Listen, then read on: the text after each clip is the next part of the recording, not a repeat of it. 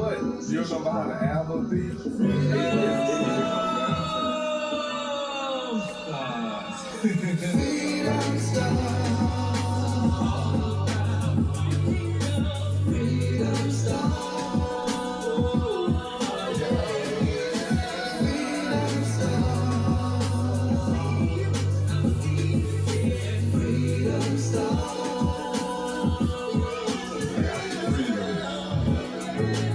I got some thoughts on my mind. Let me talk till I'm free. Mental therapy, whatever you want to call it. There's been some things bothering me. I gotta break free. Time for me to finish what I started. I got my heart in it. Standing on 3 feet, 10 toes deep. Baby steps coming through, stumping hard. Whoever your God, whatever your beliefs, lifestyles retreat. This is the place where we all meet. We're talking freedom. You best believe it. Energy from the stars.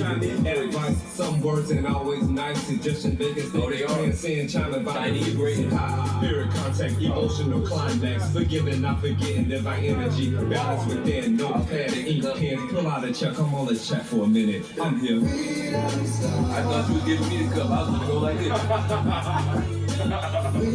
was gonna get ghetto there with it. Sit back. So you know what I'm saying? Pretty good.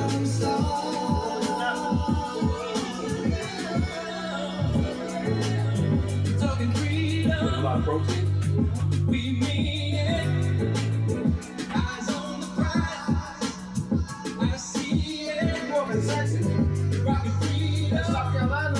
Half. We mean it. South Carolina, they got trees and woods that grow You wrote it. like green and The definition of freedom is the power or right to act, speak, or think what one wants without hindrance or restraint. for a while.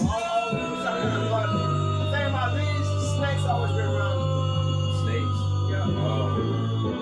Stop. Man, front of around and eat them. So you just gotta pick them and wash them. That's it. Water. And eat it.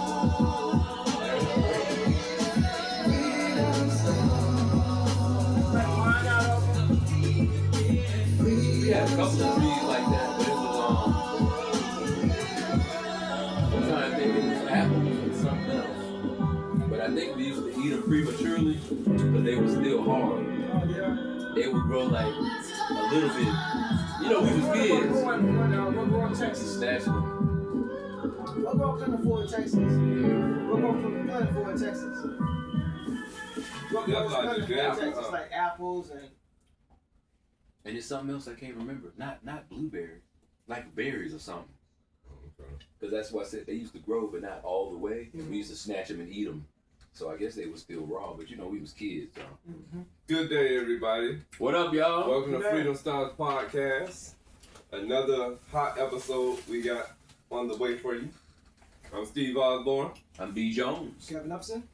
All right, our 4 topics for today are gonna be flat Earth or round Earth, discussions on dads and male figures in our lives, discussions on moms and female figures in our lives, and discussions on bad customer service. Where you gonna start? Let's knock out customer service. Okay. An easy one. Good versus bad, huh? Well, go ahead, but yeah. Well, Yeah. the good customer service is somebody that they really like their job. We got good customer service today. Mhm. Shout out to Bulina at the cell phone store. You know what I'm Yes, talking that's right. Yeah, She yeah. was, She was on point. a Spanish chick. Okay. She was on point. We ain't gonna say the store name, right? Nah, well, Said her name. I don't think I said. look, we still Oh, going no. That's about the that. advertisement if you said a name. Yeah, but Bulina, when you see this, shout out, thank you for excellent customer service. I'm talking about she went above me. Above and beyond. She hooked us up. That's what you call excellent customer Yeah, service. it makes a difference. Somebody that love their job and love helping people. Yeah. That shows that Her they energy was yeah. good. And then the thing about her customer service, so we weren't even in her line, we was in this guideline, and when I tell you, her people was coming in and going out, coming in, I'm like, damn, we should have been over there because we was there 1st. She got like 5 people out, and he was still on the same person. So she looked over, and when her next 2 people came, she like, give me 1 second because they've been there. So she called us from out of his line to come into her line. I was waiting a while. So yeah, I was like blown away. You know what I'm saying? It made my day, and then from there on, it just kept going up. And then That's she gave us right there. She gave us with the what we had going. She gave us a bonus, this big Bluetooth speaker, and 2 backpacks, and that was just So yeah, shout out to Bulina. Just for y'all waiting, or just for off GP. Just or because y'all was waiting a while. The energy was just good. I don't know which one it was. I think it was just good customer service. Yeah. Are you on the thing, Kevin? Good. Okay. Yeah, the energy was just that good. Speaker was big, man. Yeah, you said it. People be paying for that things, man. So yeah, shout out. I used to have one of my old jobs, man. Them Bluetooth speakers come in handy. They do. They really. That one have radio on it. I used to have one, yeah.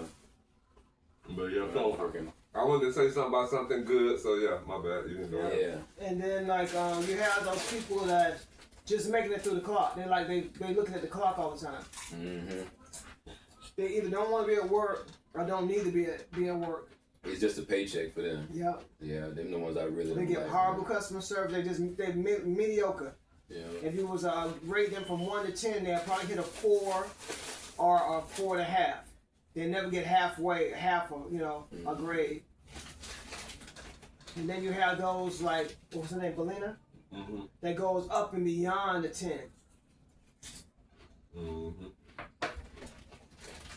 And like when I was in customer service, I always try to leave an impression on people. That way, when they come back, they look for you.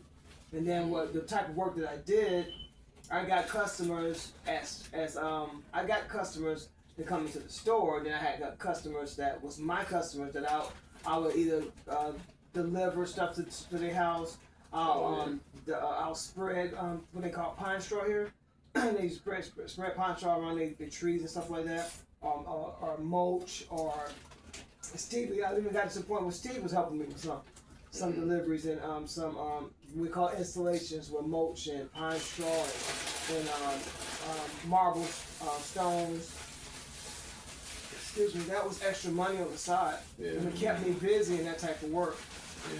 But you only get that type of customers from good customer service, and then people pass your name around, and then it's like every time you come to the store, they no, you need to look for him because he knows everything. Yeah, that's the best feeling. Right it really is, and the people come looking for and ask for you by name. Yeah, to have your regulars like that. Yeah. And you in customer service too, doing your job that you do too. I guess I kind of Yeah, am. Doing DoorDash. Yeah, you are. Yeah. Do you ever have it where you can leave the food and you ain't got to interact? Actually, that's what they do mainly now. I think since COVID, everything switched to now it's just pictures. We have to take a picture of the food and leave it at the door. Yeah. Which is good that they do that because we had a lot of problems with customers lying about not getting their food. Wow. Of course, somebody got to do it. And it happened to me. I had a friend that did that. Yeah, it happened to me, and I couldn't believe it, man. I thought I didn't say the names. I just said no, I know who you're talking about. Yeah, it was this friend was eating crazy, and said they didn't get it.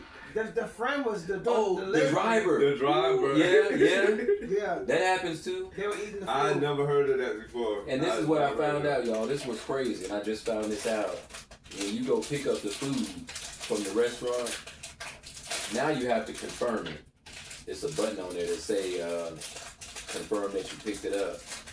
The person from the restaurant should watch you as you confirm it, because what happens is you can just get the food and then go to your car and drop the order. No, drop it what? No, you could say you couldn't take it on the phone. Okay. You could say you couldn't take the order, something happened, you ran out of time, and just take the food. Wow. The restaurant don't know what's going on because they just saw you take the food. 20 minutes later, of course, the customer's calling. Still waiting on the food. Well, the Dasher just took it out like 20 minutes ago. When they go in the system, it say the order was canceled. Because you never picked it up. So when they go back and check, it ain't no order. Wow. So now they either gotta remake it, and it's up to the restaurant. They either can remake it or DoorDash will refund the entire amount of the order. But it's up to the restaurant though. Like the restaurant could say, no, you know, we not remaking it. You know, that's, you know, y'all fault for y'all having them drivers like that. But yeah, man. But now we got to take pictures most of the time, and you know, we got to leave it at the door. And sometimes the customer has to give us a code before we can like leave it. Like we'll give it to the customer, but then the customer has to give us a code that we got to type in the phone to let DoorDash know that we really dropped it off. So yeah, it doesn't change now, man. But I've been doing it. Shit, I've been doing DoorDash, man, probably like 7-8 years. Wow. So I did encounter a lot of people, and for the most part, people was cool. You know, when I had to hand it to them, as long as you on time. Because the way they're not real late with the food, they don't trip. So since COVID, when you can leave food, does it ever happen to where you might be dropping food off and the person might be at the door or walking from the mailbox? Over half the time, and that's the craziest shit. Because I'm like, it'll say on the app, "Leave at my door," and I done brought the food to somebody before, and they was at the door, and I'm looking back at my phone, and you know what? We got to take a picture of it. So imagine I'm at the door and you looking at me at your door. I put the food down in front of you, and I sit back and take it. And they kind of step back, you know, because they like, you know, go ahead and do what you're doing. But I'm looking like, what are you doing here? Like, you told me to leave it at the door, but then they, you know, they kind of hovering, waiting for me to take the picture. As soon as I snap it, they'll grab it.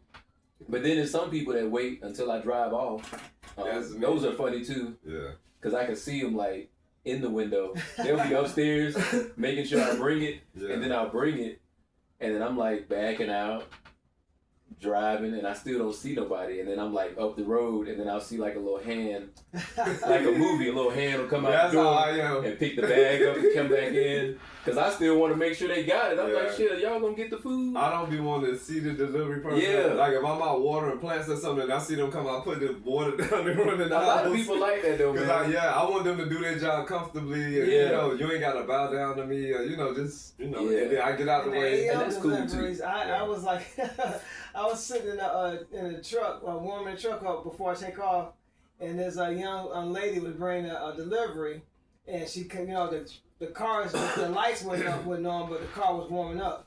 She's walking across the front of the car, and she looks in and she saw me. Her eyes got real big because it's dark. It's early in the a.m. It's like 5:30. She didn't know who you were out there. She was. I think she scared her. She was scared at you. Yeah. But you got to think about it.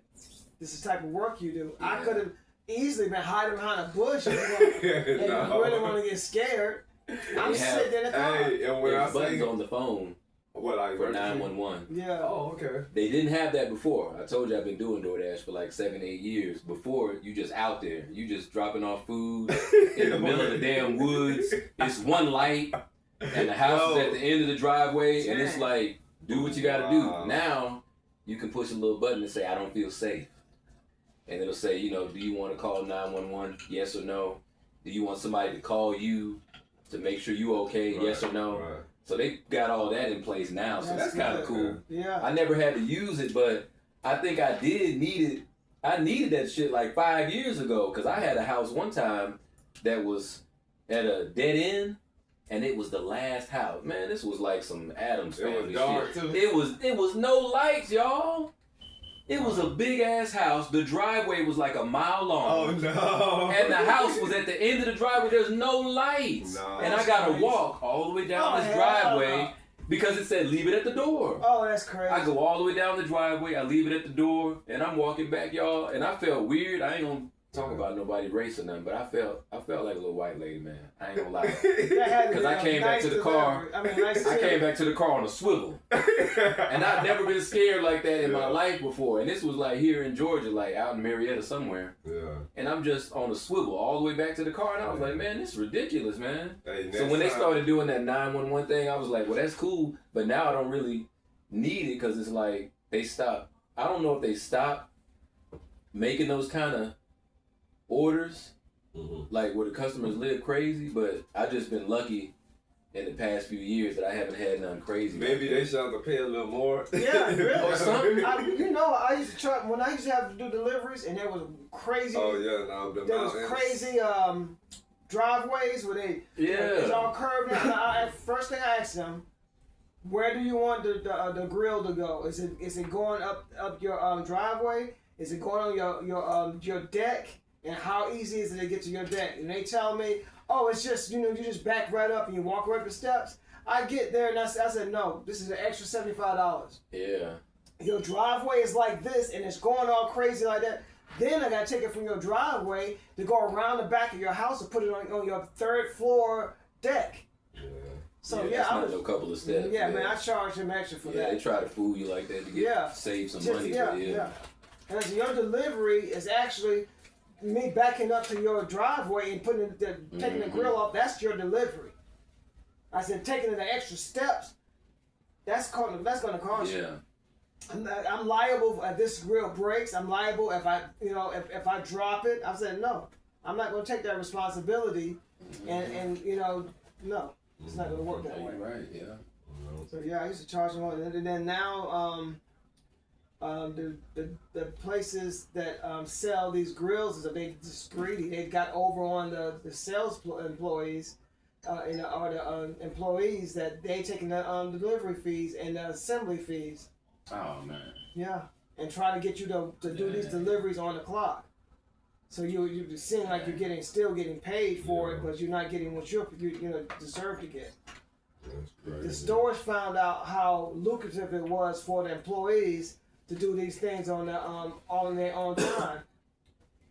Oh, I see what you're saying. We was told that it's best for us to have trucks or vans to do these deliveries because a lot of these things require big, have enough space to carry all the stuff you needed to do the deliveries. Mm-hmm. So we did them on off the clock, and then we can charge them what we want.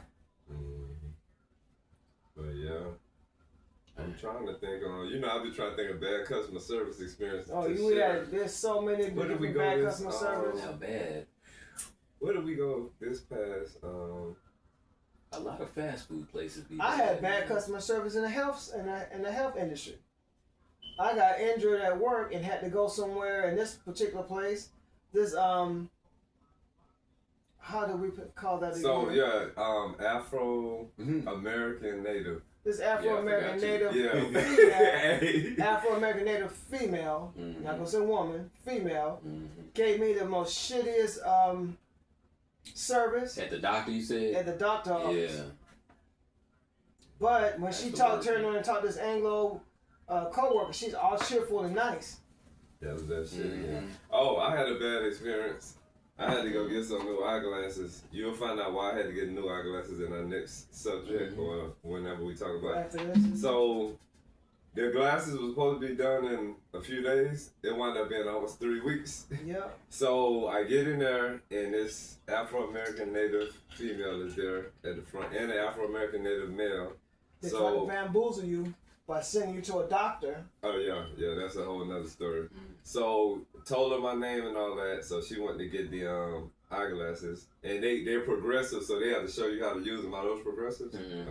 So progressives are like, the top part is for so you can see good far. And Jaden had some though. Yeah. So I know what you're talking about. They're like, you got to know how to hold your head. For reading and seeing long distance. Yeah, I don't know what the situation was, but when she got my eyeglasses, there was another Afro-American Native female there with her in that little area, and then the dude was still over there.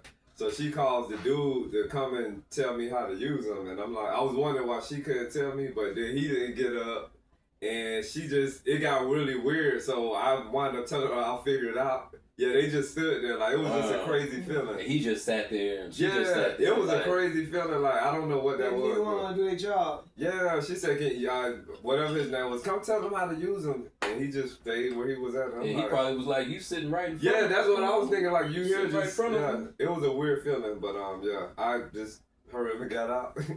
It was a quick bad customer service, No, that was bad though. Because I think if you feel uncomfortable. Coming out of a situation, that's bad customer service. That's their job, Yeah. Even like I said, even with delivering food if I happen to take too long, if I got stuck in traffic or anything like that, the customer ain't got nothing to do with that. Yeah. They want their food. They hungry. So if I'm late or it took late, damn man, it's been 45 minutes. Sorry, you know, I got stuck in traffic. I can't be an asshole because this person is being an asshole. I'm the servant. Yeah. I'm bringing the food. I'm the one that's doing the service.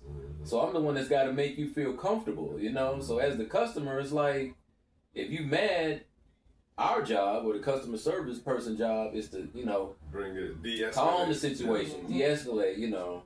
So if you walked out of that eyeglass shop confused and mad, that's, you know, our customer service off the top, you know, because they should have been like, you got any questions? You need help with anything? Let me show you. Boom, boom, boom. Are you good? Have a good day, you know? And this is the part that got me too. So the company, I won't say their name, but they got to buy one pair, get one pair free, right? So whatever they did manipulatively when I got the glasses, they wound up making me pay for 2 pair and 1 free. So when she seen it, you got 2 of the same thing? I'm like, yeah, like if that's what you see, then yeah. So it was 3. 1 was one way and the 2 were the same, but she didn't want me to leave with 3. So I had to say, well, you know, the insurance paid for such and such. Yeah, paid for 2. Yeah, she had the 1 sitting to the side and the 2 here. I'm like, if my skin was another color, it wouldn't have been a situation. I already know, but yeah, it was definitely would have said you paid for 2. Yeah, so thing. And then she would have showed me how to use the glasses because I see it all the time. But yeah, it was just a thing, and I got out quick, so it was this much bad customer service. I guess I didn't. Yeah. I wouldn't. Well, it was still bad because you had to get out quick though. Yeah. If you happy somewhere, you gonna stroll out there. You know what I'm saying? Like when you we just went to gonna the cell stroll. phone store. Yeah, you gonna stroll out whistling. So the fact that you had to hurry. Yeah, I wanted to get up out of energy, so yeah. That's crazy. Cause I done felt that before in some restaurants and like some fast food places especially, man. It just seemed like the younger they are, it's like the more they don't pay attention to none of that damn book. That handbook they get when they get hired, they don't pay attention to none of that shit, man. They get home. They just like, you want anything else you needed? And they just, you know, talking to you like you at home. And I'm like, man. Yeah, they ain't got no. It'd be crazy, man. It's different from when we was growing up. How restaurants were, because everybody was all polite, and it seemed like they was a certain age though. I don't know.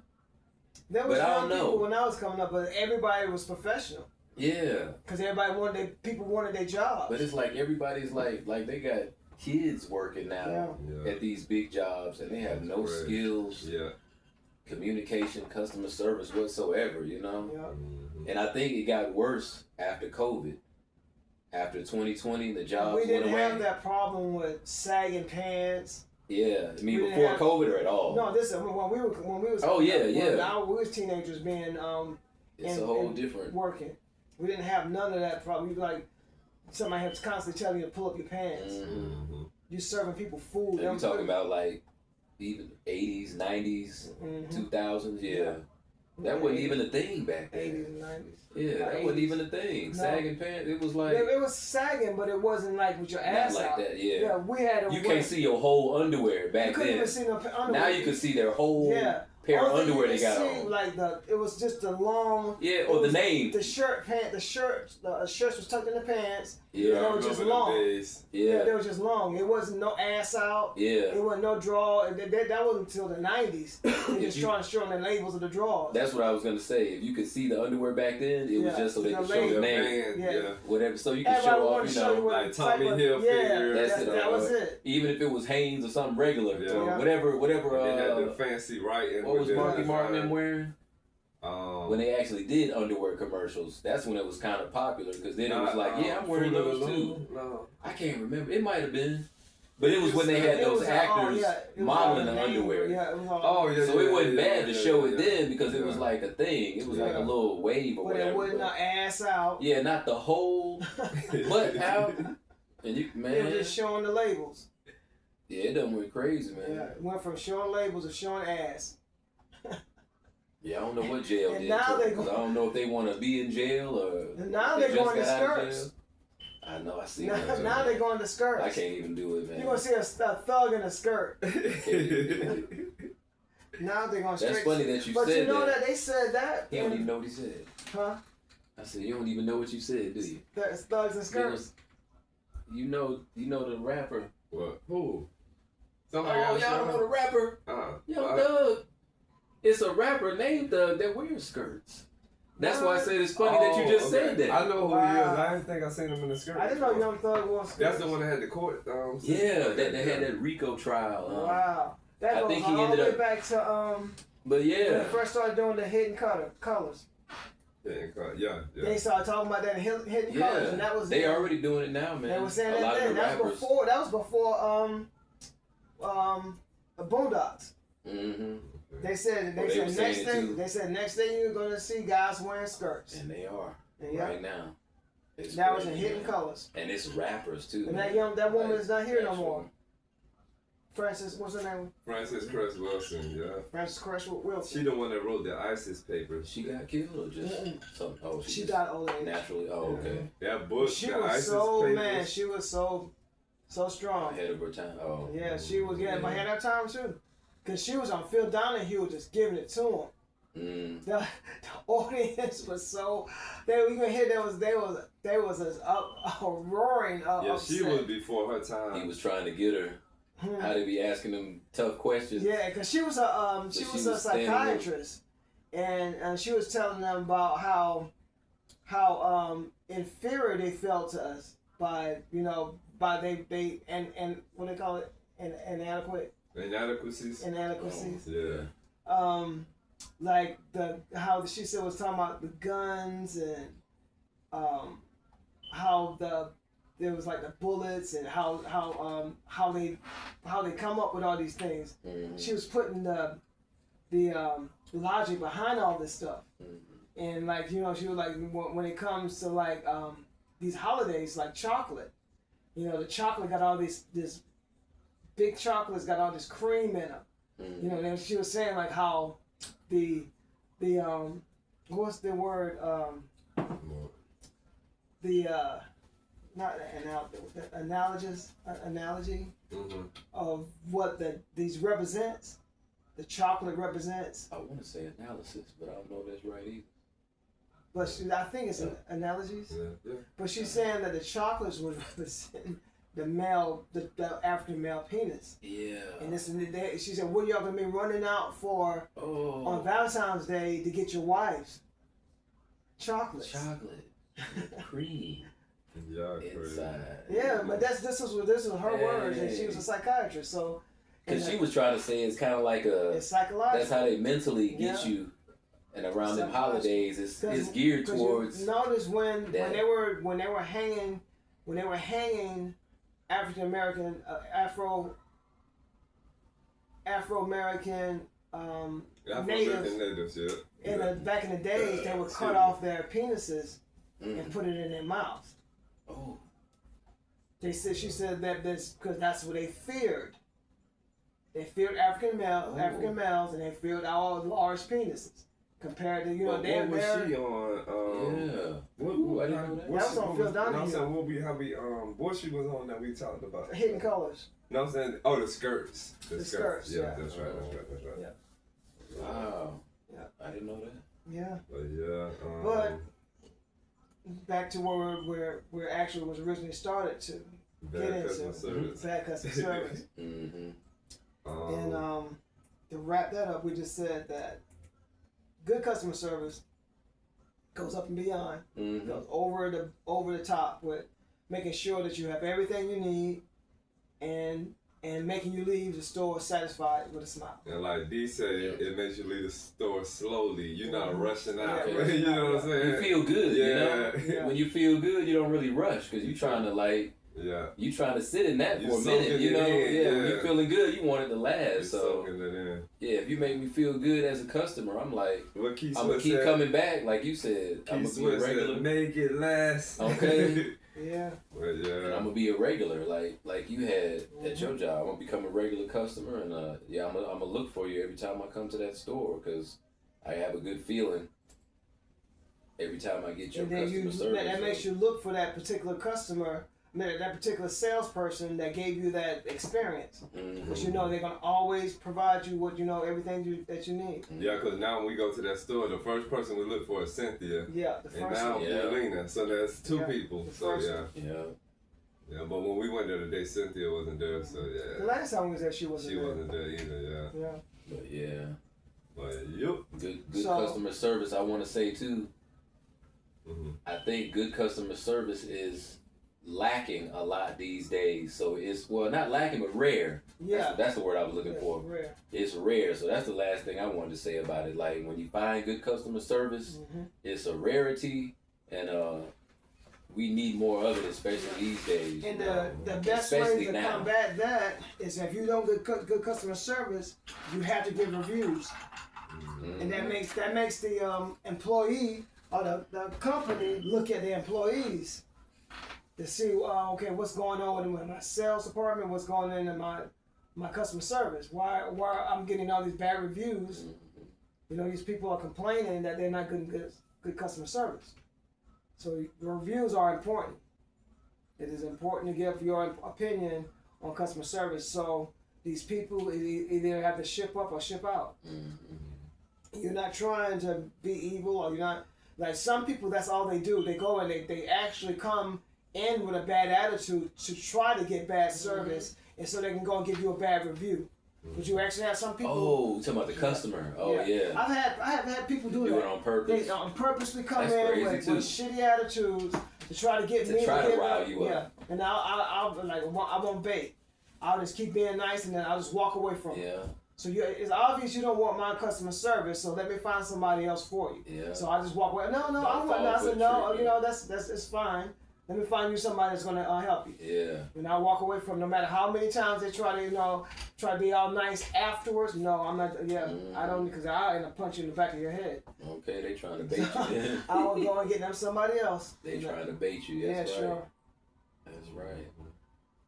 So from customer service, the next one was Yeah, I want to get flat earth, round earth out of the way. I want to go to we want to dig into the hot stuff. Okay, so the hot stuff is so flat earth or round earth. Then we got discussions on dads and male figures in our lives. Then discussions on moms, mothers, and female figures in our lives. Let's talk about male figures in our lives, because Okay. that's very important for the three men that's sitting here. So my biggest influence in my life was my granddad. He was the biggest man I knew, and he was big, strong. And yeah, he had a temper at times, but for me, the biggest person in my life, and he was the most nicest, kindest person to me my entire life, till he left this world. So he left a big impression on me in my heart. And my oldest brother, would be the next one. And then from my older brothers, my second oldest brother, he was my Hulk, because he was like David Banner.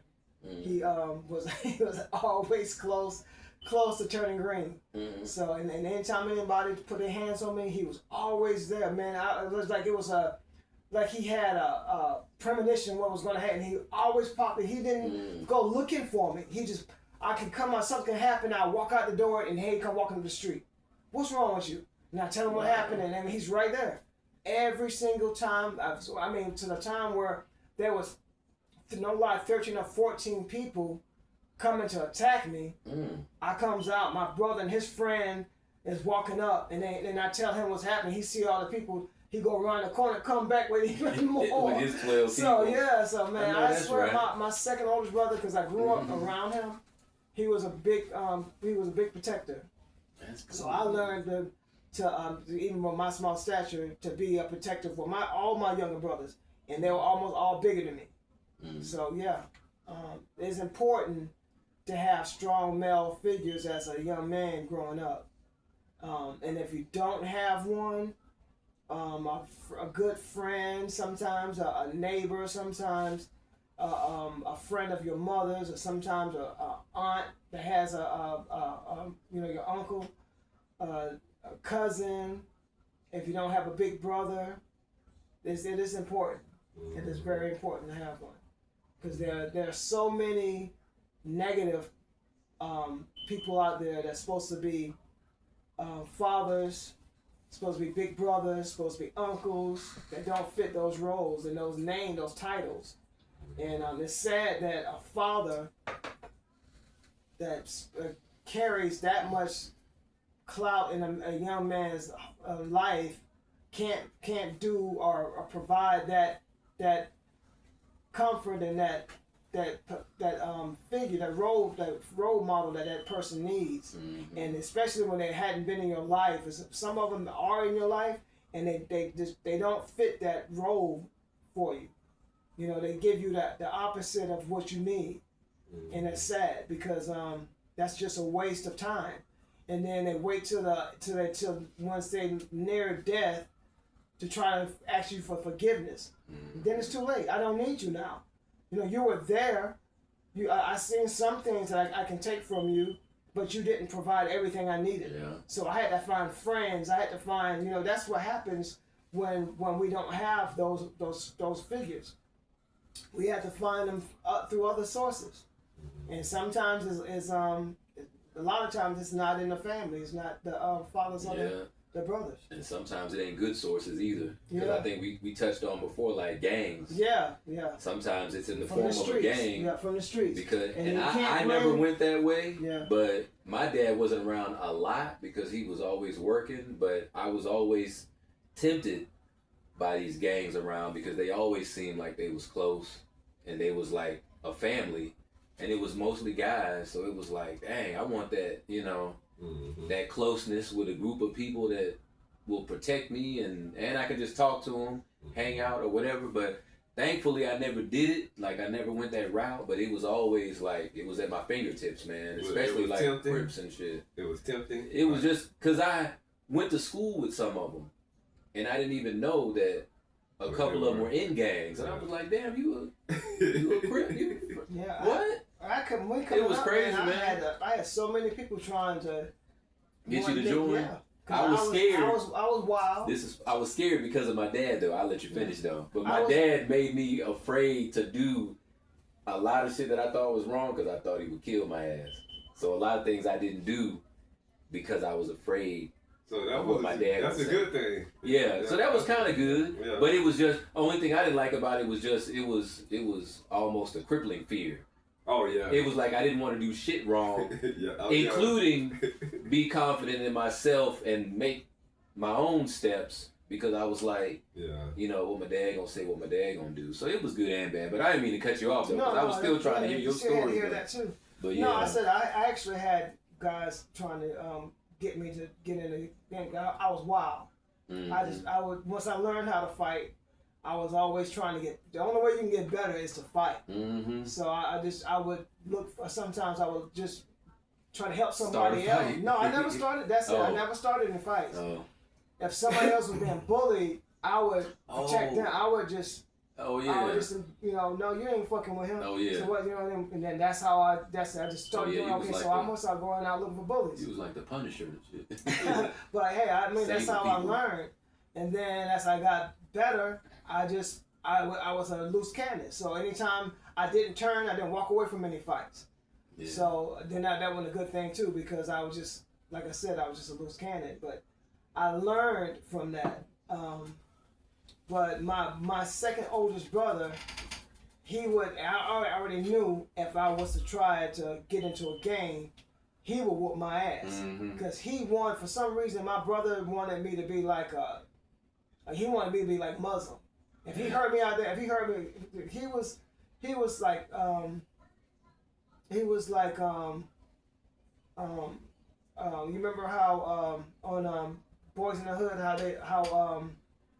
how Cooper Gooding Jr. dad was, Yeah. Larry Fishburne was. Yeah. That's how my brother was. Oh, okay.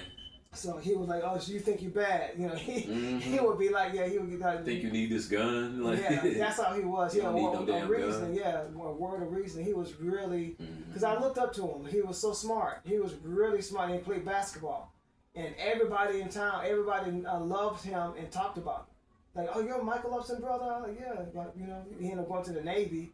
But before Lynn got in, Lynn Byers died. In South Carolina, everybody knew my brother, and everybody was thinking that he was gonna be like he needed to go in the NBA because that's how good he played. Dang. But Okay. yeah, he always he'll never see himself like that. But he's so modest. But he was always there for me, always there. And That's good, man. yeah. Yeah. But I broke this bone in my hand, protecting one of my brothers from a game. They're trying to get him to join the game. I was working from 11:30 to 7:30 in the morning. So by the time I get home, I used to run. My job was 10 miles away. I used to run to work at night, do 8 to 10 hours, and run home. And I had a Cadillac, but I drove from out of town. I had an out of town sticker on it. I didn't go through. That's my first car, so I didn't know about all the about getting when you move to another state, you had to get your license, your tag. I didn't know about all that stuff. Yeah. Because that was my first car, and my dad wanted my car from me. He offered me a deep freezer for my car. He had 3 cars. He didn't offer me one of his cars. He offered me a deep. What the hell? I can't draw a deep freezer. Okay, that ain't no kind of trade anyway. I'm sitting there at the time. What kind of damn trade is that? I was 24. I was 24 years old. So I was like, hell no. So and then from that, my brother, I'm sitting there and I get off work and I'm asleep. I used to wake up around the time they get out of school. So they get out of school by 3:30. By the time they get home, it's almost 3:45, 4 o'clock. And I'm in the bed. I'm waiting for him to get home because we always played basketball with them, and we hung out to the rec center and whatnot and worked out. So I'm waiting for him to get home, and I'm almost about waking up, and I can hear all the scuffling outside my bedroom door because my room was the last room in the house. The back door was right there. Like my bed's right here. The back door is right here. And on the side of the house, I can hear like somebody hitting against the wall. Yeah. I'm like, what the hell is that? So I'm kind of like sitting up in my bed. I'm laying in the bed with my shorts on and my socks on. So my shoes are sitting right there on the floor on the next to the bed. Then my sister comes running through. I can hear her coming from the front yard. She done went outside and grabbed a bottle either out of the trash can or off the side of the road. So when she runs through my room, she opens the door. I look at her. I see the look on her face. She runs to the back door, snatches it open, and this guy's like going towards the woods. She throw the bottle at the girl, and it's wobbling going. He catches it and throws it back at her with like a man. And I kicks and close the door and it smashed. I hops up, man, put my foot in my shoes, snatch that door open. There's oh shit, that's Philip's brother. I comes running at the top speed, man, and the guy that I was going after, he's like 6'5", that threw the bottle at my sister. Yeah. But the guy that's behind him is about my height. I don't know what the hell his name was, but I gets close enough to them that he turns around and said him getting the hell out of the way because I was going after the guy that threw the bottle. Yeah. So he turns around. As soon as he turns around, I'm like, I'm gonna knock your ass out too. So I went to swing at him, and he tried to duck. So instead of me catching him here, I caught him in the head, and it snapped this bone right here. Yeah. It snapped that bone, and it hit him hard enough that he fell back and he fell over my waist, and I'm standing up. So he's right here. So the guy's right there. So I'm trying to get him off of me so I can get to him. And the guy, he turned around and kept running in the woods. I threw him down. I turned around and ran back to see what was going on with my brother. Now, I was feeling this was tingling. I kept seeing it, but I kept thinking that my knuckle, I hit him hard enough that my knuckle got dislocated. And I thought the break that was here, I thought that was my knuckle. So I kept trying to put it back in place. But I was pulling the bone apart. I was pulling the bone further apart. So it swelled up from. So it swelled up from my wrist to here, and it was tight. It was so tight that my hand, man, I couldn't even ball my hand. I can't imagine how that felt. So it was the same day that Mitch Green and Mike Tyson got into a fight. Mike Tyson broke his hand. Damn. It was the exact same day. That's how I remember it. Wow. It was the exact same day. That's great. So come to find out. Fast forwarding, a couple of years after that happened, the guy that I knocked out, he was beheaded in a car accident. Wow. The guy that I was after ended up going to jail for murder. They both were trying to convert my brother and his friend to join their gang. They killed a 16-year-old boy. It was pouring down rain. They threw his body on his mom's front porch. Ooh, that's what he went to prison for. Yeah, they beat him with a pillowcase with bricks over a girl. And that probably would have been your brother. That would have been my brother. If they got him to join. Yeah, he would have been with them Because everybody that was Because with your brother them, either would have killed him, or he would have Yeah. had your brother kill Yeah. him, or he would have been involved somehow. all of them went to jail. And they were Dang. all 18, 17 years old. Yeah, you saved his life. I Bro. did, yeah. From joining a gang. That's crazy. Well, as far as powerful male figures in my life, my uncle, my second uncle in between, because I got 3 uncles just on my mom's side. So that second uncle, he had a business my entire life. I heard them tell them. Yeah, I studied him and I learned from him, and I was like, I want to be like that. He, made his own schedule. He still got his own business to this day. So yeah, that's my. In his 80s, right? He in his 80s now, yeah. That's what's So up. that's a powerful. Out of all of the men I can think of in my life, I think he's the most powerful. That is. man. That's very powerful. That's a role model. He really was, yeah. Yeah. I met him a couple of times. Yeah, he giving man, and just every time he came around the kids, all our cousins, he getting everybody $20 bills. Oh man. And then sometimes he'll come and give all us $2 bills, because we're talking about $2 bills. Oh, so he was one of them OGs. Then he had his pickup truck, Yeah, money. he'll take us on a ride fast on the back of the pickup truck, and he was cool, man. He was really He cool. sound like a cool cat, man. I think that was the most powerful male figure in my life when I think about it. Miss them kind of men, man. Yeah. It's rare. I know. Rare you run into those anymore. That's why I said, man. Yeah. It's weird. I don't even know what to say about that. It's just powerful. That kind of. Now, I want to talk about The opposite. We gonna let you rip. Go ahead, I go let you want to rip. talk Steve. about the worst male figure in my life that I just figured out. As you guys know, on this show, when we talk, sometimes Kevin will be like, oh, his father this, his father that. He's in, the other room or whatever. I don't know where to start at, but I'm going to start. Start from the beginning. In the beginning, Steve was created. No. no, but for real, yeah. No, I was made, and I grew up without my father in my life. He didn't do anything for me my entire life. And just recently, but 2001, something like that, we got close or whatever, trying to, I don't know, filling that void that the little boy has inside. And we visited him, we went to Florida and visited him, and I'm gonna hit fast forward.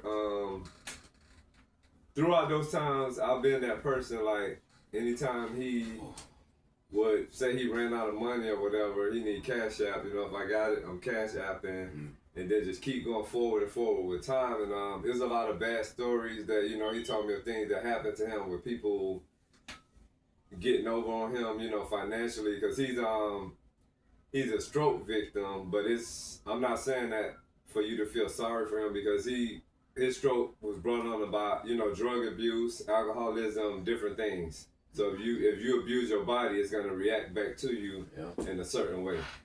And a lot of other health issues, I'm not gonna name all of them, but there's a lot of health issues to the point of where he needs a watchful eye, so To protect him from himself. to protect him from himself, and from getting hurt from other people, just a bunch of things, just so much. So throughout us being back, I'm being connected in 2001, I got to, be on the phone with him and hear all of his ups and downs of living different places and getting kicked out and burning bridges with people, and him saying, whoever was helping him with his money, because he doesn't manage money well, whoever was helping him with his money, of him accusing them of fraud or stealing from him, or just various things to where, he would get bank accounts. Banks would close his account because of reporting fraud so much, and he has a bad track record. He's been married and divorced 5 times, and I have no idea how many kids he got, but there's kids everywhere. I happen to be the oldest out of everybody. So with that being said, he got in a situation where he got locked up, and he was in there for a good bit of time. And when he got out, he pretty much, really didn't have nowhere to live. So to trickle everything down, he came here to Georgia unannounced. There was no preparations and no plans for him to be here when he came here. I just had a younger half brother of mine on my dad's side, say that my dad was on the way on Greyhound. His bus would be arriving at 11 o'clock tomorrow The night. events that happened before that. Yeah, so what happened? The events that happened before that. Have been here. You're probably trying to think about it in real time. I know it's probably hard. Well, I'm saying like, well, you know, he was staying with his sister, and then. Oh yeah, so they go back a little bit. So yeah, to give you a more in-depth view of when I said he burned bridges. So during the time he was staying with his sister, that's when he got in trouble. So I'm gonna just let you know what it is, because this is my life experience, and I have the freedom of speech to talk about it. So I became close with her because I never met her. So it was just opening up this thing for my dad's side, because I always had this void and this big question mark of, you know, you want to know the other side of your lineage. You know, their mother's side and their father's side. Yeah, so as time a lot of went times on, you know your mother's side more than your dad's side. Yeah, most people know their mom's side better than that. Most people that I know, they know their mom's side better than I their actually know dad's my side. dad's side more than my mom's side. Yeah, that was rare, and that's rare because I usually hear people, Because my dad and it's funny because my mom would always make fun of my dad's side because she would say they from the hood, and that's who I grew up with. So my bonds, but they were all females. Okay. But my close bonds growing up was with my cousin females from the hood side. My mom's side was like Dallas, Houston. You know, had some money over here, lived in a nice house. I grew up, like, I didn't even know the hood was the hood. And a lot of people, it's funny when I see people say that because it's like, dang, I felt that way too. I didn't know we was poor. Oh, wow. When I was coming up, I used to just play and eat and had fun. Yeah. I tried to be a happy kid like that, but not to, I ain't trying to you distract from your story, but I'm just saying. But still, I knew that too, though. I only knew my dad's side when I was coming up, because it's like, I don't know if that's what I chose or if that's just who had the most kids, because it's funny, you say your dad had a lot of kids.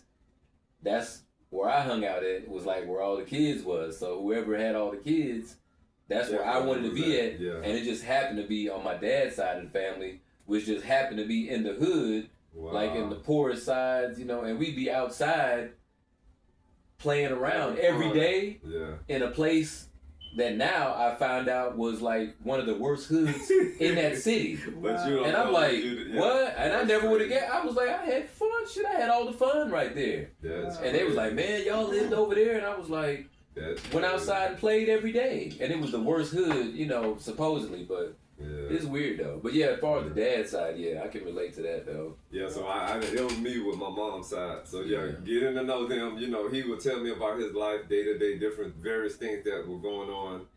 And his sister was handling his money because everywhere he lives at, he gives people, you know, his information, his card, his ID, because he loses things very easy. Very irresponsible person. So his sister doing things, he would tell me, oh, she's stealing from me. He told me that sister he was living with stole from him. Then the other sister that was handling his affairs, he said she stole from him. Then my second cousin that you know, that dude's I'm getting tongue-tied, y'all. Let me slow down so I can be clear and concise. My second cousin that did a lot of activities with him, he told me that cousin was stealing from him. These girls he dated, he said it was just a track record of people just stealing from him. You know what I'm saying? He's the victim. Yeah, he was a victim in so many situations. So when I finally got time to create some type of relationship with his sister, my aunt, that he was living with, she gave me a bunch of insight and info on things that he was doing, which made me see that they weren't really happy with whatever type of situation they had with him being in her house. Like, she would be like, oh, you know, he telling her if somebody knocks on the door, it's for him because he meeting females, whores, women, whatever you want to call it. He meeting them online, and he's passing her address to people that he have no idea who it is and sending them money to come and spend time with him. That's disrespectful, and it's very dangerous. Very dangerous. We have friend associates that had people do the same thing, dating online, and somebody came to the house and had all of them tied up. They tied everybody up, took everybody's cell phones, everybody's wallets. The boy's mother came over. Just from meeting people online. Then said the boy's mother was calling to see what was going on, because she kept calling him. He didn't answer her phone. She calls over to the house. They gets her in the house, make her tie her up too. So robbed everybody. Yeah. And it was just lucky that they didn't get hurt. You can't play that, man. That online. You can't give people your personal information online. Everybody's not as truthful. Everybody's not who they are online. Yeah. That's You one can of be the anybody. worst things you can do You is can be a meet serial somebody killer. online and Yeah. put your address on that for them to Yeah. come in. That's one You of can the be a serial worst killer. things you can Yeah. do. And I've never trusted it either. That's Yeah. just No, crazy. you can't. You really 'Cause I'm can't. like, man, I don't really know who this is. People mostly don't give their real names. How can you know who that And is, then, really? Yeah. if you think about somebody that feels comfortable enough to do that, that person is dangerous. They You really know what I'm are. saying? That ignorance. So yeah, I told my aunt about that story that you just mentioned, and then I told her about some other stories. I was like, y'all need to be careful because if he's passing your number online, somebody can just come and rope all y'all off. You know what I'm saying? Just stake and we'll step. We out there looking to see how frequently you leave the house. Oh yeah. And as soon as you leave, they might be sitting there waiting for you to come back People in. really do that, man. It ain't just no Yeah. movies. Yeah. That's You know? right. That's Yeah. why I always say, Mm. that's why I always believe art imitate life. That's you the know, truth. I always say that these too. movies, you know, Yeah, all this shit ain't made up. You No, know, it's not. a lot of them, you know, it's Based on true sensationalized, Yeah. so you'll pay attention to it. But I think all these movies got some truth in it. Yeah. So They'll say whenever that you some see stuff these is crime shows- based on a true story. yeah. But Yeah. even the stuff I'm saying that's fictional, it's Yeah. still they'll slip some truth in there. Yeah. But you know, you be laughing so much, you know, you going right over it. But like how you saying, oh no, you just said how they'll watch you. Mm-hmm. And it's just like them spy movies, you know. Somebody can post up in the bush and get your whole schedule. Especially if you're the type of person that do the same shit every day. Routine. All I gotta do is sit outside your house for a week. I know when you leave, I know when you leave, I know when the house is empty, I know when the neighbors leave. And I could just come in and I ain't gotta break in and rush. Cause I know Steve ain't gonna be back for about 3 hours. Kevin gotta work. Yeah. You know, I got your whole Oh, schedule yes, down. yeah. So you got to be careful even, you know, wherever you at, because you That's don't know who's crazy. watching you. Yeah. So especially putting stuff online is crazy, Yeah, man. dangerous. 'Cause Yeah. But yeah, it was it's too easy. a variation of other things that she schooled me on about him, because you know, while this is going on, I'm still getting to learn who my father is through his sisters, through, you know, various people. And learning them as well. Yeah, and I'm learning them. And yeah, it got to the point where like I said, he got in a situation while he was living with her that got him in trouble. He got arrested and got locked up, and he was there for a minute. And before he went there, they were already on bad terms. And it's like after he got out, it was just really crazy. It's a lot of stuff to talk about, but I'm gonna get to the main point. It got to the point where he burned the bridge with her as he burned the bridge with many other people, and then she became somebody that he accused of stealing from her. You know, he want to get her arrested. He gonna report her and all kind of stuff. With him not having anywhere to live, he left that area where she was at, and he ventured to another area. I won't say what cities it is, but the person he went to there, they wouldn't even let him live there. So during his time there, that's when Hurricane Helene was here. And he had to live in a broken down truck in their front yard. He burned his bridge so bad with them that during hurricane Mind weather. you, he's had a stroke. Yeah. disabled. And when we say he had a stroke, it's not for you to feel sympathy for him, because if you got anybody that abused their body, you're gonna get some type of reaction back. If you just got old and had a stroke for natural causes, to me that's different from a drug-induced or alcoholic stroke. It's like you brought that on yourself. You know what I'm saying? Overworking yourself. Yeah. So keep trickling down. It got to the point of where once he stayed in that truck, he needed to get back to her. And then I'm gonna just get to the whole point about everything. So all bridges burnt, and eventually I get that phone call that he's on his way here. We had to make accommodations and preparations real quick, because they said tomorrow night he'll be here at 11 p.m. So we went and cleaned the room out. You know, we did everything to, you know, appropriate things for somebody else to be there, but it was no bed. You know, we didn't know we was gonna have a guest. Yeah, so got there at 10 p.m. and the bus did not come at 11. It came at 3 a.m. So we were there for a long time. It came after 3 a.m. Yeah, it was supposed to be there at Yeah. 12. and then y'all something- sitting outside in Yeah. the lobby. In I did Greyhound, 4 hours. I did Atlanta. work No, at we 6. wasn't in the lobby. We was in the parking lot in the vehicle, because Atlanta Greyhound. Yo. You been over there? Yeah. Yeah, you only Somebody across from Magic City, right? Yes. Oh, yeah. It's Yeah. bodied out there. Yeah. So I yeah. done been there a couple of times. Yeah, we ain't want to Yeah. leave the vehicle because we looking at Yeah. people pass by like. Because one time I parked there, and that was my introduction to the boot. Yeah. Oh, you got a boot? I ain't know shit about the boot. Oh, I yeah. was picking up my son, Oh, and I wow. parked right in that parking lot and walked They in there to go fast, get him, too. and I came back, and there was some yellow shit on my tire. that looked like a piece of steel. They or something. fast. What the hell is that? And look down there, and man, it's an 800 number. The hell's the Putin? What? Man, I had to call my mom now. I just came down here to pick my son up. I ain't had no damn money on me like that because it was like, shit, I want to say 145. Whoa. 175, something like that, because it was in the bus station parking lot. Yeah, I had to call my damn mom then. Yeah, they be fast out there. But yeah, I stopped. Now I started parking. Like I had to go there a couple more times to pick somebody up, but I'll park on the street, or I'll park right by Magic City on the street. So whoever I got to pick up, you know, I'll tell them, look that way. I'm right down the street, you know. I'll come get your bag and help you if you need help. But when you get out out the door, just look down the street. Experience. And I'm down there, yeah, man. Experience So, yeah, I don't really park at the teacher. bus station no more. Experience is the best teacher. But so we stayed. By the time he called and told us, you know, his bus was getting near. So I stayed in the vehicle. Kev went to Greyhound to, you know, meet him and bring him out. Okay. So when Kev brought him out, you know, I'm waiting to see how he look and everything, and it was just sad. It really was. Man. He looked like he was half dead. He had no shoes on his feet from Greyhound. Yeah. So Kevin is helping him move inch by inch, and all he had was a plastic bag and what was on his body. Not even no a big shoes. bag. We know one of those grocery store bags. It was just a little piece of a bag with his toothbrush, a charger for his phone, and some little some few paper things. and Man, no put him clothes. on the bus with no shoes on, man. No clothes. So- Was that his sister? I couldn't tell you that part, but the part that get me is that the fact that, you know, he showed up unannounced. I wasn't prepared for this. Yeah, Like that too. we had talked about it previously, but then it was, you know, it was thrown off, and then somebody just decided, you know, to drop him off at Greyhound. Because somebody brought him though, so it wasn't just him. Right. Somebody had to take him and leave him there, Yeah. and was like, "Look, you finna go to Steve's house. Like I'm done." And But then you don't even put no shoes on the man's feet. God damn. And we never lived together before. That's this crazy. Gonna be first. Yeah. So he makes his way to the car. Kel brings him, and we get in there, you know, and we headed home. Treated him just like family. Yeah. Mm-hmm. After 4 a.m. we got home. Had to be at work. Very like 6 o'clock that a.m. So you had you can imagine. 2 hours sleep. Dragging, Or man. did you sleep? I don't think I slept about an hour and a half. Yeah. Because I had to still get up to drive. And then I had to get to work, and now you know what type of work I do. And your job is driving too. Driving and lifting. Man. And So, lifting. That's a lot. Do you drink coffee?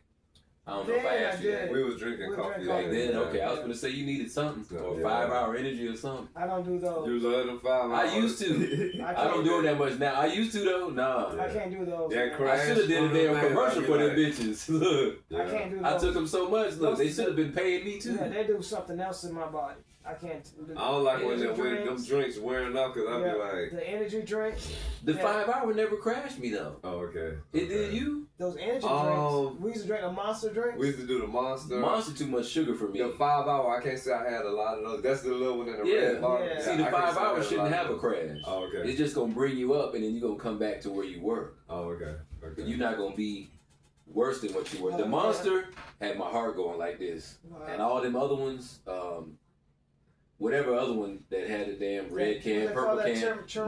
Nas. They had some shit called Nas. Taurine. Tyrene. It was green. That's an, oh, you talking about, I tried all them, I and know I what thought you're I was talking having a heart attack. Yeah, some and I of was them like, things. nope, can't do them no Yeah. more. So that's why I switched to 5 hour.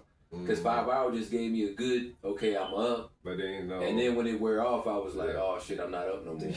But You I know wasn't that like, that Taurine and that stuff is. It's in Red Bull. I Talking don't know about if it's in everything. But I've seen it in a couple It's drinks. for real, because I know it's in Red Bull. yeah, It's in a lot. Like I think it's in the Monster drink too. because it ain't supposed to be good for you. But I used to drink all those when You I was talking about younger this? though. It's- Talking about my 20s, Yeah. 30s. Man, I probably had every energy drink. Y'all gonna think I'm lying, but y'all can look it up later. Look it up after this podcast. It's an energy drink called cocaine. Wow, I've seen it. I tried that shit too. Yeah, I've seen it. Steve, Kev, this shit, you drink it, you up in about 30 seconds. Your ass want to run, like we in Georgia, your ass want to run to Texas Damn. when you drink half of this. But guess what?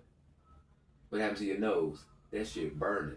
Oh, wow. Your nose burning and your heart about to beat out your chest. Wow. It's called cocaine. I went back to the store. I tried it one time because I was like, God damn. Went back to the store maybe a month later, didn't see it. They stopped selling that shit. Wow. I don't see it nowhere. They Now this probably was had- years ago. They probably But had when I it went in- back to that store, never saw it again. Like a couple weeks later. Wow. I'm telling you what was all in that I stuff. thought that shit was crazy though, man. Cocaine. Cause they say cocaine energy should be in drink. And Coca-Cola. Coca-Cola and Pepsi. Yeah. So what he was getting at was Tyrene is bull semen. Yeah. I heard that. Yeah, that's crazy. I thought that's what you was finna say. I was just waiting for you to say it. I think if people know that was in the drink. Oh, they yeah. probably wouldn't fuck I with heard it, that too. Yeah. And you know, I heard that at when I don't know if y'all ever watched that show with Ludacris on it. It was called they dared people to eat shit, insects. Oh, they got. It was like Fear Factor. Fear Factor. Yeah, I they had to remember eat Fear bugs Factor. and shit. Fear Factor was. They had bull nuts. bull testicles. I remember that. Was one of the things, Yeah. and they was like, well, you know, they used the juice from this to make energy drinks, and Ludacris was like, hell no, you bullshit. And they was like, no, for real, they make drinks out of this. Yeah. That's where I first heard it at, Yeah. Wow. like years ago. Oh, but yeah. Bus stop. Yeah, so we left Greyhound. We made it home. Like I said, was no bed in that other room, so we had to create like a pallet on the floor with pillows and blankets, comfort, and all that, so you can be comfortable. We found the air mattress that we had in.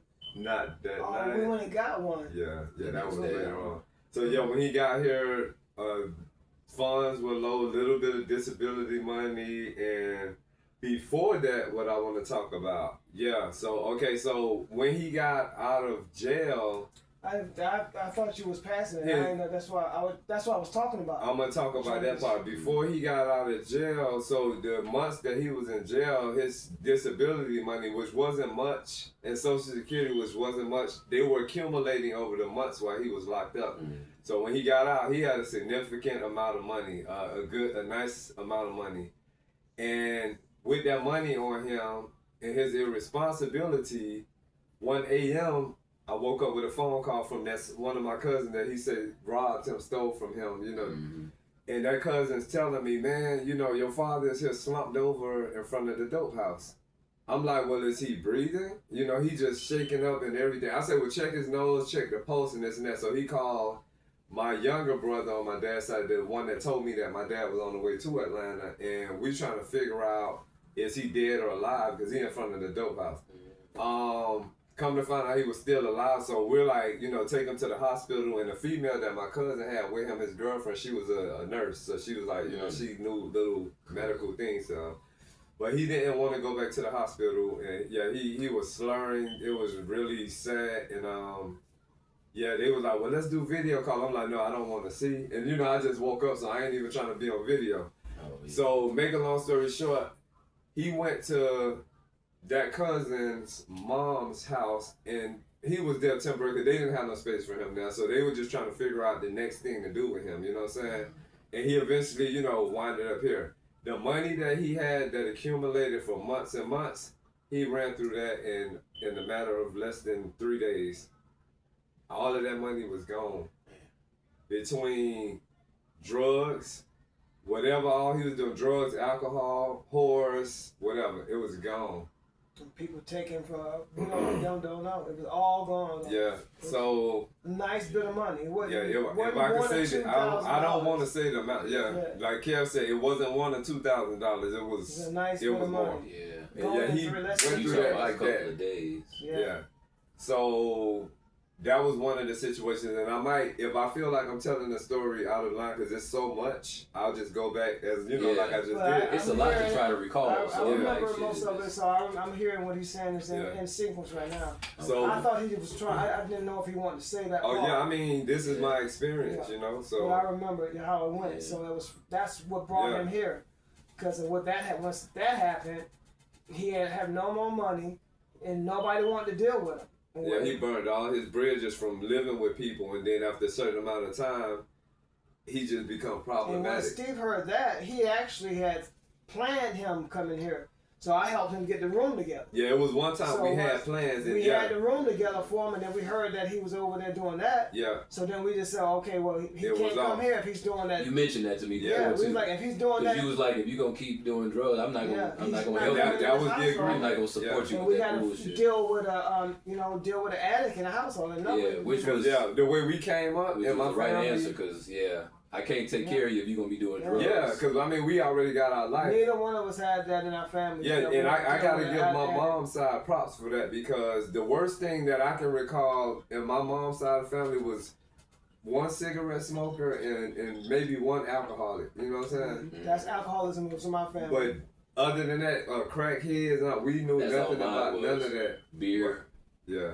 liquor, and cigarettes. Yeah. So But, you know, it was, but liquor can make you do some dumb shit. Yeah. But at least you sober up from it. Yeah. And then you start your little apology tour. Yeah. Because all the people that you pissed off the night before. Put your drugs head is something down. else. Drugs have you. Yeah. Have people stealing. Have Yeah. people, And then the next day be Bring it like, up. man, I ain't mean to cuss you out like that, little bro. Mhm. Yeah, they almost whoop your ass. Like, Yeah. you need to slow down on that liquor. Because, yeah, liquor make people go crazy, man. Yeah. And Drugs my is a mom whole never other drank. thing. My mom ain't drink shit. Now and it's weird because she started drinking when she got older, but she said like when she was coming up and met my dad, she No ain't do drink. nothing because Wow. I think my dad did all the drinking for her, Yeah. because he loved beer, as in the 70s and 80s, Yeah. beer was the shit. Liquor probably was too, but I didn't really know nothing beer about probably liquor was more, when I was yeah. little.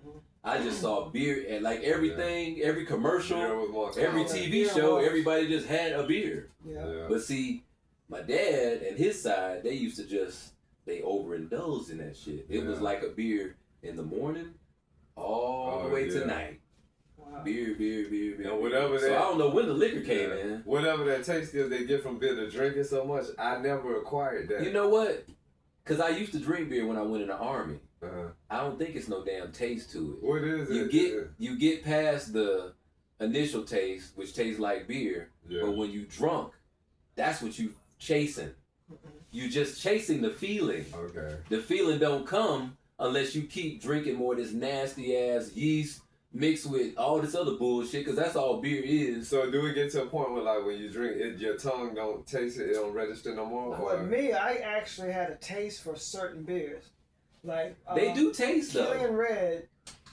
Killing Red was a one beer, and then it was and it was I had like the Foster's too, but it was They got Long Brown different Dark. taste though. I should say that. Yeah, Long Brown Dark. Have you ever heard of Long Brown Dark?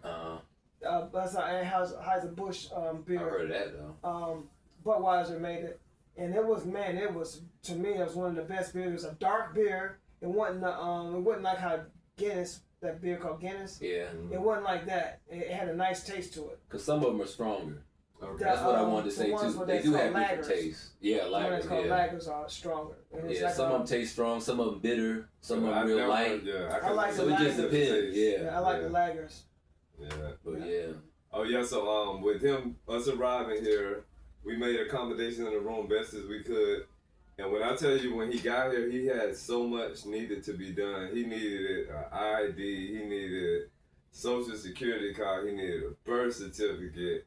I had the money, so he had been reporting fraud to so many banks in Florida that there was a lot of banks that stopped dealing with him. So he had these little cards where his disability, the small amount of disability and the small amount of social security was coming. I did so much. It would take a long time, and maybe Not to one day I mention might just make getting a video clothes. about this only. He came here with what he had on. Then he needed clothes. Yeah. Just so many things. And then by him Shoes. having a stroke, he needed a cane. He needed a walker. He needed a shower chair. It was just so many things. With time, we were able to do that. I was able to get him established in Atlanta with, doctor appointments and just everything. And we went like clockwork, like it was nonstop. The first 45 to 60 days, he had an appointment every day. Steve took him. Yeah, and it was Not to mention, you had hair appointments in between those times. A lot of times he couldn't get people because he was going to take his dad to I do all had to this cancel stuff. some hair appointments. I ain't canceled. No. Yeah, I had to cancel some But hair I didn't even think appointments. about that. Yeah. If you always gone, He was always mad. you couldn't be Not here to to do no mention, hair. not to mention that his car for the first 3-4 years was mostly parked. My vehicle stayed parked and we used care vehicles. Yeah. But when No. my dad came, I my noticed that vehicle too. getting miles and Every miles. Because I didn't even know who car that was when I first seen it. Oh, 'Cause yeah. Remember when y'all was at the hotel? Yeah. It was a different car. And then when I seen I don't know if I could say the name of it. Can I say Nah. the name of the car? I don't know. Yeah, Don't we say ain't gonna say that. the No, car. We ain't gonna don't say say the it. Well, when I It's saw a the nice car, y'all. When I saw the other car, I was like, "Who the hell car is that?" Because I was like, "That ain't Steve's car." Yeah. So yeah, that was funny though. But I was just saying it never did move. Because when it did move, I was like, "Who the hell is that?" Because Kev is already gone. Yeah. So whose car? Like I always thought somebody was here. Yeah. Yeah. When I seen it, I thought somebody else was here. So yeah, that's funny though. Yeah, so this story kind of links in with one of our other podcasts about living with people with disabilities. Yeah. Okay, I think that was the last one. Okay, It might have been the last show. It was, yeah. Yeah. And that should be on. Yeah, that's on the. It's on that. The one That's we just episode did? 5. Yeah. Yeah. So Last week. it links into that, and I learned a lot from my father about the whole disability thing. When he came there once, I helped him get his money established, and I helped him get a bank account with a bank, and not just the cards. Like everything started flowing really nice. So he was explaining to me, things to do with the money, and I gained an understanding because it was one point in the last podcast I said if you have to do things and the disabled person has the money, like if you got to take them somewhere you need gas and they have the money, you're taking them, that money They goes should to be paying gas. you. And then if your car breaks down in the midst of doing all this driving, and tear. because they're thinking about it, this person is driving their car 8 to 10 hours a day for 45 to 60 days to take this person around, and their car happened to break down when he never had a problem with their car before. Yeah. And don't get me wrong, most vehicles are gonna go through wear and That's tear. right. It's a thing. I But was gonna say that, but if it's a constant routine where, like, say for instance, if you picking me up every day and taking me to work, like say that's been going on for 6 months. If your car stall out or you get a flat tire, I feel like I'm partially like, then you've been picking me up every day. Because normally I wouldn't have done that. Yeah. That's extra, Normally I that's wouldn't be extra taking you mileage. to work. Yeah, every so- day. Yeah, that's extra It's mileage. kind of like DoorDash. Yeah. You know, you DoorDash and you're doing all this extra driving. So when some shit break down, it's kind of like, it was DoorDash. It wasn't like, I can't be mad Because other than that, because something broke down. But no, I'm doing a whole lot of driving that I wouldn't normally do. yeah, Just delivering food. So it's the same, but it's different because you're delivering people, yeah, but not food. Yeah. So And so if I break down while I'm taking you to the doctor every day, And also in the like you can middle give me of that, $10. yeah. Because as even not You being give me something. disabled, like say even not being disabled, if you drop me off to work and something happen, the person inside of me, I'm gonna feel like I need to chip something in, or how much is it gonna be? Because you've been helping me out, blah blah blah. But he wasn't like that. You saying? No, so yeah, he was like that. He said everything that needed to be said. He educated me on the money there, the money need to be used for this, it need to be used for that. Oh, okay. And he said, whatever needs to be done to take care of, household needs, as long as I got everything that I need and I'm taken care of, I have no You got need for access money. to the yeah, money. not to mention, in between that, before the car broke and all that with the car, his health. He came here, man, and the peak looked like a peak of death. Yeah, he And was half dead. Steve brought his health back up. You talking about some meals, man? Because all we the meals vegetarians. The thing about it is, he was eating everything we were eating. He didn't even say anything about meat. He didn't even mention it for the first 3-4 months. He didn't mention anything about meat. And then when he went to all the appointments Steve started taking him to, the doctors even noticed. Doctors were calling his numbers, everything's looking like, good. Done a 180. Yeah. So what you doing? We Like, rolled that out for a while, and everything was going good. And with that being said, he wasn't receiving 100% disability income, so it was a small amount. So it was my job with paperwork and more appointments and going And he to was also, he did the specialists. same thing with his uncle. Yeah, the same They thing. pushed all the paperwork to Steve for Steve to fill out. Oh. Yeah, and then some of these specialist appointments he went to, they were over 100 miles of driving round trip. So we had one situation where one that was over 100 miles. The vehicle broke down on the highway. You know what I'm saying? On the way coming back. Yeah, see? so AAA, that's a mechanic bill. If I'm gonna be able to continue to help this person, the vehicle has to run. It gotta be So just then that car had to go in the shop and they had to go back to using my car and dropping me off at work. And then I had to wait for them to come from wherever he was taking his so bag it's to our pick me up. timing and everything. And that's a whole nother level of like mental wear and tear. So So and I don't know how you can quantify that with money, Yeah. but that shit counts too. Like when Yeah. you aggravate the shit out of me. It's like Yeah. that should equate to something too, because it's He like said aggravate. Let me get on that. Before he touched it, then in the middle of that, he's up all night, like how you were saying about the person you were talking about. He's up all night to 6 o'clock, and so I hear that's disrupting my sleep. Loud. So I gotta get up. I get up at 5 o'clock, at 5 a.m. Oh, he playing music loud and TV, whatever. And it's loud. And by this time, to the top of his. By this time, Kev talking phone. about his room is fully furnished now. By this time, yeah. My thing was to get a bed. He was like, "No, give me an air bed." And with his situation, my thing was to go get a wheelchair. No, give me a walk. So a lot of things that I say, he's contrary, he's rebellious, he's opposing, and I do it his way, and then eventually I have to do it the way I initially said. So it makes double work, which tires you out more. If y'all ain't seen me before the podcast, but this wasn't in existence at one point in time. This come from him moving here because my face is white. We first we was gonna have a bed in there. He didn't want a bed. He wanted an air bed. And with the air bed, just about to get a wheelchair, he didn't want it. With the air bed, instead of getting a regular bed, on 4 occasions, you know, because air beds never last 100% of the time. They always get a slow leak. Yeah. I 4 times I had to keep going back to if you blow it up, it's gonna keep going down. So what he wants is an air bed that's gonna hold again. I gotta let all that air out, fold it up, put it back in the box. I gotta go travel where we got it from. I did that 4 times and kept bringing new air beds back. I'm like, this is why I said we needed a bed, because I gotta go through traffic 4 times. I did that. So it gets to the point where, you know, eventually with time I get to that. He got a bed, like we were saying. Okay. So and not just a bed. Yeah, it's a type of remote control bed. King. It's remote control with the bed. The raise up. Oh yeah, he got one of them posturepedic. I said posturepedic too. They say that's the name of the company. Yeah. I said that too. Yeah, because it'll raise up.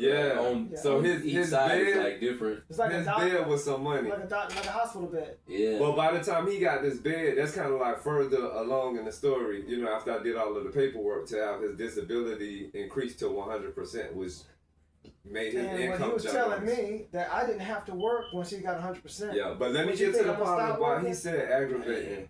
So with me and my father getting to know each other, with me taking him on appointments, whatever he got going with snacks or whatever he eating, after he finished the snack, he rolled the window down and he throwing whatever out the window.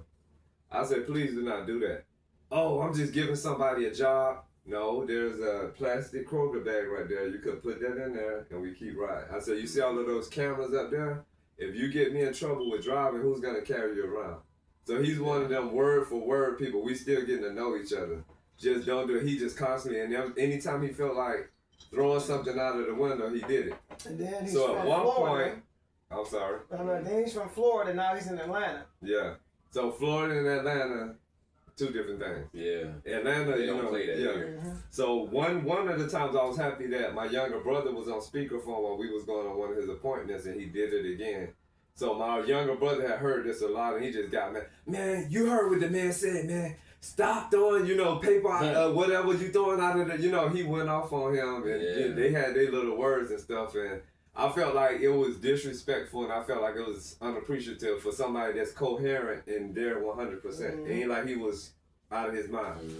So the other problem I had was him sitting on the driver's seat and get in that lane, speed up, slow down. Why you ain't make no turn right there? I'm like, well, you been in Atlanta before? That's why I brought that up about Atlanta. Then it gets to the point where he get totally loud with shouting. So he told me one day that's what his daddy did to him. I said, so why did that make you feel good? Why are you doing that to me? Like, I said, no. So one time, man, he just going all wild and almost ran into somebody. I put on brakes so hard. We was on I-20. I put on brakes so hard and the car flew up. See? I'm like, man, chill out, because you did it. Like I said, you never stress a driver out. I have commercial driver's license. I'm like, I don't need your help. You ain't been in my life when I needed you to teach me. I'm 50. I don't want to tell my age, but I'm in my 50s, y'all. But so I'm like, I got this. Yeah, something like that. But so making a long story short, that was a stress that I endured every time we got in that vehicle to go on his appointments. 6 months. Every time we went anywhere, and it just. It got to the point where he had to sit in the back seat Oh, you did? No, my dad, he had to stop sitting in the back seat because if he's sitting in the front like that. in the windshield, how hard was that to get him to sit in the back? So what happened? 4 months. Yeah, You had to talk shit to get him in the back I had seat? to talk. I was gonna say. I had to express myself, and he was like, "Oh, well, I don't, such and such and such." Well, I sit in the back seat. And I'm like, "Thank you." So Wow.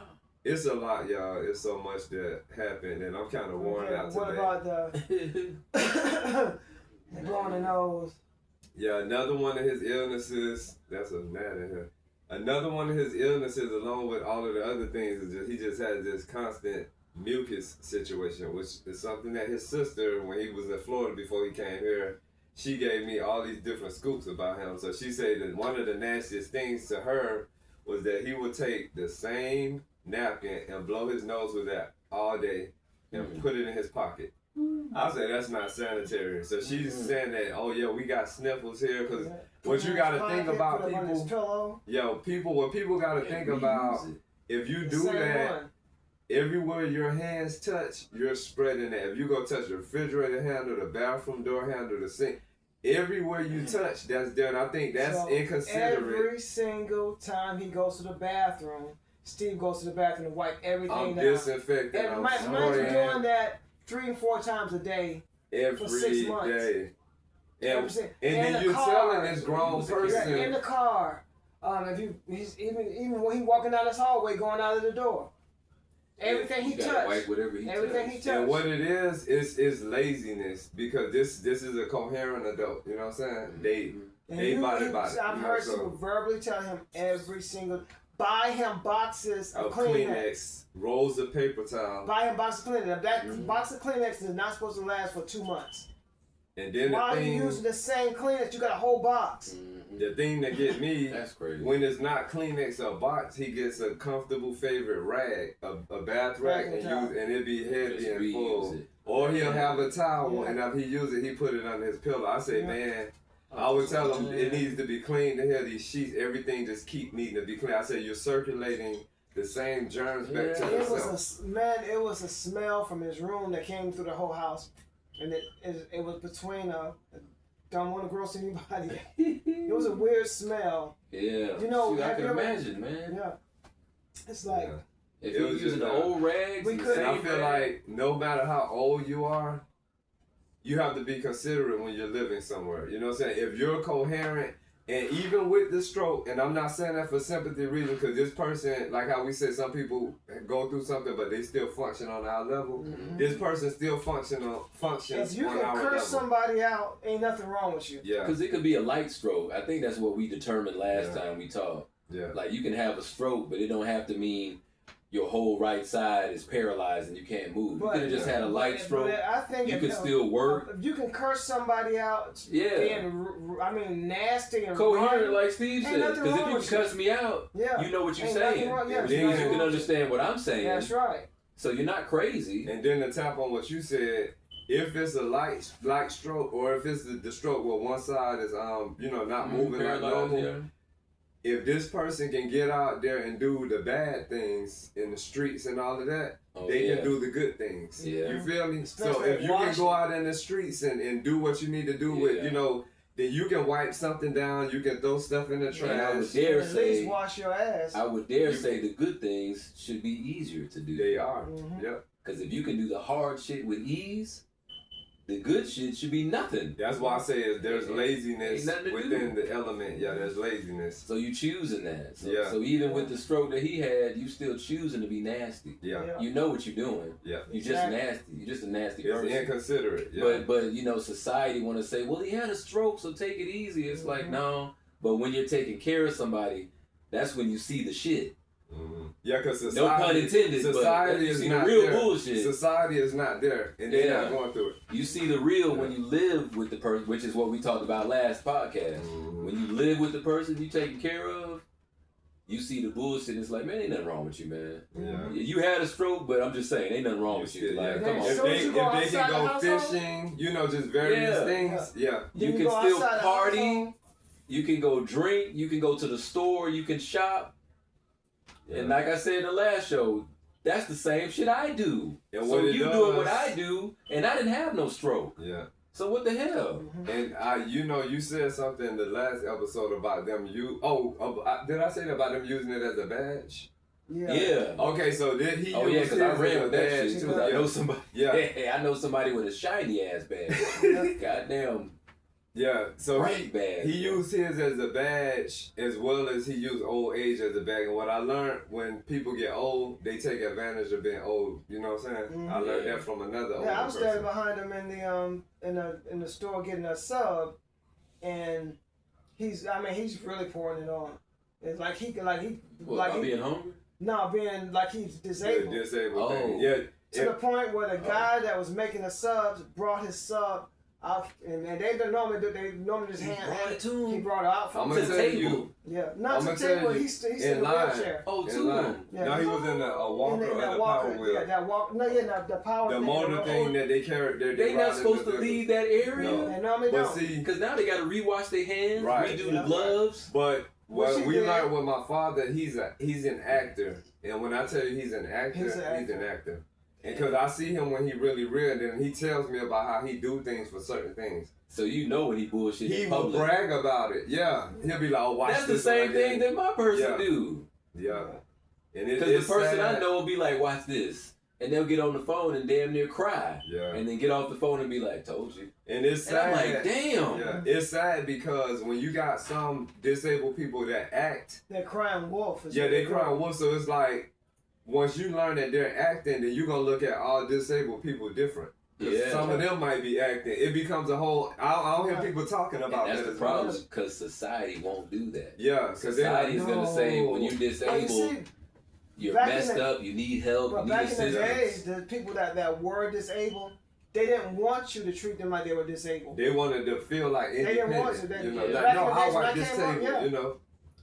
If they really needed your help with getting their wheelchair up on a curve or something, they'll let you help them. But most of the time, they are struggling and getting it up there. Mhm. And then you got these Just like actor and disabled people like, yeah, do that, yeah, tie my shit. Yeah, just but, like how you know, we saw that old man. We were like, he getting it in.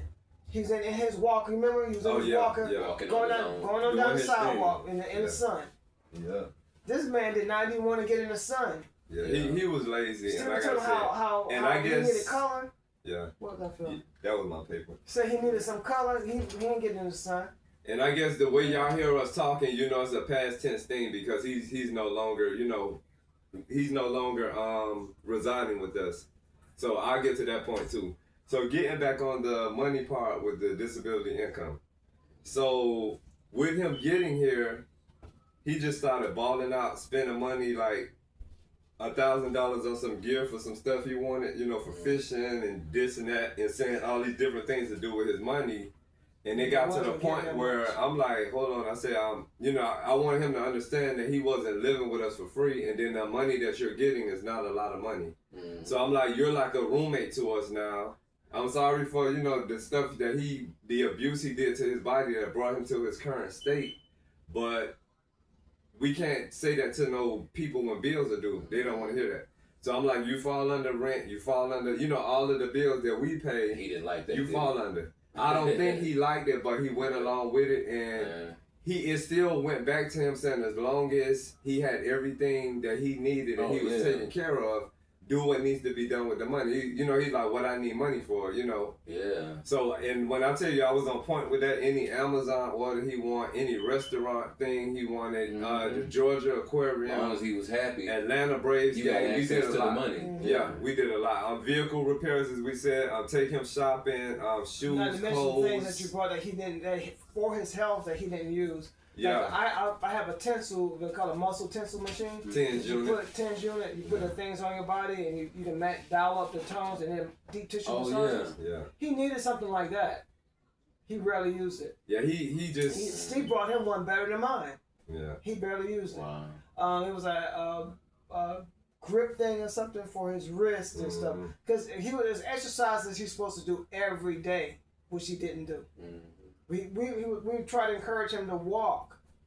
we tried to encourage him to walk every day. Which He didn't just do. was. He He was was really just in that room, lazy. just laying down, with listening. When he's TV not was watching glued to it. TV, he's on the online meeting women, which goes back to what his sister had already educated me on, that he meets whores online and he eventually wants to engage. So it's either the movies or either that. And he be in his own little world. So, you know, for the most part, I'm like, okay, he older, I let him do what he do. But I would still be like, man, you need to get outside, get you some of that sun. You know, the sun shining nice, it feel good out there. And Go just, for a walk. Yeah. But get to the money thing again. So yeah, we had an understanding on that. And then he was like, with all of the paperwork I was doing, if he had an appointment at 6 a.m., I'm up at 4 because I move slow in the morning, in the a.m.s. So he was like, oh son, with all this paperwork, if you get my disability increased to 100%, I'll split the money with you. I was like, okay, you know, we finna do this, like. And then he said, after it gets to 100%, Kevin don't need to work anymore. Oh yeah, then yeah. I don't know You how know high that was- disability pay can get, but that's But you how. know that wasn't gonna happen. That's how appreciative He was said. really trying to lay it on them. Yeah, that's why I thought I was taking it into myself. It So, sounds okay, too good to be yeah, true. not only that, I was like, okay, what you he's- trying to And do? then we grown Yeah, he's men, so it's overdoing like it. we not looking for you to, you know, to just I'm not sweep looking to us be off taken our care of. feet. Yeah, I'm not You know what looking I'm to be saying? taken care of. Yeah, I don't Cause me and Kev have been kicking it for 27 years, so it's like we ain't looking for somebody to come. You know, what we need to accomplish, we have done that 27 I years. guarantee you wasn't gonna be quitting that job for no reason. No. It was gonna come with a price. Yeah. Yes, And that's This what. shit was probably gonna turn into Hotel Osborne. Because if Yeah. you ain't gotta Pretty much- work, it's gonna be some It bitches pretty in much here. already was, because on top of everything Steve was doing with his garden, we're doing the podcast and doing the music, the computer stuff for our music to get our stuff out, networking. Logistics, yeah. And then His not to father mention, is in another room calling him. I want some orange juice. I'm Oh with yeah, you was telling me that. I want today. some tea. he turned me into Cinderella. Yeah. And you about Yeah. 15 And then- feet away from And the I damn didn't say And anything. then- Yeah, he can get up and walk. He can get up and walk. That's when he can walk. It makes you Practice think about. walking. It makes you think To about the this one kitchen. show we seen where somebody was sick and they kept ringing the bell. Yeah. What show was that? Almost every And then show they did took that. the bell from them and threw it away. I seen that in the 3 shows. Yeah. If he And had they a was like, bell, really? I seen one where one Jeffersons time did it. Big Bang Theory had an episode if where he one had time a somebody bell, put the bell on the phone because she took the bell and threw it away, So- and he downloaded an app and was like, Wow. I think it was Big Bang Theory. if he had a bell, it would have been Yeah. ringing all day. But on top of what That's Kev crazy. said with all of the things that I was doing, I pamper him. I made him feel good. Pedicures, foot massages, manicures, hand massages, body I didn't know massages, all that. facials. I'm a hairstylist, so his hair looking good. Edge them, shave. Yeah. I did things, and this was just, like I said, I'm getting to know this man. I don't even know him, you know what I'm saying? I know Yeah. that he's a part of the reason why I exist, but Yeah. I'm doing these things. So as time go on, I'm kind of, like I said, this is not being sequential how I'm telling it, because it's, you know, it's a lot. So as time goes on with the paperwork and this and that, from all of the people that supposedly had stole from him, robbed from him, cheated him out of money, etc., etc. Oh, when I get my increase when I'm 100% disabled, you know, income wise, if such and such call for me, I call and ask for money, tell them hell no, hang up in their fucking face. If such and such call hasn't, you know, I stop. Sometimes y'all, I look at these videos, I talk very country, so, but yeah, and then sometimes I stop too quick and I'll say everything I want to say. That's because I want to let so much out. So, yeah, all of these people, he told me if they call asking for money to tell them hell no and hang up in their face. So a light bulb came over my head. I said, well, think about this. When you get your increase, how about you not tell anybody? Then nobody will know. And I was about to ask you that. Yeah. Yeah. Because I was going to say, who knows But anything about his finances unless you tell Unless him. you tell him, that's right. people, So if it should go up to $1 million, you ain't got to tell nobody that. people that educated me about him, because there's several people, and I'll mention those other people as we get into it. What time it is? Okay, because this thing taking some time. So yeah, they say, oh, your dad cannot hold a bucket of water. Like if you tell him something, broadcast. He's telling the whole family. Broadcast, yeah. So I'm Is like, that okay. when he's drunk or This is anytime? him. Now, mind you, That's since he's him. been here, far as we know, he's been clean. Oh yeah, for the whole time from when he arrived here unannounced.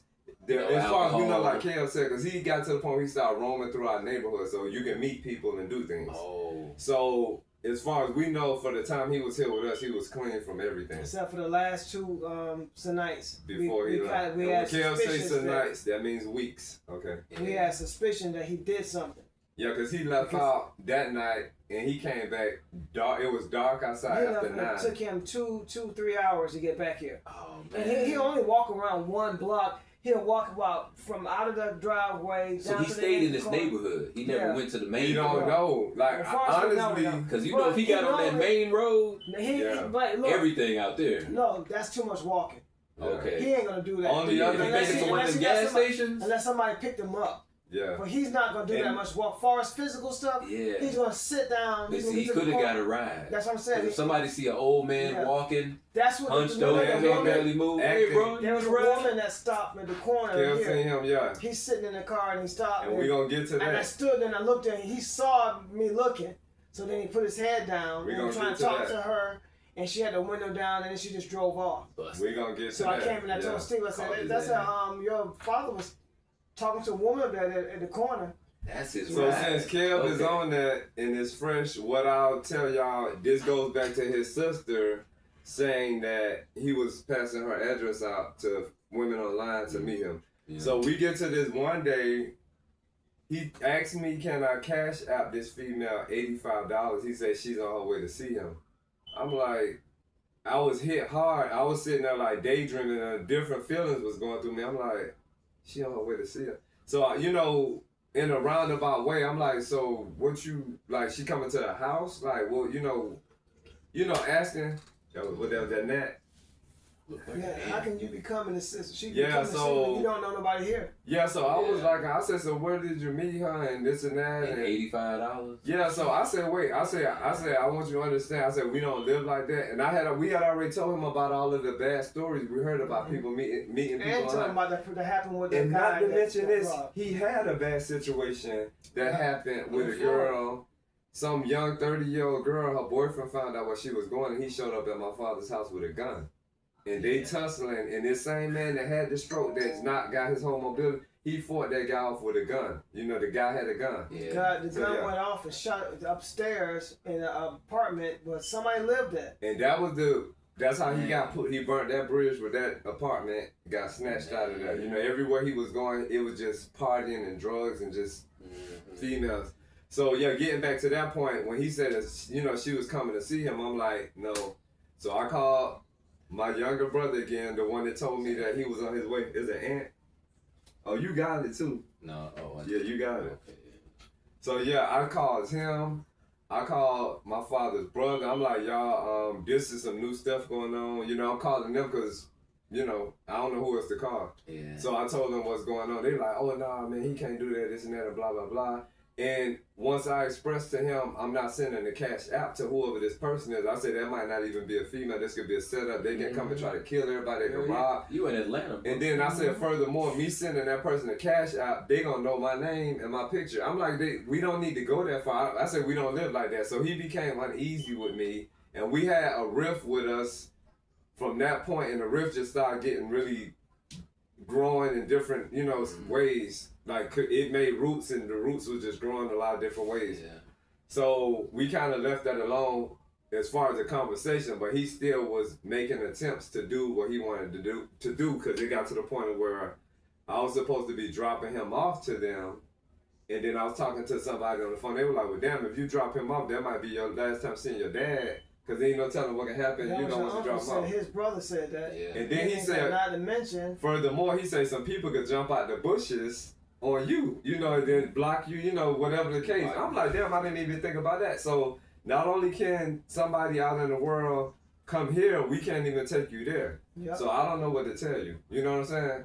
But what needs to be focused on is your health and the reason why you're here. Those are the main things. Whatever you need to do for that to put it away, do that. You know what I'm saying? So, and that makes me link onto what Kev said, because eventually, like my father he's a sneaky man.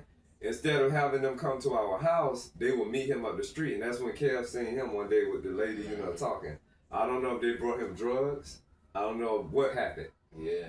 But like we were saying the other night, after 9 p.m., he came in. He had a different smell on him, and he wouldn't look us in the face. When we did see his eyes, they were red. So I'm like, damn. I hope he not, because you done already came and shifted our life in a different way, and then just please don't be doing this. Red eyes, he could have smoked some herb or anything. Like please don't be doing this. Which that is not as bad as anything else, but that's the start. But see, with all of the medication, that's the gateway they call it, right? Huh? That's the gateway. Yeah, that's a start for addict. Other stuff. And with all of the medications he's already prescribed, let's not mix a lot of stuff because man. So, not to mention, he wasn't taking all his medication. Yeah, it just was a lot. When I cleaned up in there's pills and stuff that was all on the floor. So it wasn't really nothing to mix. And he wasn't taking it. He was like he was supposed to. He was throwing some stuff away because, like, when the doctor called, when she said that his numbers had gotten bad, by this time, all of the good vegetarian food that I was cooking, he said it was turning his stomach.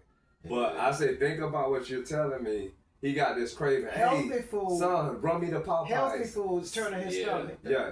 He like, oh yeah, run me the Popeyes. I got a taste for this. Church's Chicken, KFC, Checkers, Burger King, Dairy Queen, Krispy Kreme. That didn't mess his stomach up. But wait, he ain't finished. That's the stuff that seemed to have whatever he did with his system, but it took his health in a bad place.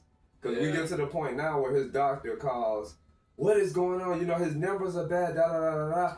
Is he taking such and such? I'll see how many more pills he got. I'm looking through all of these pills, all this medicine, and the two things she's naming is not in there. Dang. So we find out later from taking trash out and stuff that he had been throwing stuff away. So I don't know what kind of game that is, but there was so much that I was not equipped for. That's self-destruction. That's sick, man. Yeah, so it's just... It's like he was trying to make himself sick. I don't know. He could leave? I don't know if he was trying to make himself sick to make Steve feel more sorry for him. I don't know. And then it backfired because he was trying. I think what he was ultimately, because he was talking about buying and getting a house together. Yeah. He wanted us to get a house. Yeah. And he said, if it's the upstairs and downstairs, we can have the upstairs and he'll have the downstairs.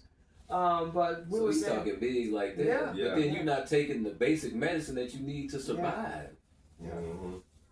So, y'all, I'm finna kind of hit fast forward to go through a lot of the other stuff, and I'm gonna fast forward to now to while I'm drained out and exhausted and tired. So, from all of this stuff taking place, all of the paperwork being filled, my dad was eventually raised to 100% disability. When he got that disability increase, he changed horribly. Oh, you can tell what started when you first.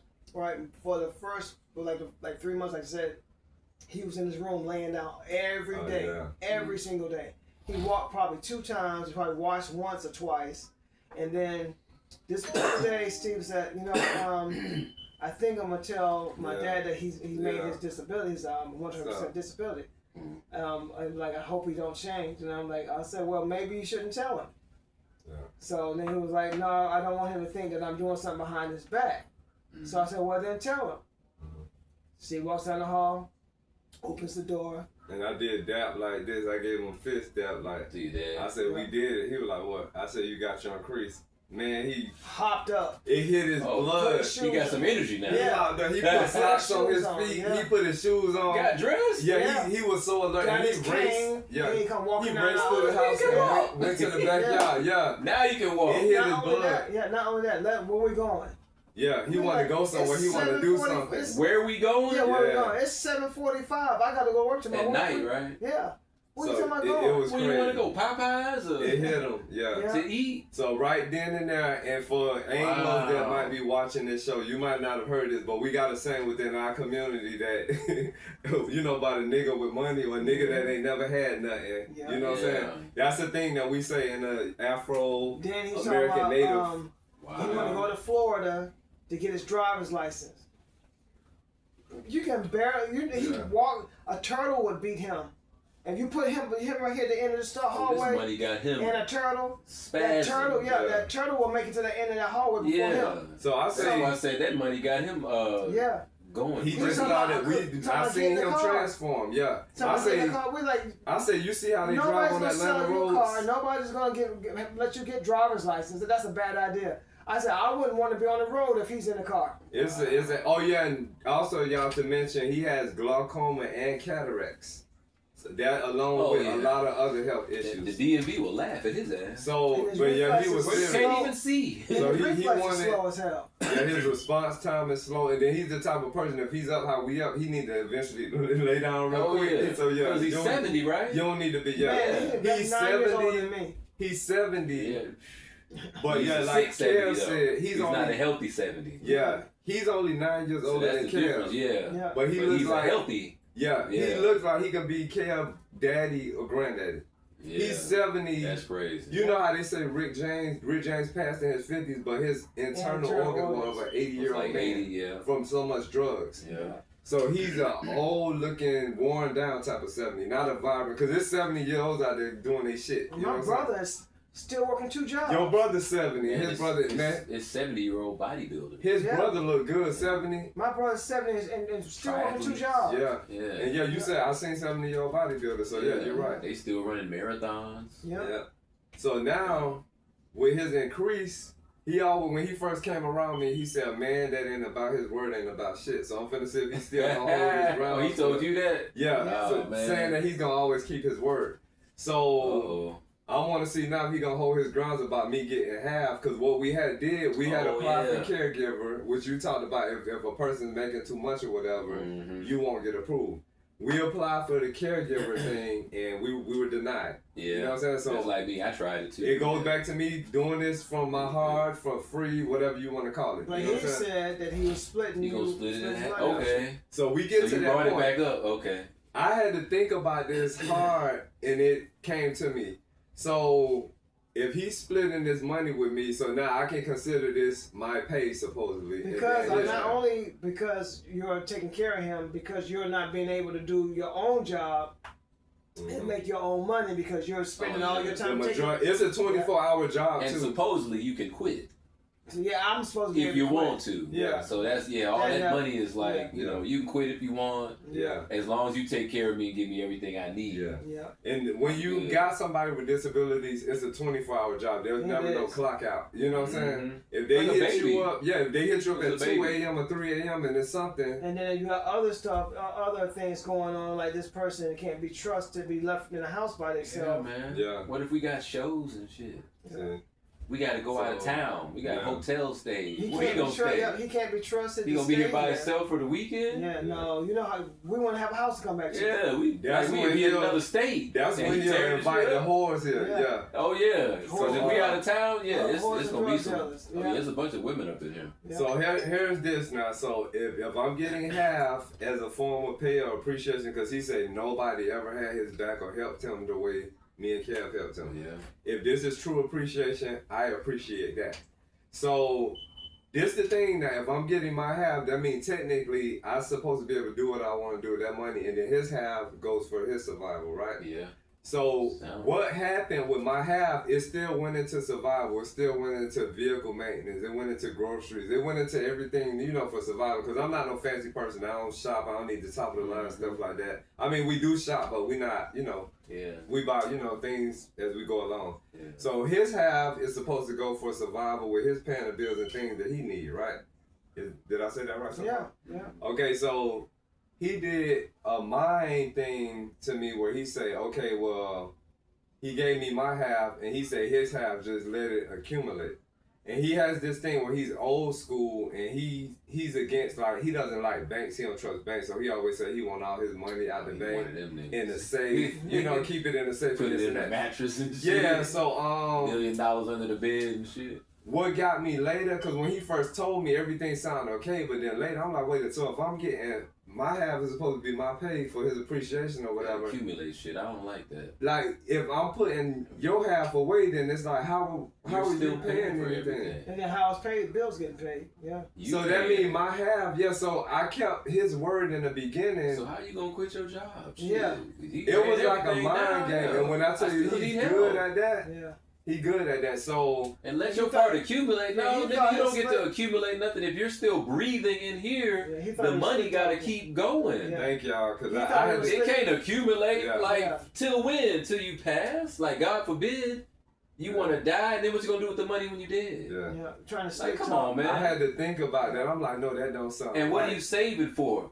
To move? What Yeah, are not you to doing? mention- So Yeah. while I'm paying everything on myself, my own, you preparing to leave with all the money And why he? Not that to you Why, mention- saved up? Yeah, not to mention when he got here, the little money that he was making, the little money that he got once a month, it wasn't. it was enough. already gone. It By the wasn't time he enough. finished spending $1,000 Yeah. on tackle stuff and other stuff. Yeah.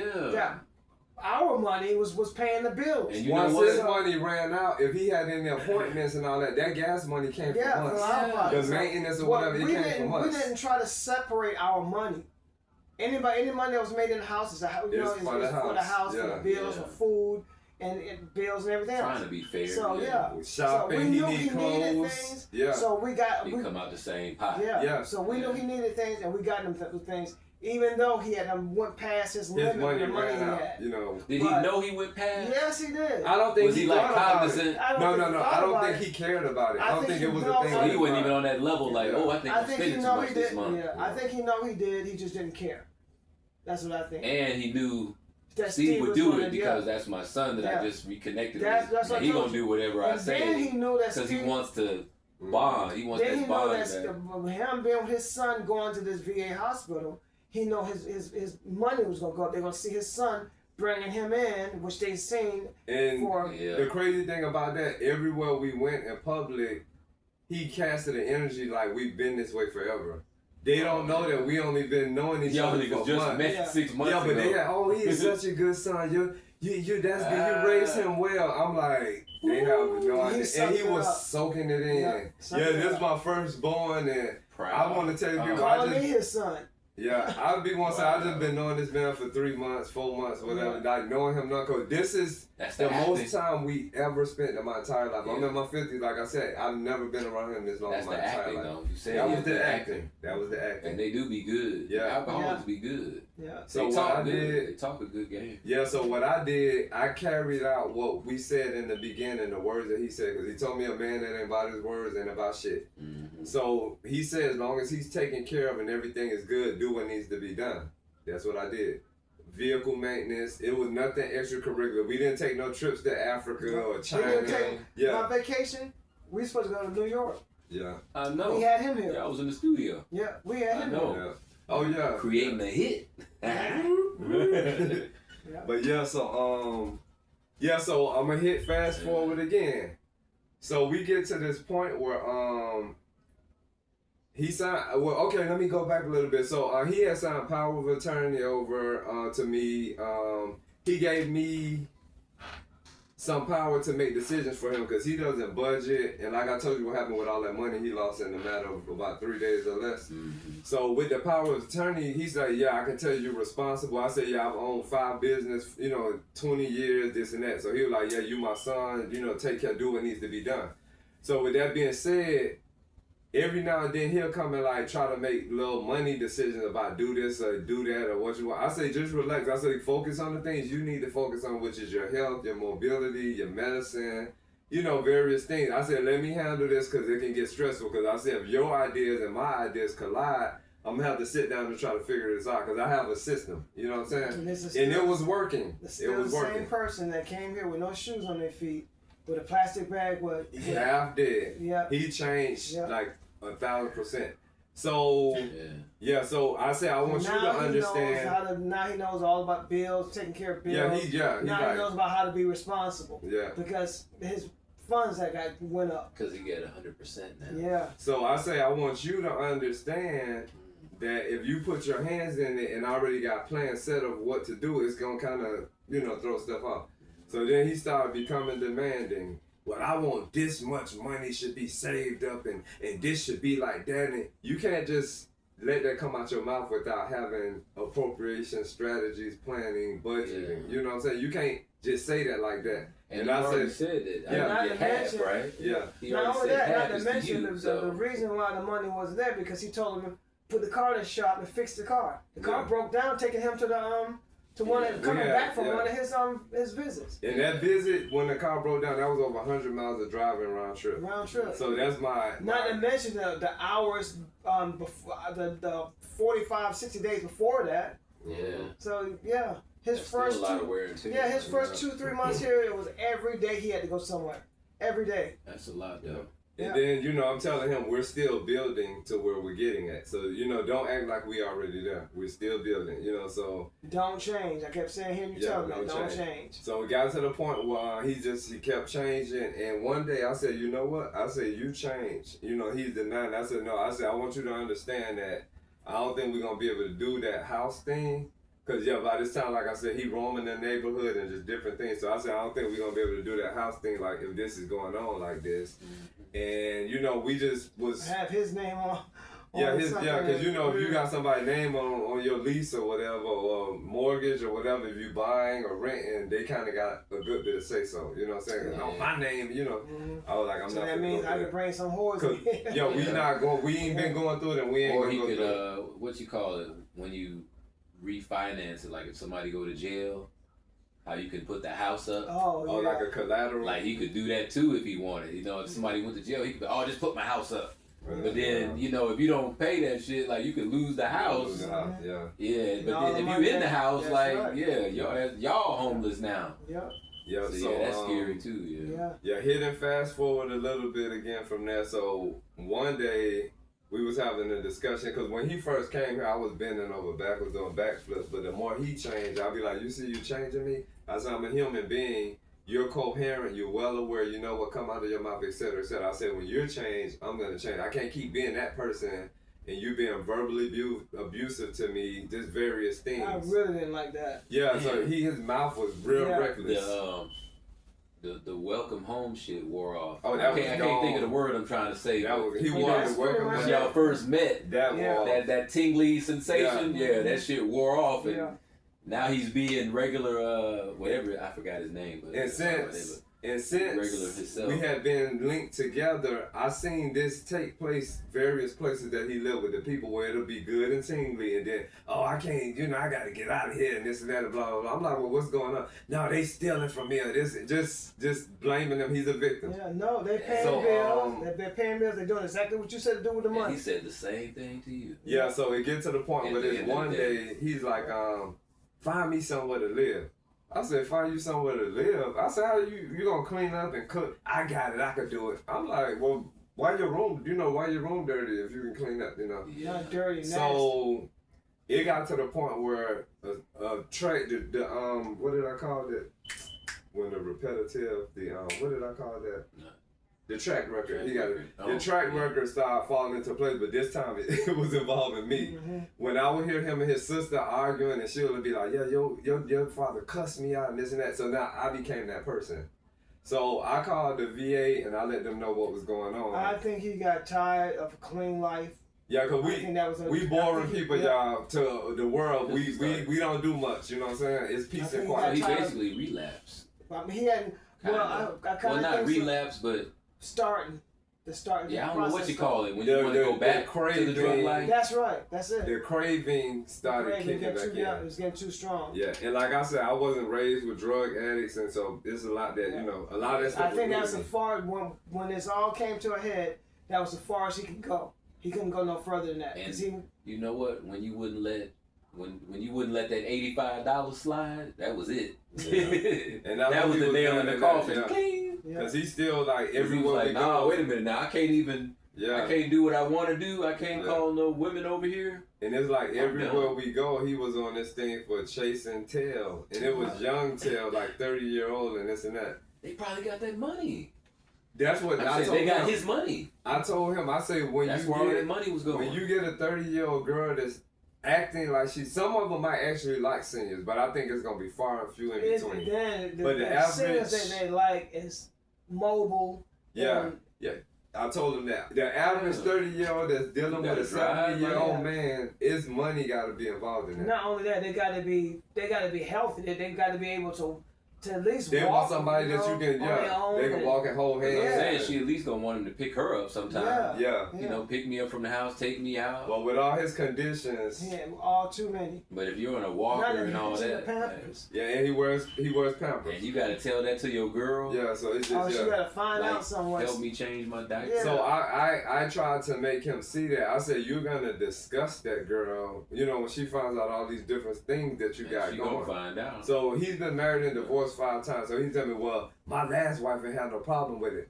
I said, okay, so why did y'all get divorced? Mhm. You know, why did she stick around? Like, what happened? And what happened to the other 4? And then, you know, all of these other females that you was with that you say robbed you, you reported fraud. Why didn't they stick around? You know what I'm saying? Yeah. So, yo, after us going back and forth with stuff, I said, look, you creating a dysfunctional atmosphere. I like to live happy. You know what I'm saying? Blah, blah, blah. I called the VA. They say bring him into the emergency room. So they got psychiatric doctors or whatever. They want to hear both of our sides of what's going on. Yeah. They want to make sure he's coherent. Oh, what's today's date, Mr. Such? He told them the day. What day of the week is it? He knew all of that. They wanted to make sure he was here. Mhm. You know what I'm And saying? And he And was he was just here. like we said. Yes. So yeah. So he Yes. had to take that damn badge off. Yeah.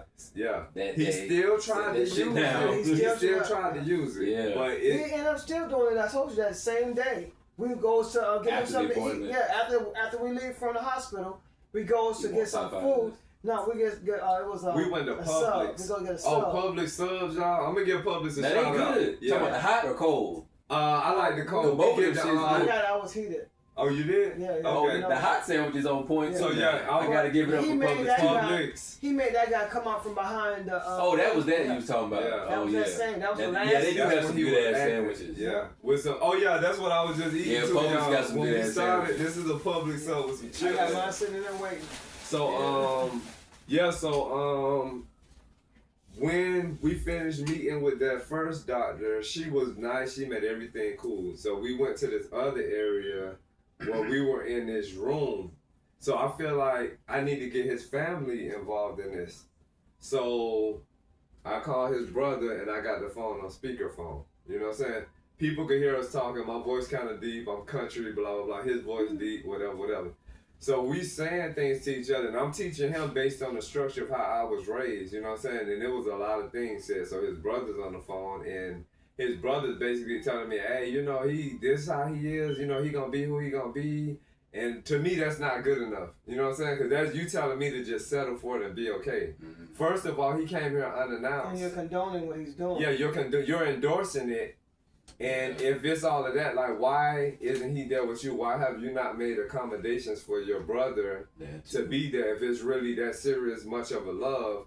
Why is he here? Because we were strangers. You know, we didn't know each other like that. So Mhm. why did he have to leave Florida and not be able to stay with you? You know, did he burn a bridge with you? What took place? Exactly. So, everything that was being said, we was going back and forth with words, and I ain't mean to say nothing to offend him. I said, well, it seemed like everything you saying, you endorsing my father. I know he said that was his icon, you know, coming up, his, you know, His idol. Mhm. I don't know. Yeah, his idol, not his icon, his idol. So I say, well, I don't know how y'all was raised, and you know, I think he got offended. He was like, wait, what do you mean, blah, blah, blah. And I'm just saying I was raised a certain way. I wasn't raised with my father in my life, but the women, my grandma that raised me, I came up, I think I came up balanced, you know what I'm saying?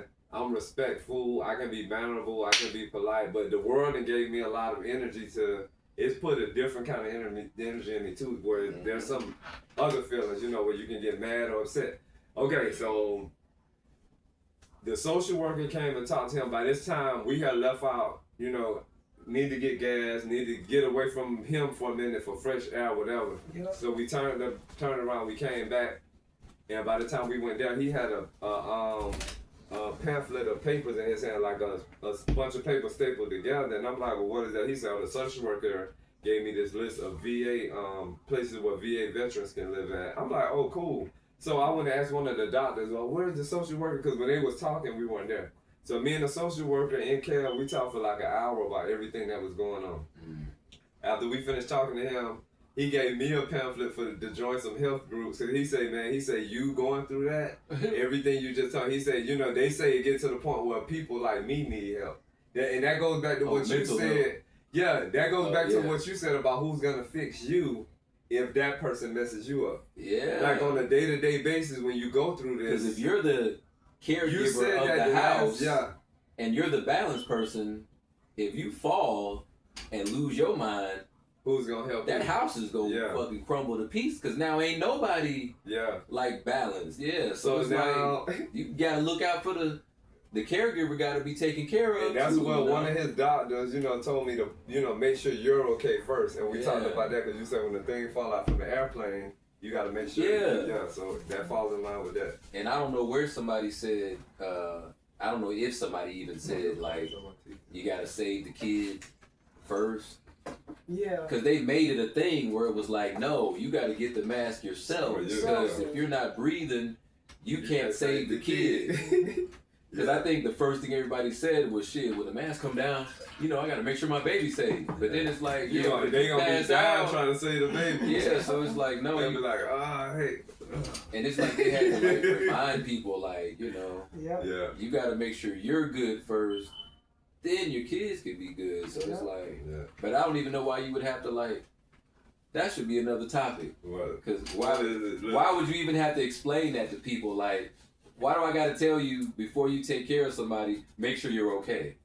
That should be a given. But then, because how am I going to take care of you if I'm fucked up? But a lot of people are sometimes so compassionate that they forget their self. You forget about yourself? Yeah. Trying to take care of somebody else. But how do you forget about yourself if it's you? Yeah. That's crazy. You know what I'm saying, Steve? Mm-hmm. If you got to be okay to do stuff, how do you forget that? You forget about your own self? Too much of a giving heart. Yeah. Like you're going to destroy yourself a selfless so they're person. good? And then you're going to be over there half dead, but they good though. Yeah. So I'm happy. As long as everybody else is good, I'm happy. A selfless person versus a selfish person. Yeah. So getting back to the stack of papers that he had. So I'm in front of him. I'm going through all the different numbers, calling. Oh yeah, I'm explaining the situation to them. Oh no, we don't have any vacancies. Blah blah blah. One lady saw his telephone number and thought that he was from calling California. from California. Yeah. I'm like, she said, you from got California numbers. Oh yeah. I said we moved here such and such years ago. I'm from California. She said, I thought you was some of my family, but she was like, I'm so sorry, baby. She said, hold on to my number, blah, blah, blah. If I have some vacancies later, blah, blah, blah. So we hung up. Okay. Called through a few more numbers, and then I got one that was a certain amount of money, and, I brought it to him, and he cursed me and the lady out. Like, y'all out of y'all fucking mind, that's too much. So she said him being a veteran that he qualified for what they call a scholarship, which took some thousands off of the rent and brought it to another amount. And he said that was fine. So, okay, we locked This in. in the VA hospital. Yeah, we're in the VA hospital, and we got witnesses and everything. So, he was being disgruntled. He was being rebellious and contrary. So she like, let me, get him the phone, this and that. So she was very gentle and professional. Hi, my name is such and such. And she was very good. So she, talked to him, and he was like, yeah, it's cool and this and that. So our next thing was for us to give her his information. So we wound up walking out of the hospital because he didn't want to stay in the room. He was been complicated again. Yeah. We were in a nice place where we could have did all that. So we walking outside now. So we got outside. We did all of the assessment and everything. He was approved. And, Kel was like, oh, we should see how it looks. So she sent the virtual video. And he seen it, we seen it and everything. He was in agreement with the price. He felt comfortable with the energy. He liked the video and everything. So we said, okay, that's it. But still, he was trying to hold on to Steve because he told me to bring the car over. I heard him say it. I just act like I didn't hear him. I was still playing my video game. So you can bring the car over now. He's still trying to. He got even more demanding once the money hit. Stuff. He got very demanding about so much. And trying to control stuff. And he'll have some situations where because sometimes he'll keep a cup with water in it, a cup with tea. Like we would keep 3 cups. He'll be like, pour some of that in there. And if you want your mobility back, you still got one side, why don't you move? He'll say that and just be looking at me like he's a king, or I'm like, wow. Yeah, so the demanding, controlling issues was just, it was that bad. It was overbearing. So, so now she told us how much, needed to be sent for him to come there, everything that we needed to do. So we did that. We stopped by Publix, like Kel said, got him something to eat, got us something to eat, and we went to the place. We get to the place, we're greeted, by this person, so, everything was carried out, receipts were given, Well, et first, cetera, et when we cetera. get there, he's on, what's this? Where is this place at? Oh, yeah. He was showing, I don't know, I feel like it was a little nervousness, but we're answering your call. We found somewhere for you to live at. You can't live by yourself with your condition. The numbers that they gave us is for people that have had a stroke, glaucoma, cataract, 70 years old. It's for, it ain't no apartment where you're going to be in there by yourself. You know what I'm saying? Yeah, he talked to the lady, and he agreed to the place. It's a place where they giving you a watchful eye in case he fall. You know what I'm saying? Yeah. Because you don't want to be down there. What that commercial, they fall in and they can't get up. Yeah. You don't want that situation. So he think it's gonna be his own apartment. He just in there by himself. No, he knew it was. He knew it was a facility. He knew. Yeah, he had his own room. He knew. And the thing about it was he had his own room, lights, water, gas, was food. all included in that rent. They had like when there's a like a holiday like Labor Day, they gonna grill and stuff there. So all that was free. Okay. Movie nights and all that kind of stuff is free. Yeah. But one thing his personal stuff like food he want to buy, he can do that himself. He can buy his own food himself. But they feed him and everything. And then I asked the lady that runs the place, I said, well, because he said he would like for me to take him to the grocery store from time to time. She was like, yeah, you can do that. She said, let me know when you want to take him. She said, you're the only one on the list with authority to remove him from this facility. Mm-hmm. So I was like, cool. She said, if anybody else come, I'll notify you that somebody's there trying to get him. So we were greeted by the person. We couldn't stay for the orientation with him, my father, but they did the orientation. He signed the papers that needed to be signed, and we left.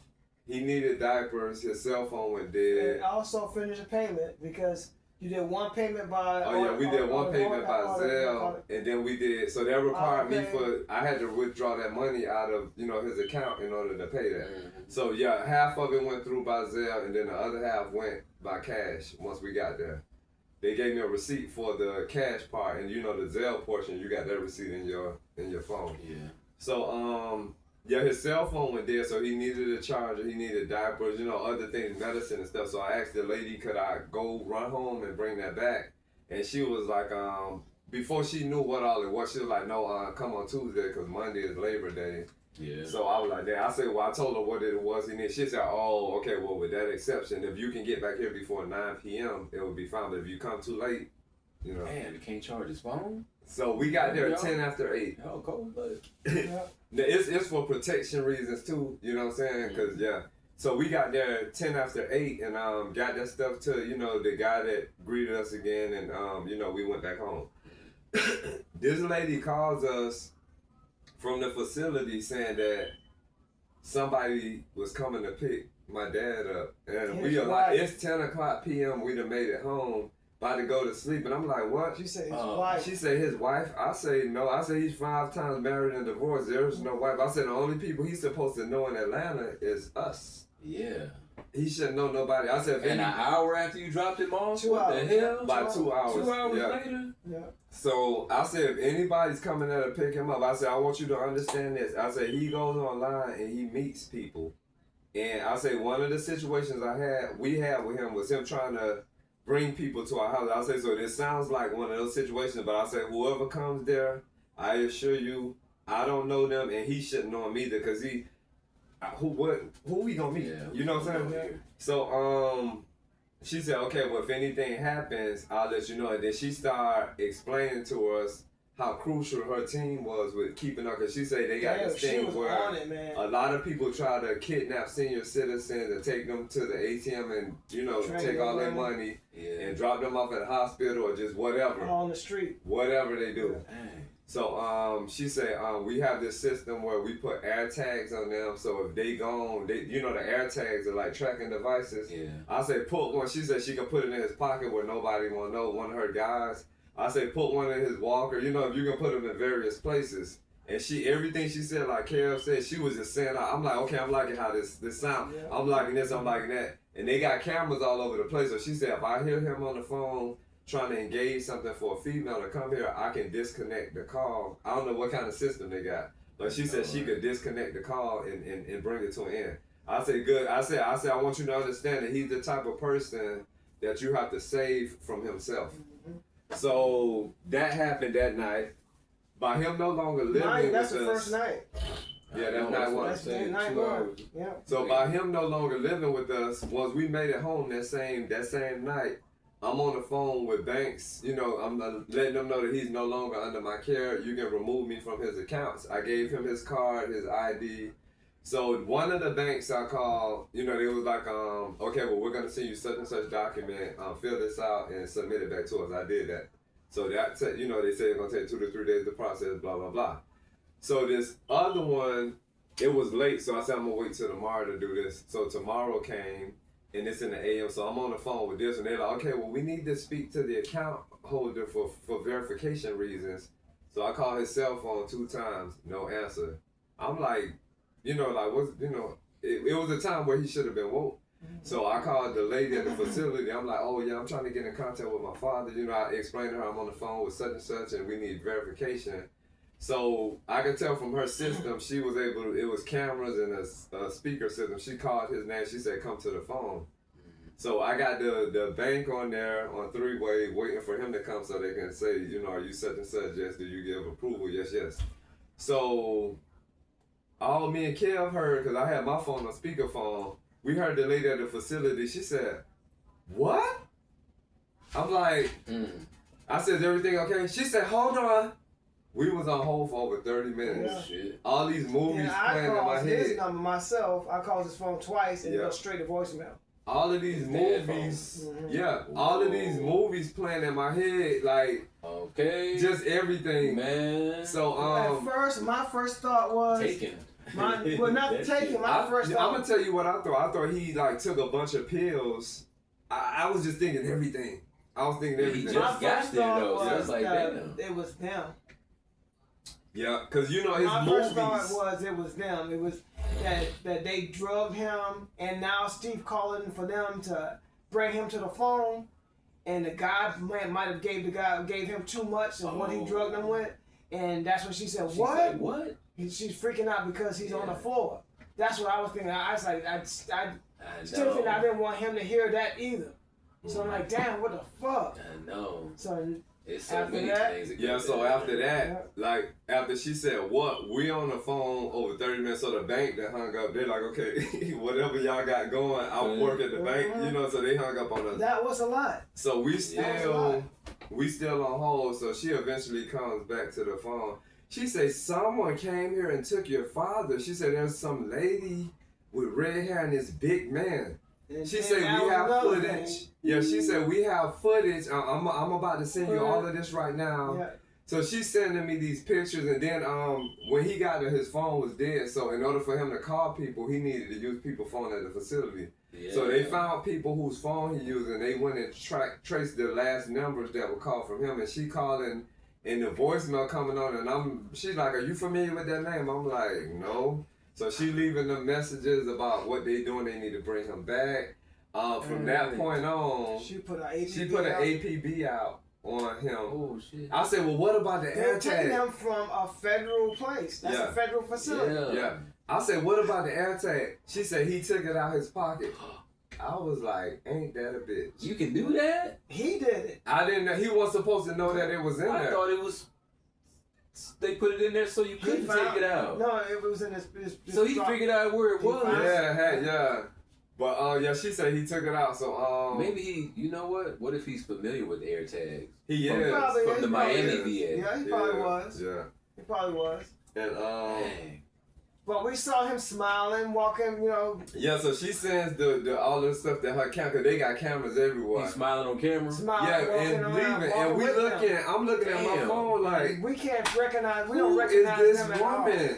Man, who is this man? This is a damn movie, right? Yeah, so I'm looking, and she said, are you familiar with those people? I'm like, I have no idea. She said, what about the car? I said, I've never seen that car a day in my life. I said, she said, well, we're finna push this to the fullest. She got on the phone and just made some calls, and this the same chick that, you know, convinced him that, you know, over the phone, everything was good, you know. Yeah. So with her doing that, she said, we're going to get to the bottom of it. She said, also, she said, I've seen situations like this. She said, I'm going to hang up with you real quick. Call, check his account, blah, blah, blah, blah, blah, blah. So we hung up. I checked his account. His account says all zeros. I'm like, yeah, so I called her back. She said, no. She said, we got this. She said, don't worry. Me and Kev just like, it was just crazy. He broke up. That's his dad. And we thinking that some strangers that he done called on. A lady and a big dude. Yeah. And I'm thinking he got catfished. Yeah, like he met a lady online, and then when they got there, it was somebody else. Was the damn pimp or somebody? He liked young women. This is the older woman. Yeah. And then the guy is young, so I'm thinking, the guy done physically, probably knocked him out or something, and then drove off with him. Yeah. Damn. So we staring at these pictures. What was that movie called? Taken. Fall of Grace. That's the movie when you was talking about them like saying the guy gave him too much. But there's a movie called The Fall of Grace. Fall of Grace, and they had all the people locked up. I think that Felicia Rashad. Yeah, had all those people locked up in the bottom. They had a bunch of senior citizens in the basement just there chained up, and they was collecting all of their social security money. And, it's called The Fall of Grace. Fall of Grace. And it's Felicia Rashad is the bad lady in there. And what's her name her house from the Jefferson? Oh. Florence from the Jefferson was the one that kept saying, I want to go to my house.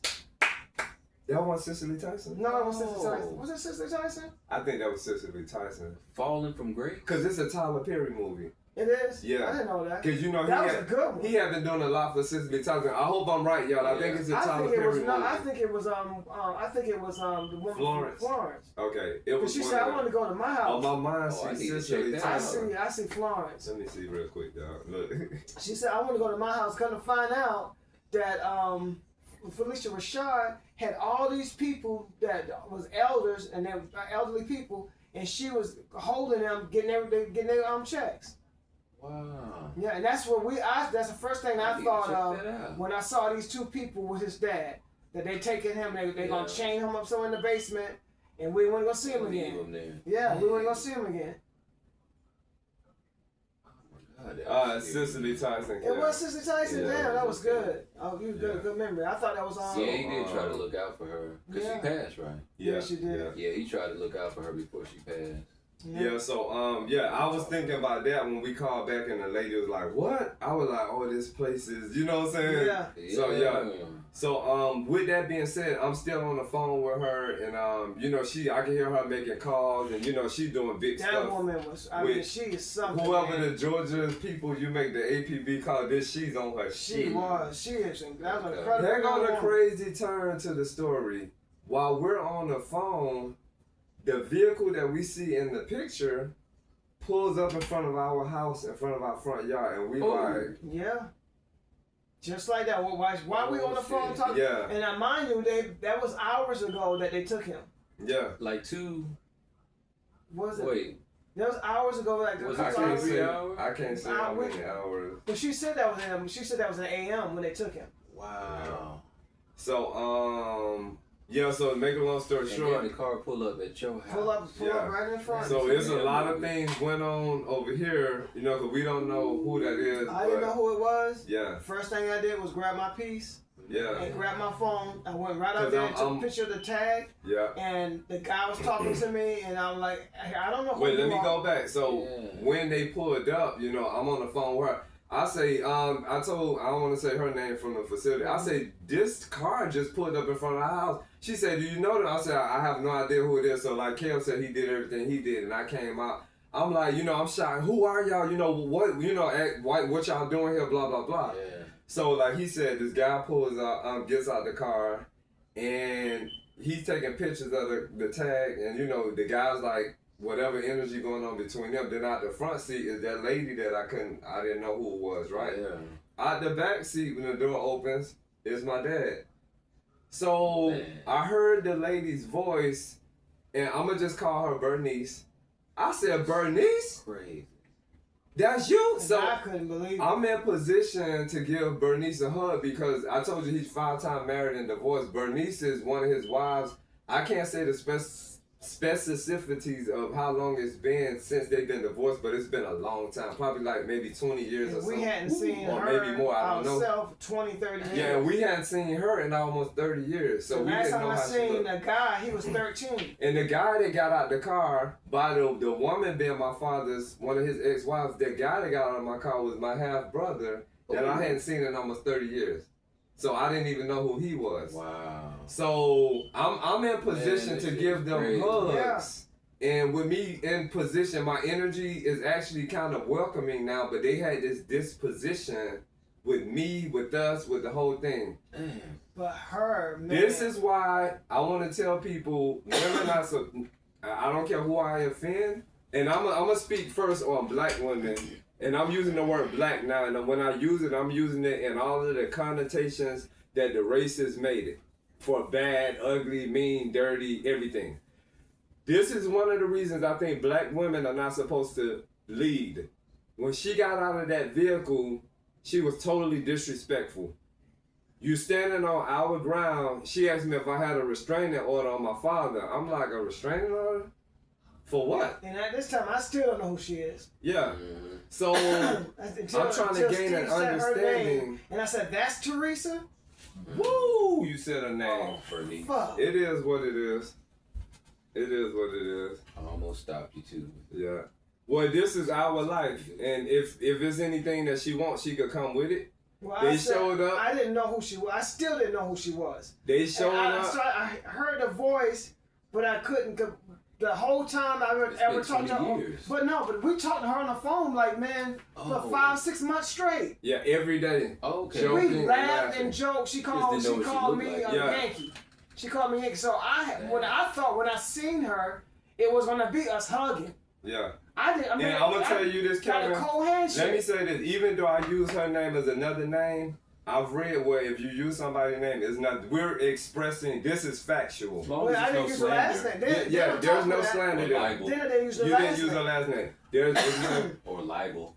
Yeah. I think that's the other word. okay. That might be for business though. Okay. Yeah, But- but I didn't use the Yeah, last name. this is a factual truth of what happened. You know what I'm saying? We're not planning on giving any people's names, but this is our story and this is our experience. And that name And is this is going our to remain truth. in this video. Yeah, and this is our truth. Because this was their actions. You know what I'm saying? They're giving us something to talk about.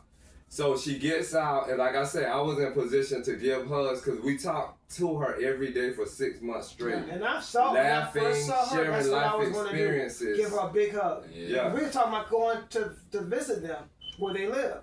Yeah. And then like the son, man, I knew them when they were small. I thought I would be seeing them and giving him a big hug because his brother, I love him to death too. Mhm. But I like I said, I hadn't seen them. This is crazy. Yeah, I hadn't seen them in over 20, 30 years. I didn't think when I see them again, it was gonna be like that. Yeah. So yeah, and then like I said, with him giving her name, we are in no fear. I just like to do things a certain way, but she's on footage, you know what I'm saying? There's video footage from neighbors. This is a crime watch area. Yeah. So if she can't say it wasn't her. Cameras. So And the VA. Yeah. And and they're on camera at the VA. So yeah. So when my father got out, he said, "Oh, that's fucked up how you froze my account." I'm trying to gain an understanding. I'm like, I froze your account. What are you talking about? Oh, fuck that shit. That's fuck. He talking to me, he cursing me out, being very disrespectful.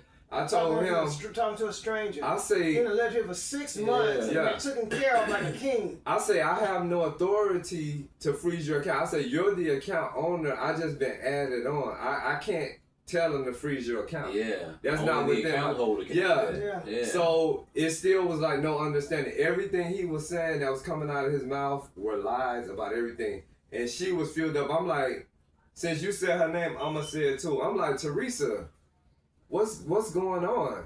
And they got this cold, it was just nasty. And I'm still on the phone with the lady, so more than likely the lady heard her name too. So, it's all good. Mm-hmm. So, everything they're saying, it puts me in the point of his sister where he was living at. Oh, you've been robbing him, you've been mistreating him, you've been doing this, you've been doing that. That was what pissed me off. Mistreating him. Yeah. I'm already offended. by the way he's been talking to Steve for the past 5-6 months. You know, and I'm like, how, if anybody been mistreated, it's been him. And from then driving with him, from all this, man. And then Teresa saying she's been knowing this for weeks. I'm like, for weeks? Like, what are you knowing? But this is what I'm saying. I don't think black women need to be in the lead of things a lot, because when my brother got out from the driver's seat and my father got out, they were standing behind a black woman that was showing her ass in a quiet, crime watch neighborhood. Nothing ever happens in our neighborhood, you know what I'm saying? And she was cutting up the lady that was on the phone. Well, she should have been a motherfucking woman, and she supposed to, and to this bitch, she was going out. So then the lady, because these females, she's arguing back. She's saying what she need to say too. So I just went in the house. I'm like, nah, you ain't got to do all of that. And by that time, like I said, I had called the police. So the police was on. Yeah, so then Teresa dialed the police on her phone and gave it to my brother for him to carry. Oh, well, we need to call the motherfucking police too. You know, I'm like, man, this is a lot going on. I'm still trying to find out what's going on. And mind you, this young man is supposed to be in the service. And he in the service. Yeah. So this is once again why when you got That's the one in the Navy. I'm not sure what branch, but when you got certain black women running things, they can fuck up an entire show. Cause you got 2 black men standing behind this black woman, which makes them beta men. That's my brother and my father. If you got a woman leading and running the show and cutting up and you're not controlling her, you're a beta man. Yeah, she's doing all of that. Yeah, it was a lot. Standing there.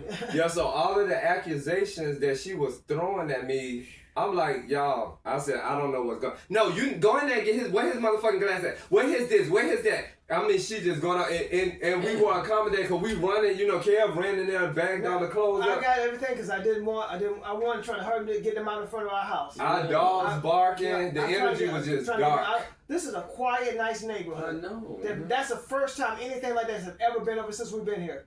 The cops has never been on the street until they came here. So what I did all that out of here to de-escalate the police situation, when I was on the phone with them and I finally realized who it was, I said, oh, you know what, y'all, I know who it is. You don't have to send. They like, you, everything okay? I said, yeah, I know who it is. So that took the police away. Because the reason why we were all like that, we didn't know who they were. Meanwhile, they still had the APB on them. That's from the place, from the facility. From the federal facility where they took him from. Yeah, because that was, the lady at the facility saying that was a kidnapping. By paperwork. Yeah. And the pictures that she got, she said, oh no, on the side, you know, they taking him. You didn't, this is the thing too, with being a female, females are usually good at this. You call and you let somebody know you on the way. Communication, women supposed to be good at communication. Even with them coming here, Teresa has my phone number, my father has my phone number. They could have said, oh, Steve, we're on the way, we need to pick up your dad's things. They just came in our house and it was a storm. Like, I mean, they came here like for 6 months, we done had him in that room, hosting him down. Yeah. And just taking his money. Froze his accounts and did what with it? Like, it's what you do with all the money? The crazy thing about it, how could I even freeze your accounts when I already submitted documents to have my stuff just from the night before, So, yeah. So, with that being said, that's crazy. Yeah. This black woman ran the show in the most negative, dark way she ever could, and I have no more interest in ever dealing with her again. Like, this is the same woman before my dad moved with me.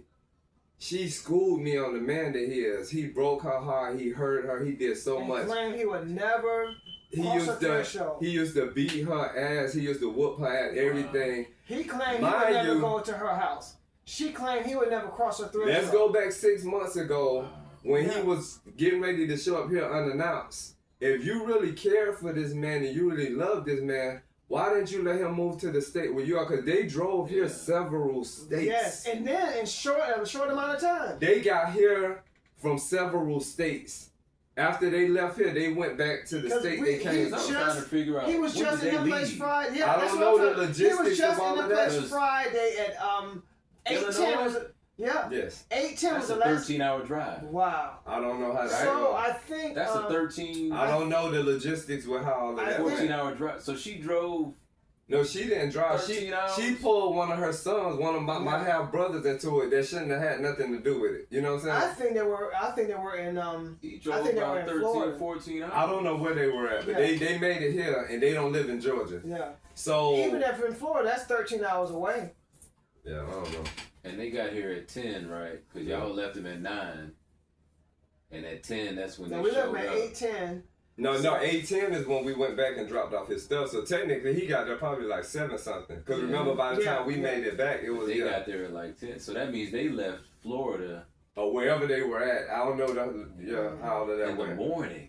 I don't know. They been left. Yeah. Because they got there. So to make that long night. story short, when my father got locked up that time, when I told you his money was accumulating, so she was edgy because we were trying to do all we can do to get him out. I was involved with sending him what they call care packages, which is like a compilation, of snacks, chips, that drink agent mixed with water, Roman noodles. Those are called care packages, and they can cost $50, $75. 3 of them was sent to him. You know, we making sure that he comfortable in jail. So while he in jail, she been with him longer than any woman he ever been with. She know him all the way from her teenage years. She schooled me on him from the Rudy to the Tootie. And everything that she said to me, I know that's your daddy, I know you love him, but he is not about shit, baby. He ain't about shit. Yeah. I already knew he had tons of kids. I heard all of it. I knew he had tons of kids. I know my grandma wouldn't allow him to marry my mama. That's crazy. You know what I'm saying? A lot of stuff started piecing through her. I gave her homage. She said, you like a son to me. You know what I'm saying? I looked at her as a motherly figure. I gave her props. You know what I'm saying? So when she showed up at our doorstep the way she did. Also before that, when there was some negative stuff going on with him, that he was acting crazy, like throwing stuff out of the car and all that kind of stuff. When Steve would talk to her, she would call him and get on him. She'll cuss him out. She was getting on him. So that was so weird when they showed up here, man.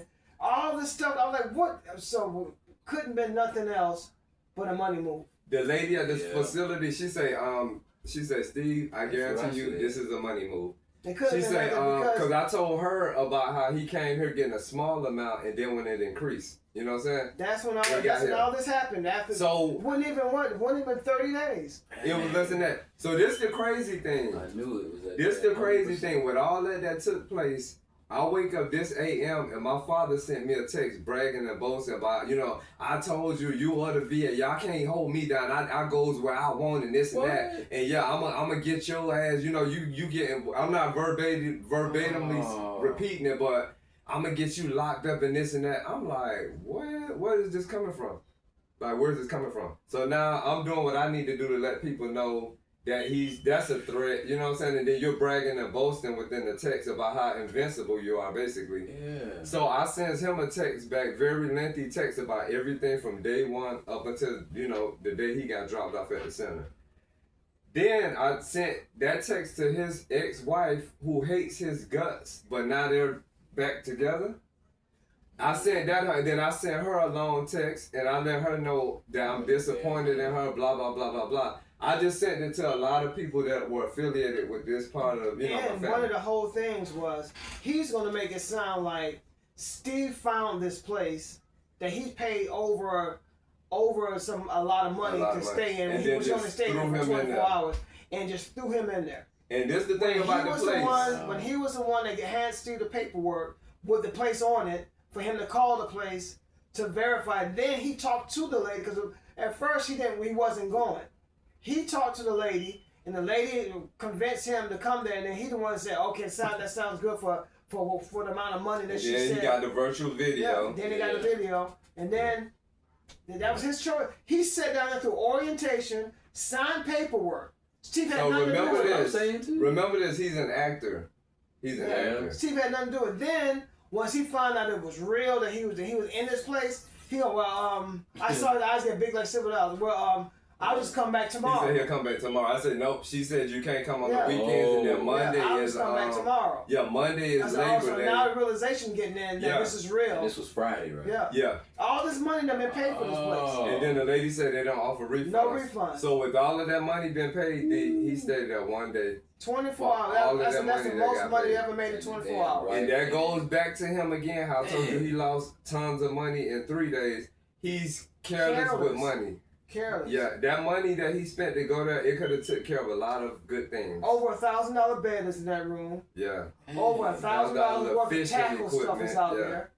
So, but whatever he Yeah. told her, I guarantee you, the first thing he told her was how much his new income is, Oh yeah. and then That's he why she came got with here all so of the quick. other So stories. quick, man. Because in the text message that I sent her, I said, I'm going to let you know one of the reasons I'm very disappointed in you is because you told me that my father's a compulsive liar.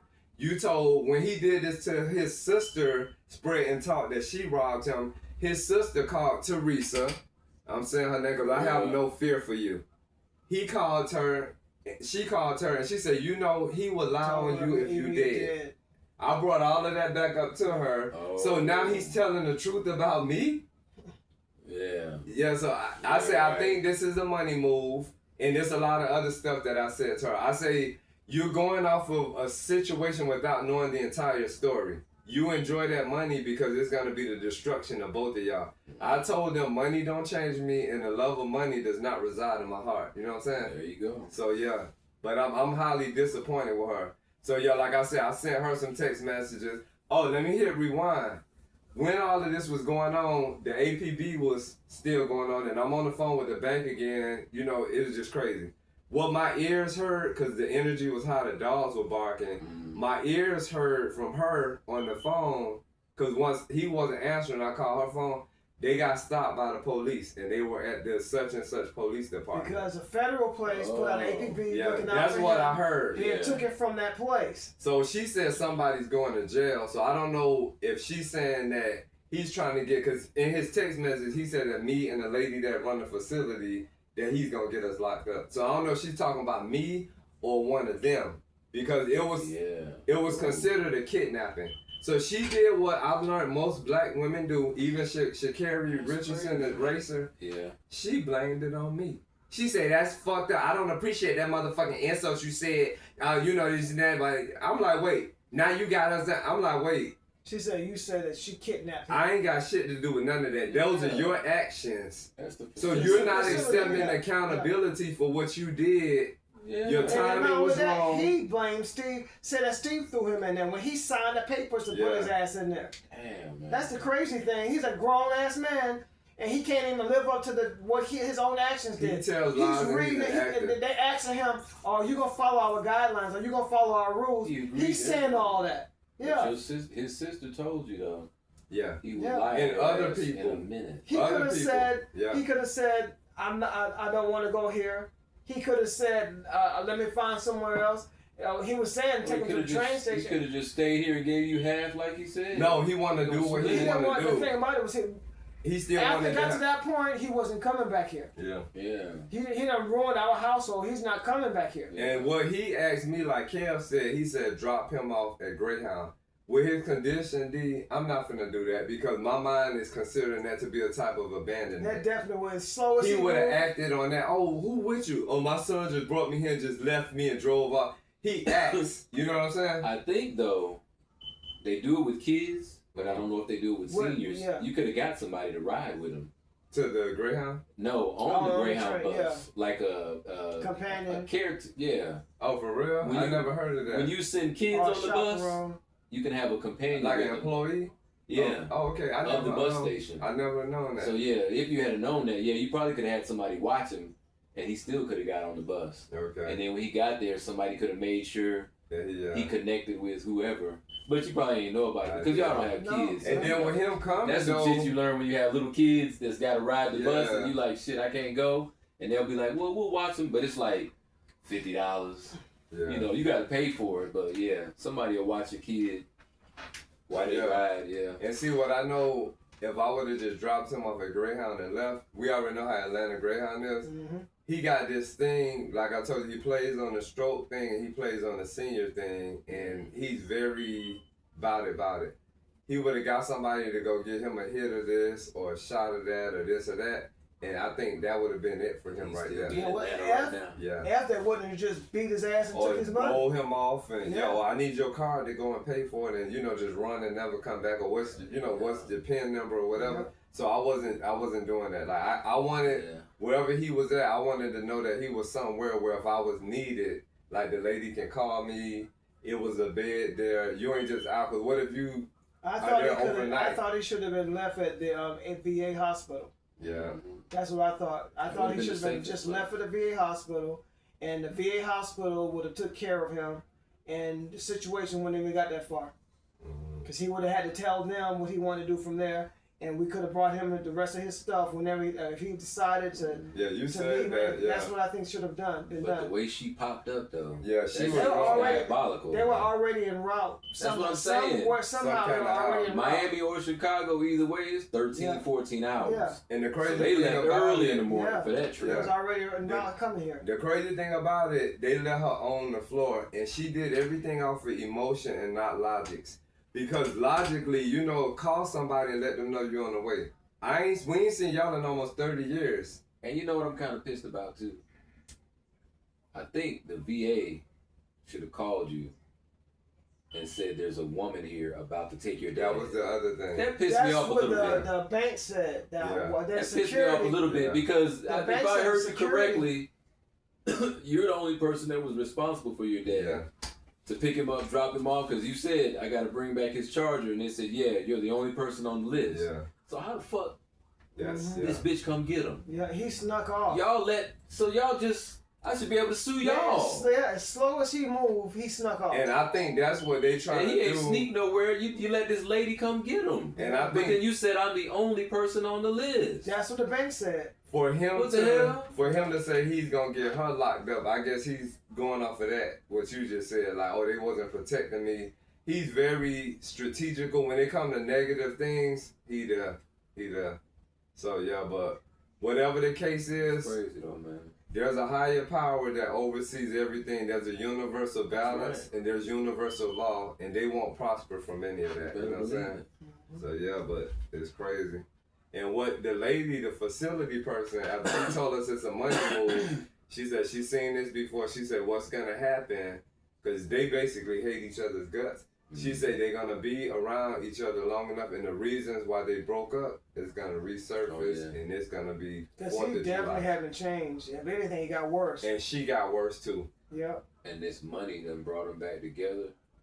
And But I'm I guess Temporary. you're gonna have to like Temporary. run it dry a couple Temporarily. of times. because it ain't gonna last long. And then he gonna leave Yeah. her too. With After the she, day-to-day habits and everything that he has been accommodated with from us, she ain't gonna be able to. And then she fulfill has that. to go to work.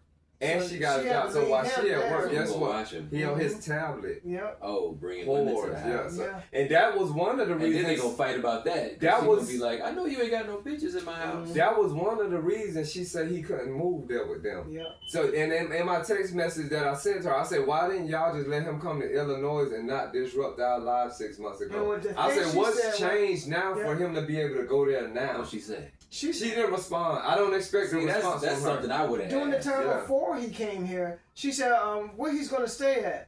The other son that's there, she said he can't stay with him. He's living with me. Yeah. Yeah. And he He can't was stay not with me. welcome to Illinois. Yeah, she said he Now can't stay all with of a me. sudden, Yeah. well, with the 100%, Yeah. now he can stay It's money move. where Yeah. he need. Yeah. It's a Yeah. money move. It's a money move. And Yeah, it's she was sad. man. It's sad. Because it can't be anything else. And she was standing 10 toes down in it. Yeah. Well, he's not. It ain't- He it can ain't never love. come up here. Yeah. He'll And I told her out to of his text. mouth. Oh, I'll let her go. I'll never go stay with her. Yeah. I told her in the text. And, I and said, she said he'll never come back over Yeah, here. they both were But- saying the same But then thing. you came and got him. Yeah, yeah. and You came and quick. picked it In that up. text message, I said, you the one schooled me on the piece of shit that he is. What are you doing? You know what I'm saying? Yeah. I said, y'all enjoy that money because y'all, that shit crazy. Yeah.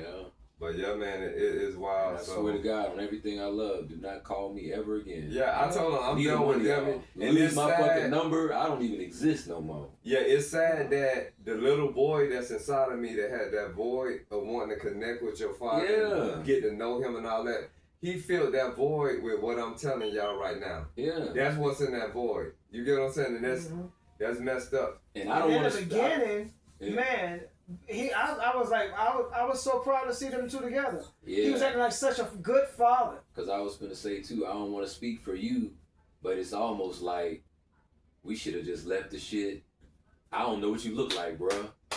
And then I could have just told people, yeah, I got a dad, but him and my mom broke up when I was little. I thought about that. I wish him the best. I don't know him, but I'm glad I was born. I thought and leave about that shit at that. I thought about it. When he first showed But now up to here, man, reconnect, it's like, oh You shit. get that shit on there. I hate all you motherfuckers now. Like, when he first showed up here, it was a movie. Yeah. Seeing a father and son get together. and know what I hate, and I only say this just because I wasn't like close to my dad, so it pissed me off. But I know how you said at least your dad was there, even though he beat my ass. I'm sorry to hear that. He I was understand there as a child. But then when I think about that, it's like, dude, you came into my life with a fucking plan. Yeah, You didn't come here to love me. That's exactly right. You came with a plan, With a plan. and you executed that shit Yeah. to the T. And you got me to help you. Everything he needed done. You helped his ass fulfill his plan. Everything was done. He left here complete with And fuck medication. I mean, not fuck. I ain't gonna say fuck your life up because it was only 6 months. That ain't your life. Yeah.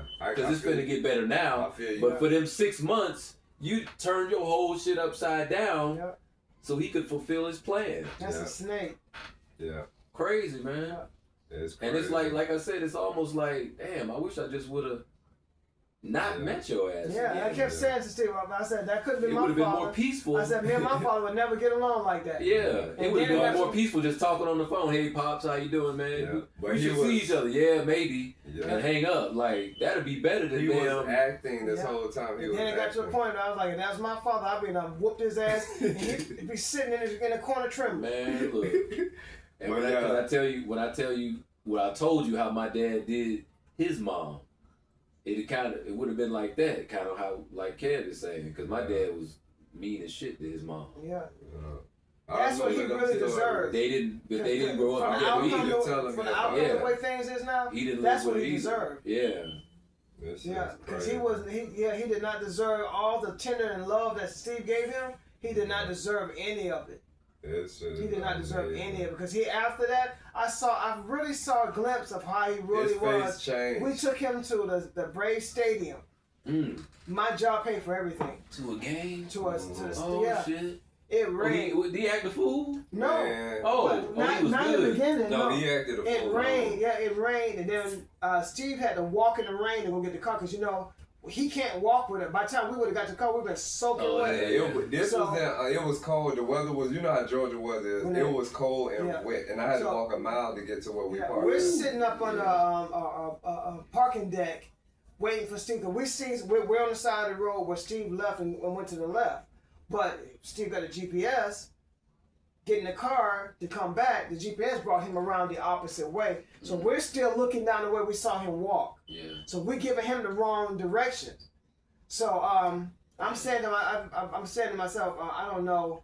I said, I don't know if he's come. I said it more than once. I said, I don't know if he's coming from the same way he walked.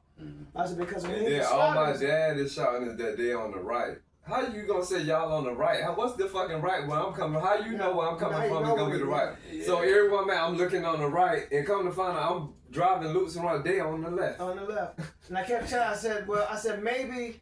I said I don't think you coming back the way that you walked. I said we're across the street from the area when we walked out. And then it's raining, then it's dark, so everything looked different when you drive. man. It's over there off of Carl Parkway. What's the name of that Battery. area? The Battery area. So yeah, I was just in that bullshit last That night, shit taking is- this girl some food. I knew it. It's it had to be congested. When I tell you I spent 2 hours It's dropping off a congested. fucking pizza, Yeah. and I swear on my child's life, I will never do that shit again because all the roads are one way. Well, that's what he said. And last That's what night, he was going through. something was going on last night. Yeah. Or event. It was An a event. game or something. Yeah. He couldn't Y'all, never make a left. Every lane Yeah. was full. The police had cones out, so you couldn't make a U-turn. Yeah. If you wanted to go, if I'm driving down the road and I had to go right there, I got to go up Cobb and go down That's here what he had and to go all the do. way I back was around doing to all go of right that. there. When we finally knew, when he I was finally, in that last night. Yeah, when he finally knew where we were and we finally saw him, the first time we saw him, he acted a fucking fool. And man, he got to the point I could have just pushed him in a big Yeah, puddle. he got in the truck cussing me out. Like, I'm No, like, this was before he even got in. Before he even got in the truck. The battery was terrible. That's when I saw what I saw out there in the front yard. How he really was. Yeah. I said maybe it's cold and it's the rain. I put it up, but I told Steve. I said I seen another side of your dad. I told him that. But still, I don't like how people can do that so easily in front of other people.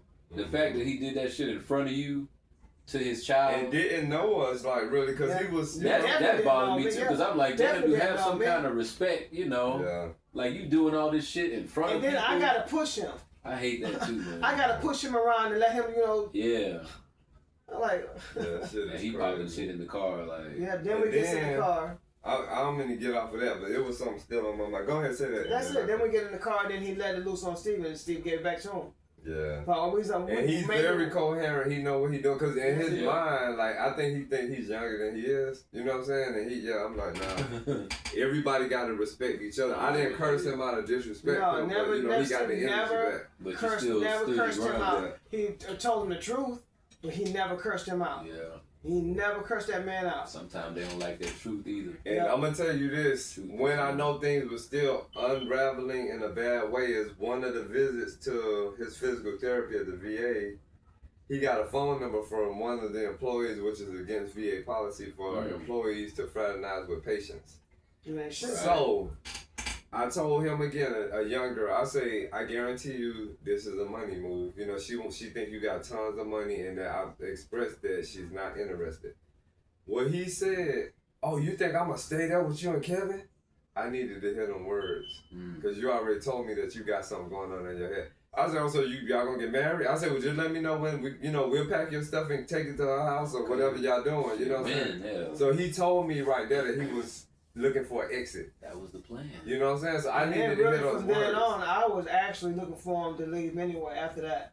Because I took it from what I heard. Man. And what it was... I took it from I said I had already figured together. I figured that he used Steve to get his funds all of his up. paperwork together. He had that 100%. Yeah, he had to get that 100 so he could leave. He had missed all his appointments when he was in Florida. Yeah, when he was in Florida, all the medication he's taking out, he hadn't taken them for years. Yeah. And some kind of how he stayed alive. He was doing drugs and all and she said, she said because of the stroke, there's one drug that he has to take because of the stroke he got. And then when I'm reading the medicine off, because I told her she wanted me to find 2 specific ones that were not there. Yeah. One of my read says Sildenafil, some shit. Sildenafil. She said, what? She said, do you know what that is? It's the, what they call it? The Viagra. Yes, but what they call it? The She said Viagra. No, it's Viagra, but it's the genetic version. Okay.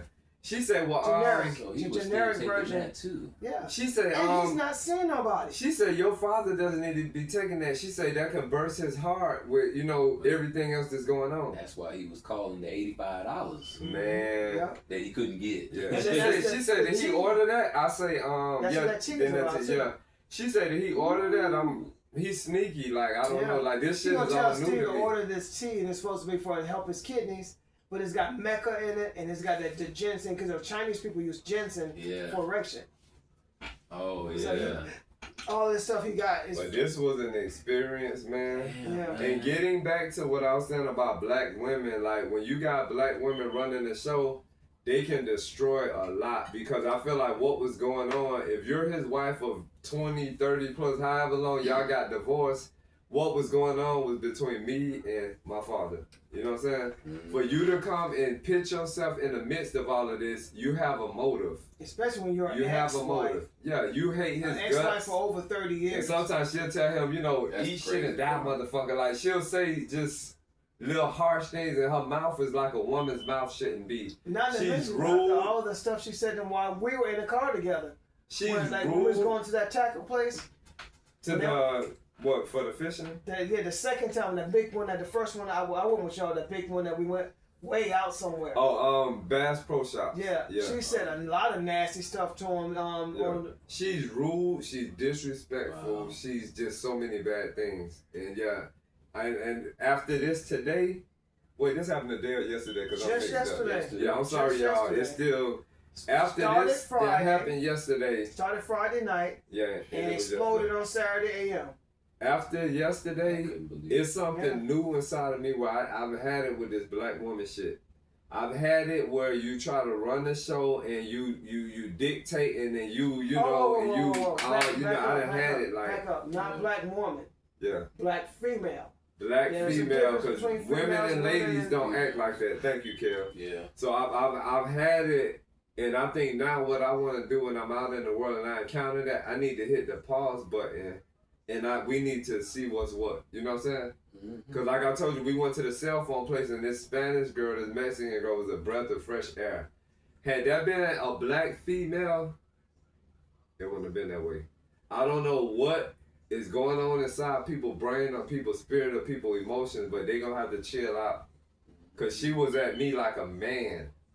She was at me like a straight man, and if she would have put her hands on me and I had to defend myself, I'm pretty sure my hit would have been harder than hers. Yeah. Not that I would want to hit her or disrespect my elders or hit a female or male or anybody, but she was like in man energy.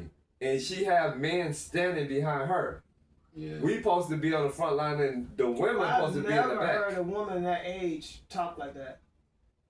I've never. And She's I older forgot than she me. was older. She's older than me. You know what? She was talking. This got whole time y'all grandkids. was talking, I forgot she was older. She got grandkids. She was talking like how a street 27 or 30-year-old thug female would And it's talk. like, lady, you better calm down before you have a fucking heart attack. Oh, You're old straight. ass. It became a thing to talk about because they brought it to our doorstep. You know what I'm saying?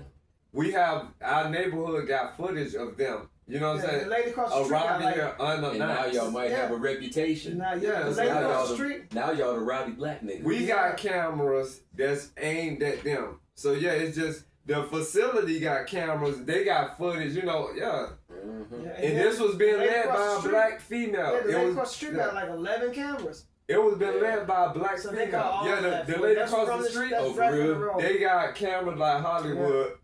So I think I seen them too. yeah, they got cameras galore. Like They plates or something. they not missing. So I know a they beat. already think that we are them. I don't think ghetto. they think that. No, I think that. Well, they seen the whole time we've been here. It's Yeah. been quiet. That's the first time anything I like think that. they and know- they seen him, Yeah, so they know that it came with him. yeah. And what I was saying, I was like, y'all basically kidnapped my father from the facility, Yeah. so I'm pretty All sure that's going on her there. cameras can hear all of that. Okay, So yeah, well, hopefully they heard all that. So And they then- know y'all didn't have shit to do Yeah. with that. Yeah. So, Yeah.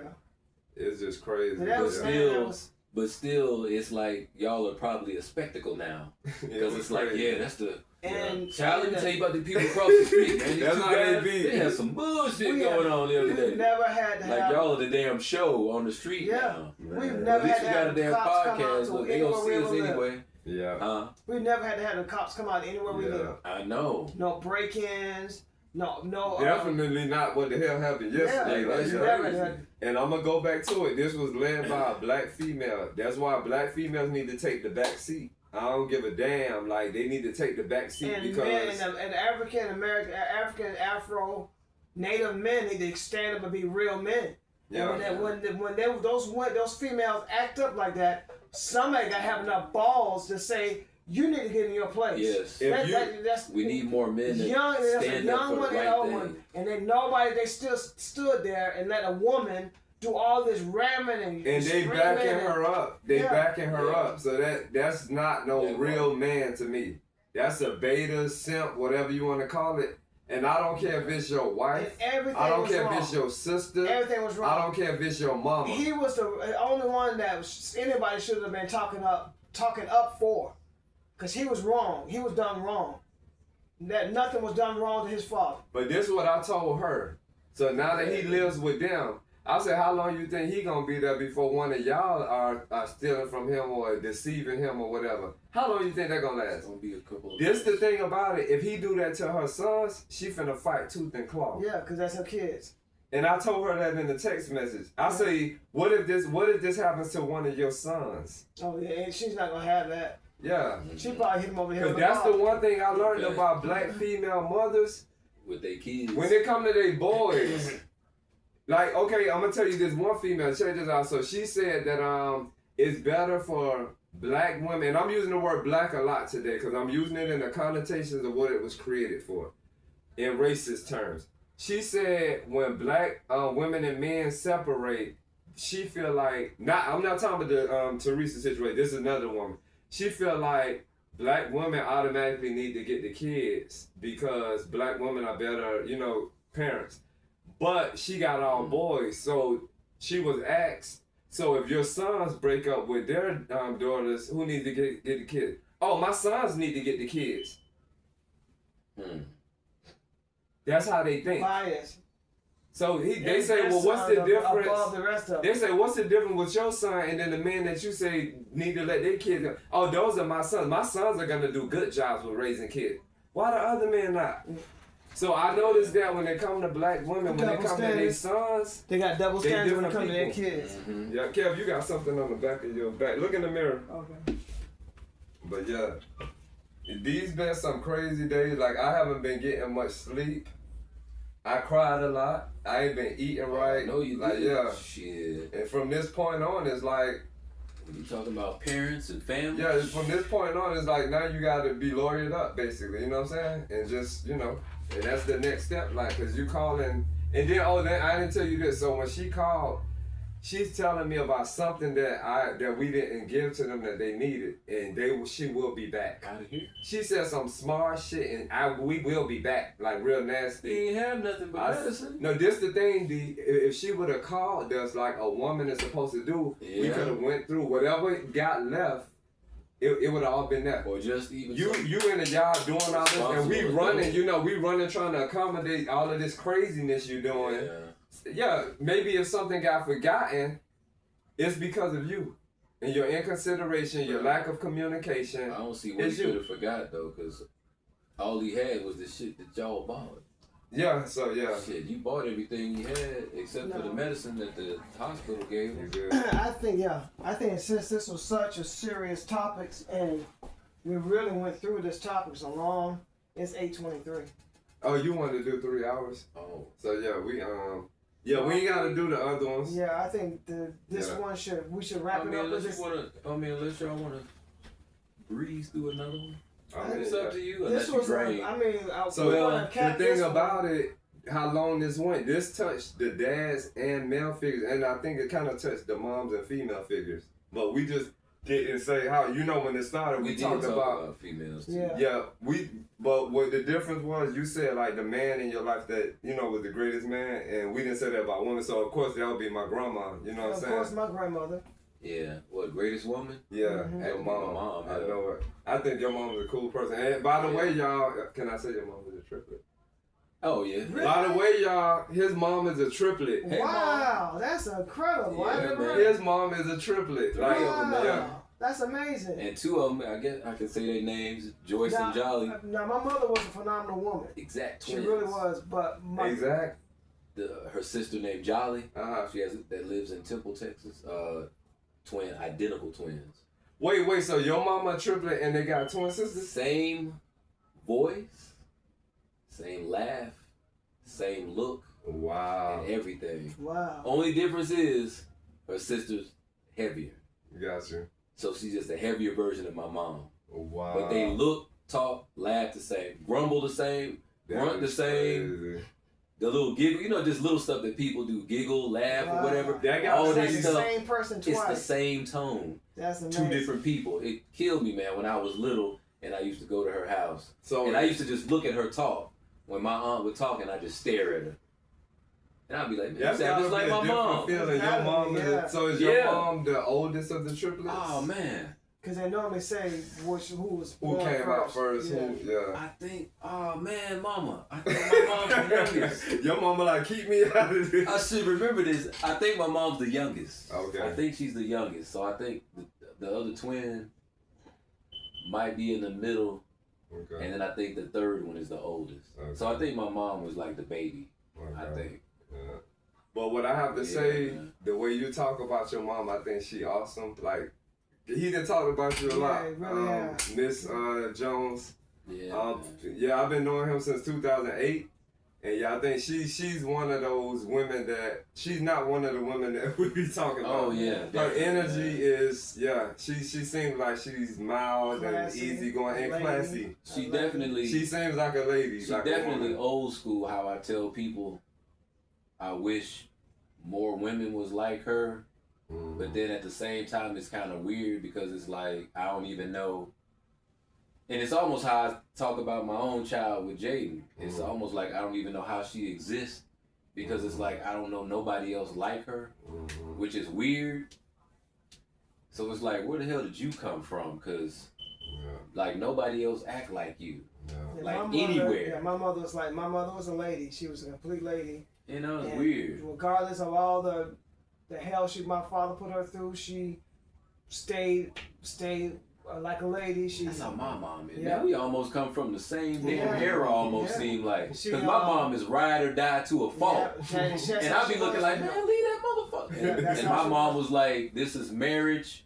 We're married. Yeah, And they got married when they met when they was 17. That's how Wow. My My mom mom was was 17 and 16. My dad was 17. Wow, exactly. And Man, that's married. and I don't know if I told y'all this. This is crazy. This gonna trip y'all out. But, She ain't been with nobody else. My father, my mother, same way. Ever. My father cheated on my mom. They but my almost mother- 70. But my mother's And never. my dad has some outside. Yeah. yeah. But my mom has never been with My another mom man never been with another man in but my her dad. life. Yeah. She And had I too, was my like, mom nigga, had that's too many kids. that deserves a goddamn medal, Yeah. a trophy, My a mom yacht, had too a many kids. She was Lamborghini. always with us. Either one of us Yeah. walking with her. And she when only we had went. 2 kids. It was only me and my sister, so it ain't like you didn't have time, you know. And she couldn't have any friends. My dad And see, that's cursed that out. 60s shit, I think. My That's dad that 50s cursed. and Well, 60s. my growing dad up. was just like I told you, he sounded like Richard Pryor, Yeah, with no filter, and he was like that 24/7. yeah. We couldn't have friends over to the house. She couldn't Yeah. have. She couldn't even have any friends. He just struck a nerve. And see, Everywhere I took my dad, hey, you remind me of Richard Pryor. You look just like when you just said your dad. oh, When they tell him that, I can see something. What's the opposite? What's the look at that? Look how all three of his mom and dad kind of mirrored this, except for that my parents are older than yours, yeah. but they mirrored But each other see, by the ages they just met. a little bit, because They were 16 and 17 when they married. But my dad was way older. Because my dad's 'Cause 69. I'm 6, my and your mom's dad's 9 68. years older than me. Yeah. And then your mom's 8 years older than me. Oh, your dad's 70 years old? Not I yet. think 69. Okay. Yeah. But my dad sounds like Richard Pryor's father. Cool. And I don't even see the resemblance of Richard Pryor to his I dad. don't see it. I But don't see everywhere we go in public, people But be I'm like, telling you, say that. if they're saying that, they're talking about after he got burned. yeah, they not talking about, and I think he might think they talking about the young Yeah, Richard no. Pryor. They talking about Yeah, after he got because burned. you know the Richard Pryor got in that fire. Yeah. That's how my dad. And maybe that's why he act like he young. Maybe. Because he feel like he But like another Richard Pryor. I don't so- like to hear when they tell him that because it's something that they be feeding in his ego. Oh, yeah. I can see it when it starts soaking in, and he'll lift his head up and just do. I'm like, But I think they're trying to be nice. yeah, But you can tell That's why he gonna get them not the numbers. healthy young Richard Pryor. yeah.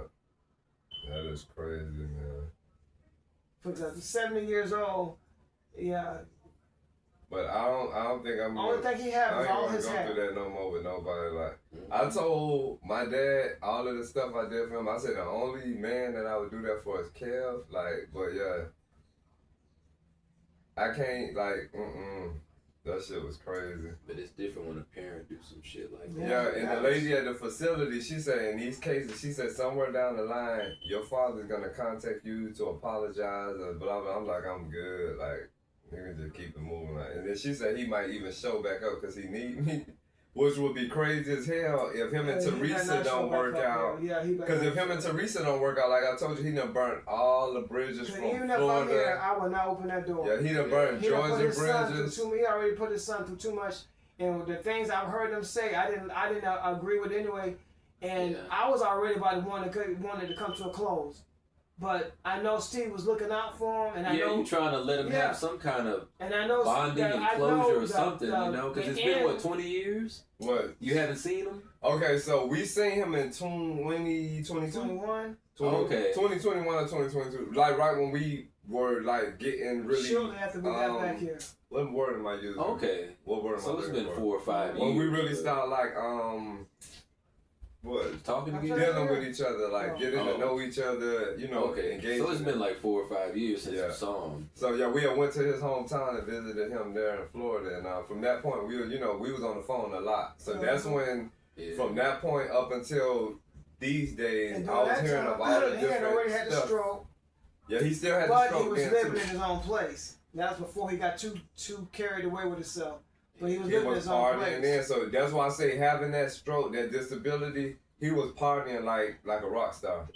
You know, people living there, we went to see him like, yeah, he was doing his thing. So yeah, so he's not, because usually when you say stroke, people are like, oh. Yeah, you feel bad that they had it, but if you're abusing drugs and alcohol. But that's why I said society And when we got there to is see always gonna him, look at it like that. When you he say didn't stroke, answer the they door gonna think, because he was in there knocking off some broad.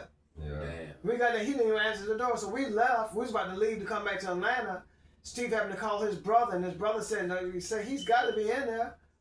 He said, told you what he said, call him or go back or something. Yeah, he said go. Yeah, when we went back, that's when the lady that he was in there, like Kel said, knocking off. She opened the door. That's the one with the crazy boyfriend? No. this was an older woman. I don't know. Yeah, this was an older woman. Yeah, this was somebody in the neighborhood where he lived at. And somebody okay, closer to his age. Yeah. Oh, This lady was closer to his well, age. shit, at least they was the same age. Yeah. Yeah, but shit, it's crazy, man. But this was a life experience, you know. I think really it was was. something that, you know, had to happen. And I don't fear nobody, you know, telling this story is my experience. And everything that was told today was, 100% it was true. what it was, you know what I'm saying? 100% true. And they brought this to our doorstep and actually gave us something to talk And there was about actually today. probably a few things that was left out. It's a lot that was left out, but was trying to give, you know, because I felt like when I was taking the floor, I'm like, I know you still got stuff to talk about, so I didn't want to, you know what I'm saying? Just, Well, no, actually, that's why I was jumping in, though. Yeah. We're hoping that this experience opened people's eyes to people with so-called disabilities. And to know that there's some people that's disabled that are actually active, and there's some senior citizens that are old that are actors. Mm-hmm. So there's a lot of fools there's old fools, and there's a lot of old people that has knowledge and wisdom to pass on. But people like that does not have anything to pass on but misery.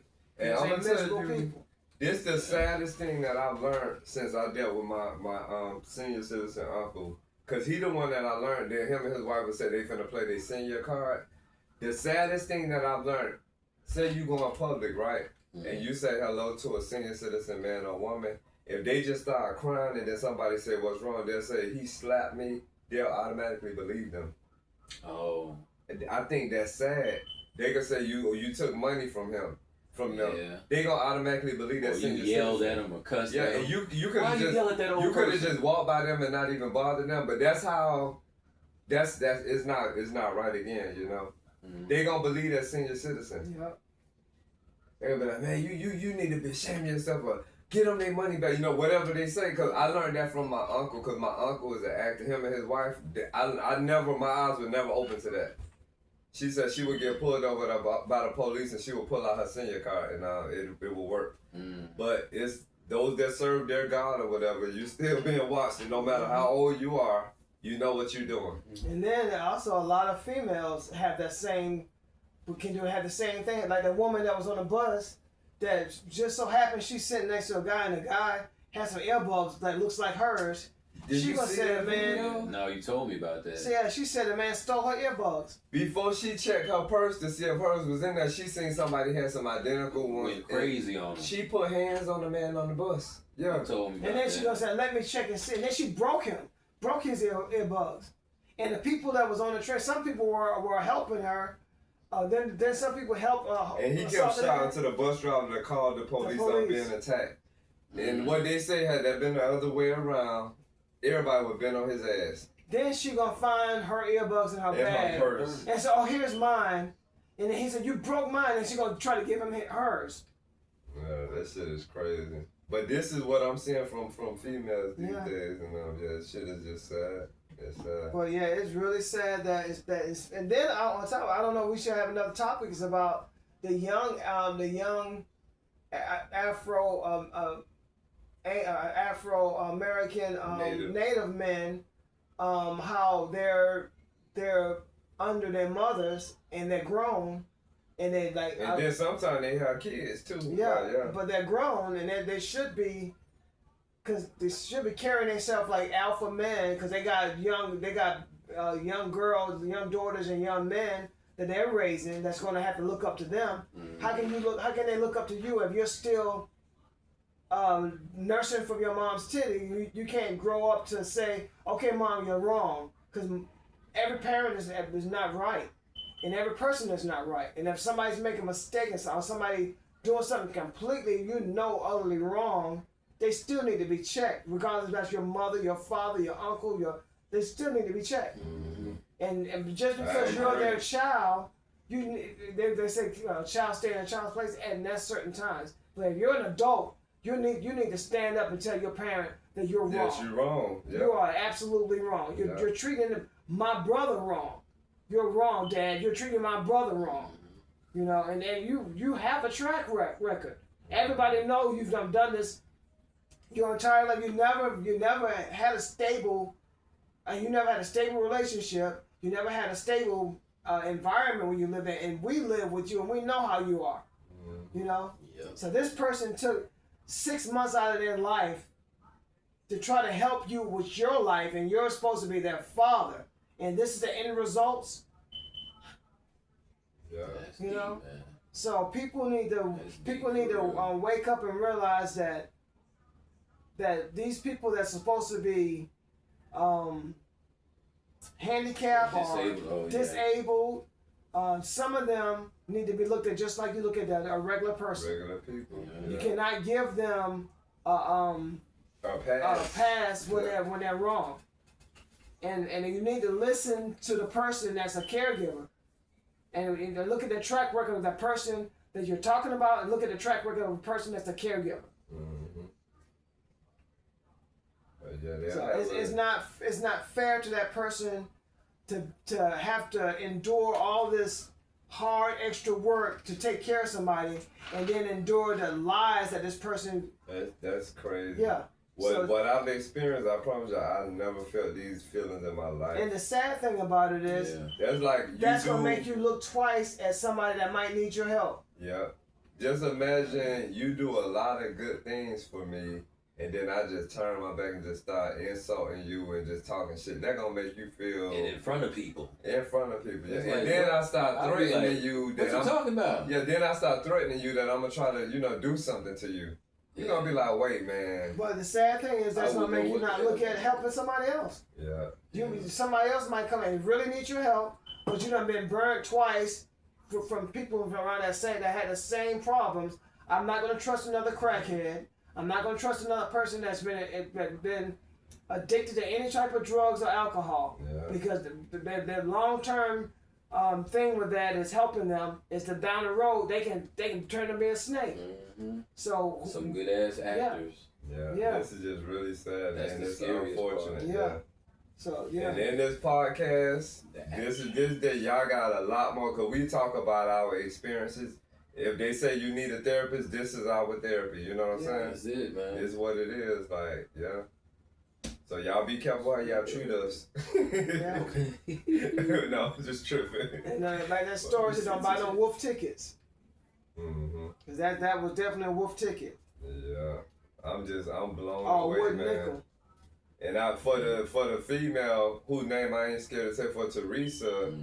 I'm just blown away because, like you say, for 6 months. No, it's been more than 6 months, because me and her got tight when my dad was locked up. Already locked up before he got I opened my heart, and this is the problem that I usually have, and I gotta stop it. When it come to women, I open myself up to them too quick. My heart, my emotions, and I'm there. And then somewhere down the line, they wasn't being real with me from day one. Cause they'll change like bam. Women got that power though. But that's fake. Like, that's, you know what I'm saying? The whole time she laughed and joked with me and stuff. I mean, and we used to be on the phone for like 4 and 5 hours. Yeah, she shared. How we doing this podcast? We'll be on the phone for 4 and 5 hours. Yeah, running errands, still on speakerphone. And how could she have been faking that? Faking it the whole all that time. Yeah.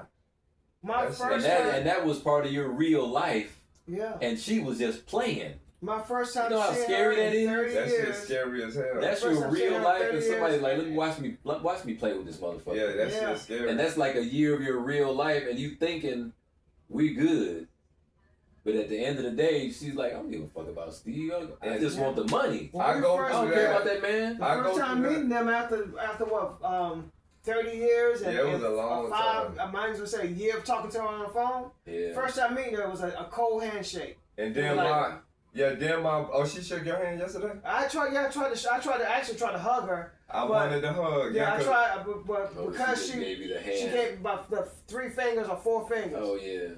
And then she kept talking, doing this. Yeah, because she Yeah, was already 'cause- ready to cuss. I'm surprised she did that. Yeah. That's weird Yeah, to I'm me like, too, though. Yeah, I'm like, If you finna cuss me out, why you that's shaking why my I damn turned around and hand? walked away from him. I went and got all your dad's stuff and started bringing that to the trunk. I'm like, yo, that energy is not walking across this threshold. Yeah, then she started showing her, oh, he can't come in the house? No, I was like, man, what is she doing? he was here. I'm He like, was here. what He is lived- she he lived doing? here. Mhm. Some women He don't wanted need to be leave. leaders. He wanted to leave. He's out of his own mouth. He said he didn't want to live with Steve and Kevin. Mhm. Out of his own mouth, he said he wanted his own place. Yeah, she made He a signed paperwork and paid money to be in a place that he only stayed 24 hours and they came and got him out of. We never asked him to leave. He was never deceived Never. or nothing got done. Everything that happened with everything was based on things that we discussed and was carried out. You know what I'm saying? Any And money from that them was taking taken. him out of that facility, APP was put out for his for anybody's arrest that had him. Their car got pulled over after they left from here with all that bullshit. Their car got pulled over shortly after that, and when they was at a police station, the next thing we know, And on our part, and they still everything- trying to put that on Steve. That was that female shit, how the Sha'Carri Richardson was blaming him for her getting arrested, and she was the one, acting out the foolishness, Talking about you basically. gonna let them do this to me. Yeah. Right now. Right. Like, no, you did that to you. Yeah, right now. Okay, right now. Yes, you did that to you right now. And he just, I know he was standing over there like, He said, Hey, right. hey. He said, right now. you did it. I don't know what to say. Yeah, man. It's unfortunate. And I think that as men, as Afro-American Native men, when we go through this with females, you gotta hit pause and you gotta let them know, because if you let it run and ride, it's gonna keep getting bigger and worse. Yep. You gotta hit pause. I'm learning that now. Like, yeah, you gotta hit pause. It's still a lot you can learn though. Yeah. And that's what I'm learning, like, still to this day. Like, you're never too old to learn new shit. You That's gotta hit definitely true. pause. Excuse me. That's Especially words when you spoken from think- a wise young man. Yeah, especially when you think you knew something. Turns out you ain't know shit. Like, you've been over here in like your own little bubble. Like you said, you stay quiet, you don't do shit, you don't bother nobody. But that's just you. The rest of the world is full of assholes, shit starters, troublemakers. That's what really a lot of the world is. I think it's just a little bubble of people that's quiet and to themselves, and they want to call them nerds, square, Weirdos, yeah. because I done heard that before in regards to me. I'm cool, but I'm kind of square. I'm like, I'll take that shit because I'll take it over jail, nigga. That's right, exactly I'll take right. it over being a nigga in jail. Yeah, I'm That's square. My square ass is free, Mhm. and I'm out here happy. It's like, and that's the other thing. Take the stigma off of being a square nerd and all this other shit. If you happy and you at peace, and you not out in the street out here getting in trouble, That's the place. That's the way to be. what's wrong with that? That's you right. know?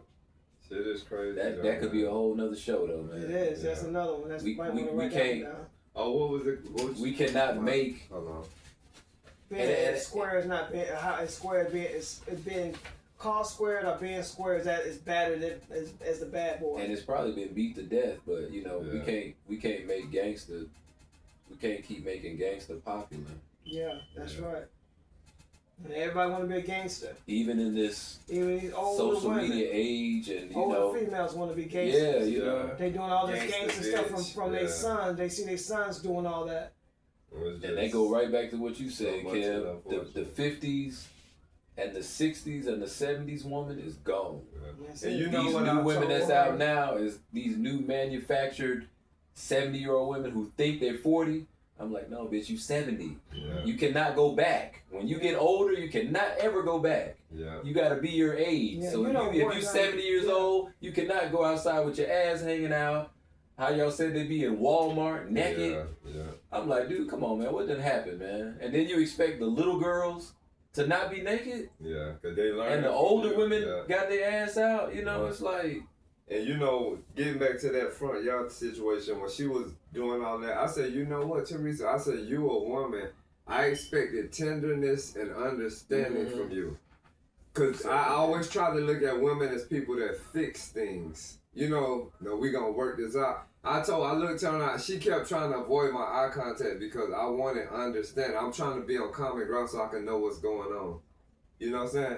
I told her that, and I said the voice I'm talking in, I said I expected tenderness and understanding. Yeah, see, that was a tactic of hers, because the eye contact would have got her to listening to you. And when I tell and you, believe in you. I'm like this, like I'm trying to, yeah, cause we. Because I noticed that too. When Yeah. a woman is talking shit, she usually ain't looking at you. Right. And when you try to talk calm, if she want to be mad, she ain't gonna look at you.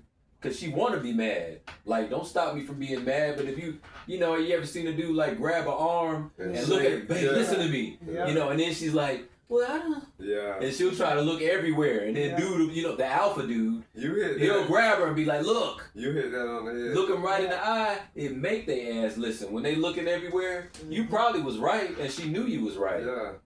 But if I look at you, then it's like you gonna pull me in or I don't know what it is because I ain't no female. Yeah. So I don't know what that dumb shit is, but It I makes do them- notice that It with makes it where they know that females. you're looking at them. You're looking actually at them. Yeah. And they know that's really, it's kind of like, And if a woman's looking in your eye, at the same time, it's almost like she can't be mad at you. I don't know. It's like if she's looking at you, she gotta talk. Hey, but you know what? So I she bet look the away women, to talk shit. Women know what you're talking about. Yeah, they know what you're talking about. Yeah. Yeah, cause they know what you're talking And about. I've seen it though. I've seen Yeah. it with other people. Like when they talking shit, they're not looking at you. But as soon as if you can get them to stop for a minute and get eye to eye contact, and you got to talk calm though. That's the main thing though. Is especially as men, we can't try to match them when they get mad. Yeah. I learned that Cause too you'll the be hard like way. Little Richard right here. Yeah. You cannot match nobody yelling at you. It's all okay. But You can't tell them shut up either. Look, I thought you was finna say that too. Shut up. I never tried to argue with no woman. Look, I have. Yeah. It's Sometimes I know you can, but to beat them at arguing, you have to get into their energy and become like them. To even try to attempt to beat them, because I think technically we they not. have no logic, so. Yeah, you when just gotta they say a bunch of argue, stupid stuff. It doesn't make sense. It took me years to realize that though. Me too. Yeah. And even when another guy told me, he was like, well, that makes sense though. That's why she's not listening to you. And I was like, well, if it makes sense, how come she ain't like agreeing? And he was like, oh man. And he was looking at me like, poor young grasshopper. He was like, women, they're like irrational already. So you sitting there trying to make sense with them, you probably gonna piss them off more because they looking at this nigga think he doing, like, I ain't listening to you. And you could be right, like 1,000% right.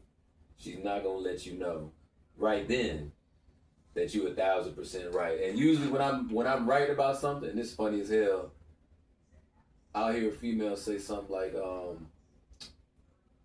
they might just say whatever.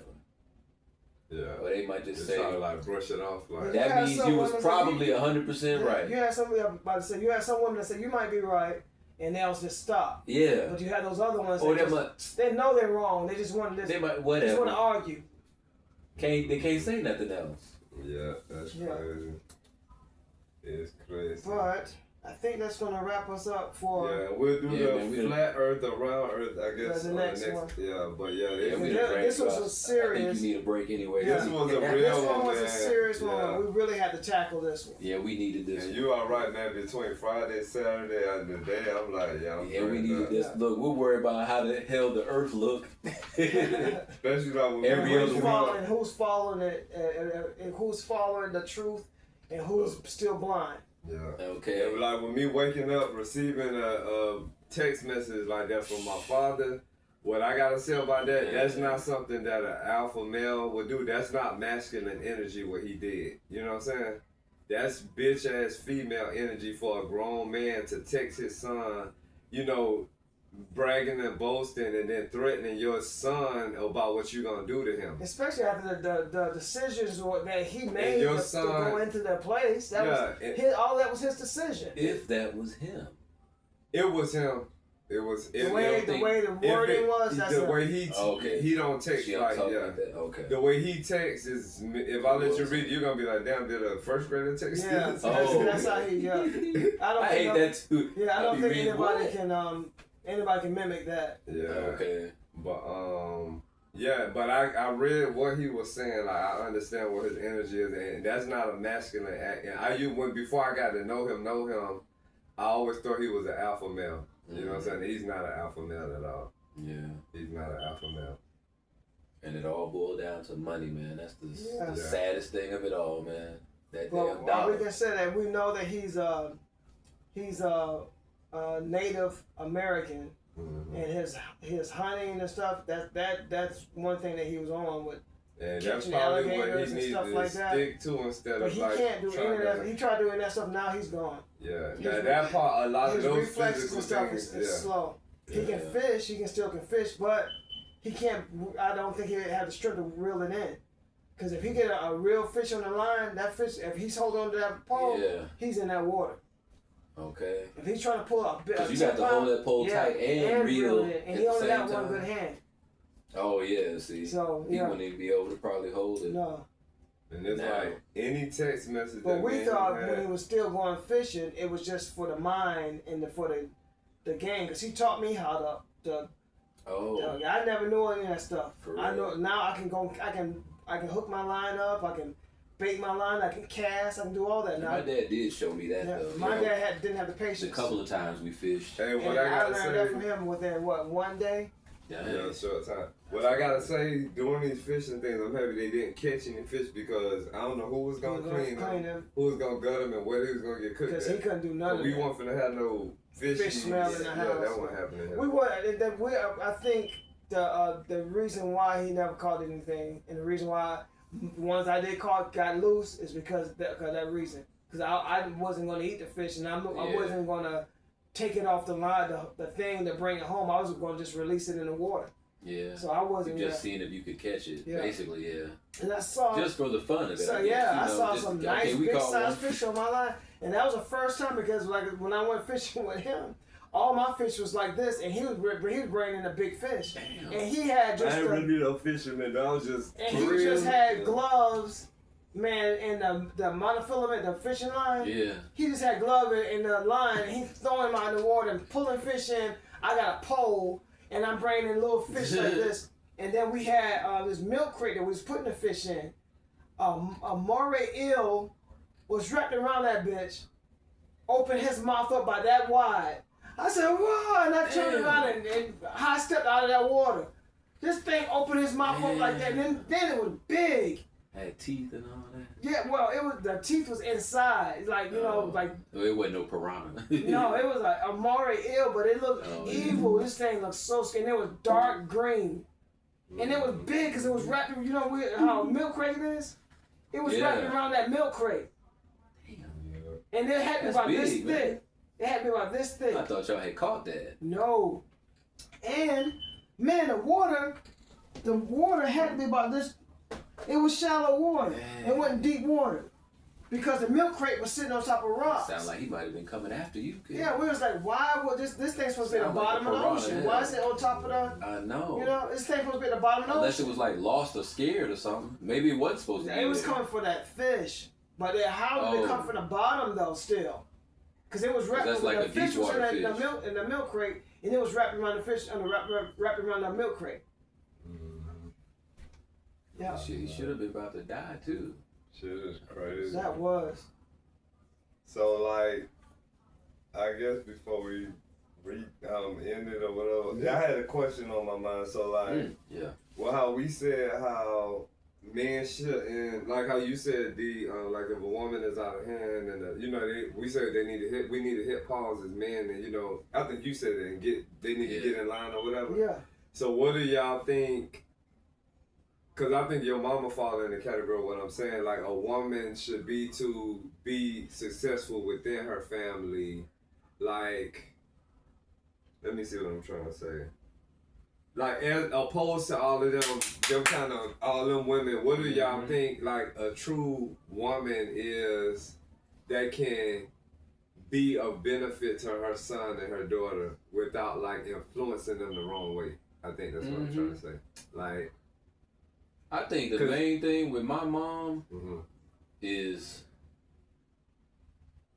she made it comfortable for me to come to her with anything, and it wasn't no judgment. She wasn't really like the disciplinarian in the house, but she still would try to teach without being too stern. Like she hated whooping.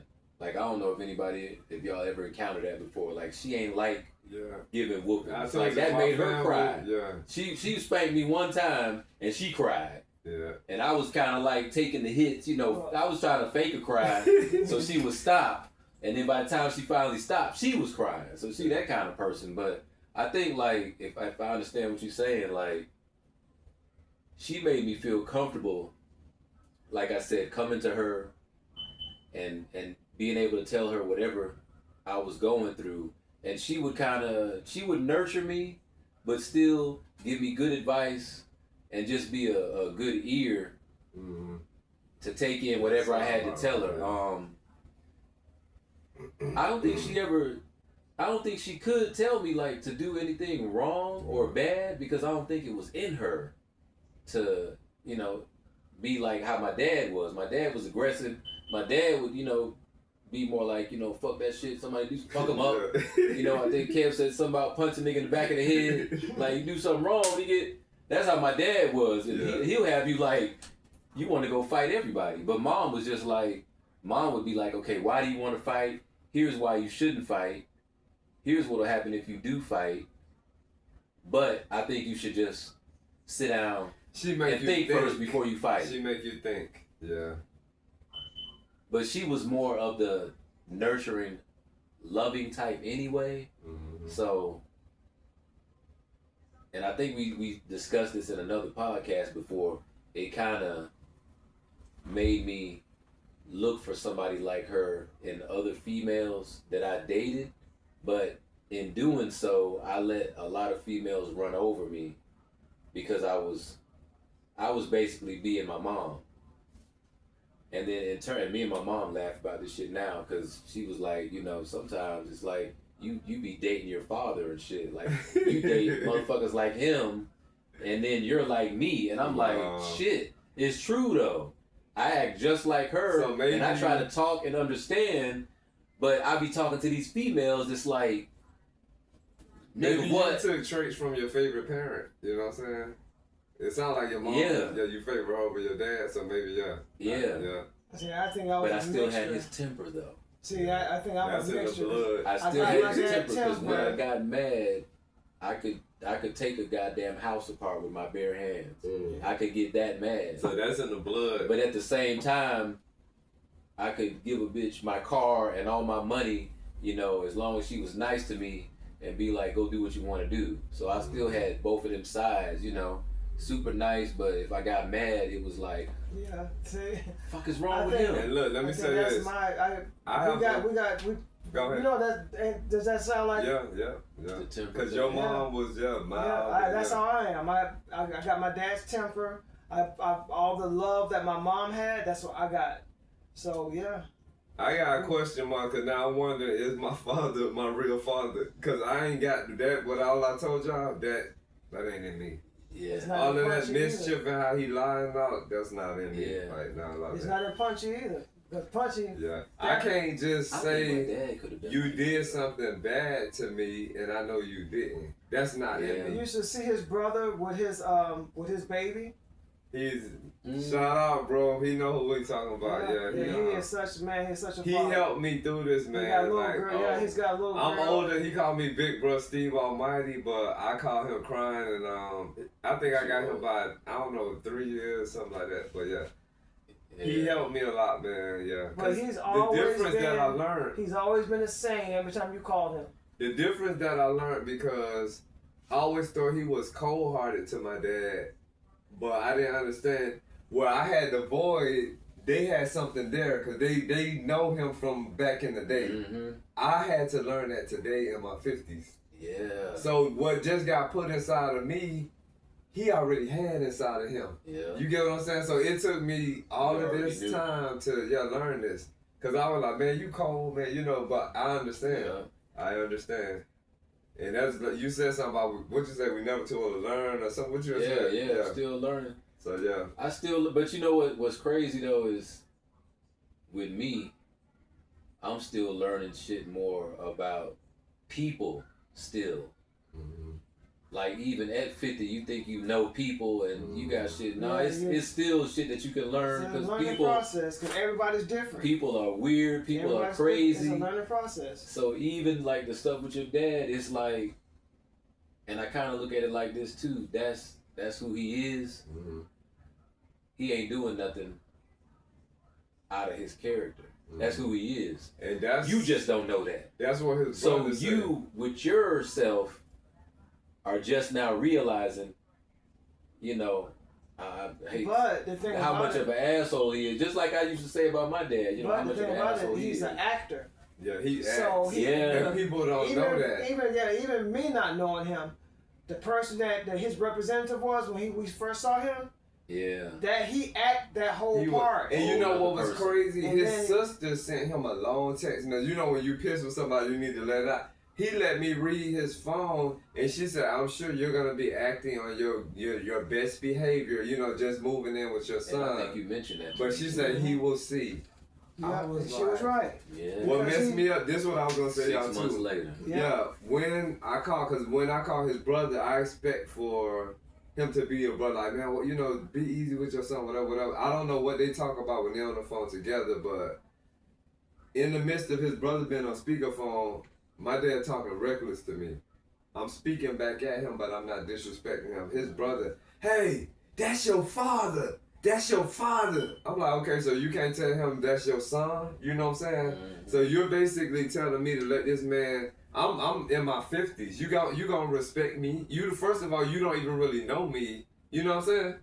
You played a part, you had sex to get me here. I hate that too. Yeah, man. but it's like I felt like I was being disciplined, like I was some unruly teenager. He coming out his mouth sideways. He knows what he's saying. He don't get a go pass with me. I don't know him like that. I'm gonna say something back to you, but it's not disrespectful. That's like if you tell me, man, you need to say something, I'll be like, no, maybe you need to do that. You know what I'm saying? That's how I was talking. Yeah, it wasn't like, oh, you old, blah, blah, blah. That shit But yeah, weird though, man. And I feel like when it comes to It's dealing weird. with them, I feel like I'm in the twilight zone. Because with that one sister that schooled me on stuff, when she got upset because my father was moving with me, once everything, he was hearing all of that, she got so pissed at him and pissed at me after asking me to send her money through Cash App. Now she's telling me to lose her number.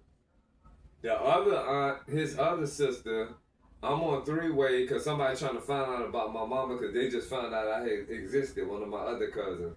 She was like, I'm on three-way on mute. She said, Auntie, who is such and such? Asking my mama name. This sister said, oh, that's some hoe on such and such used to date. She called my mama a hoe that my dad used to date back in the day.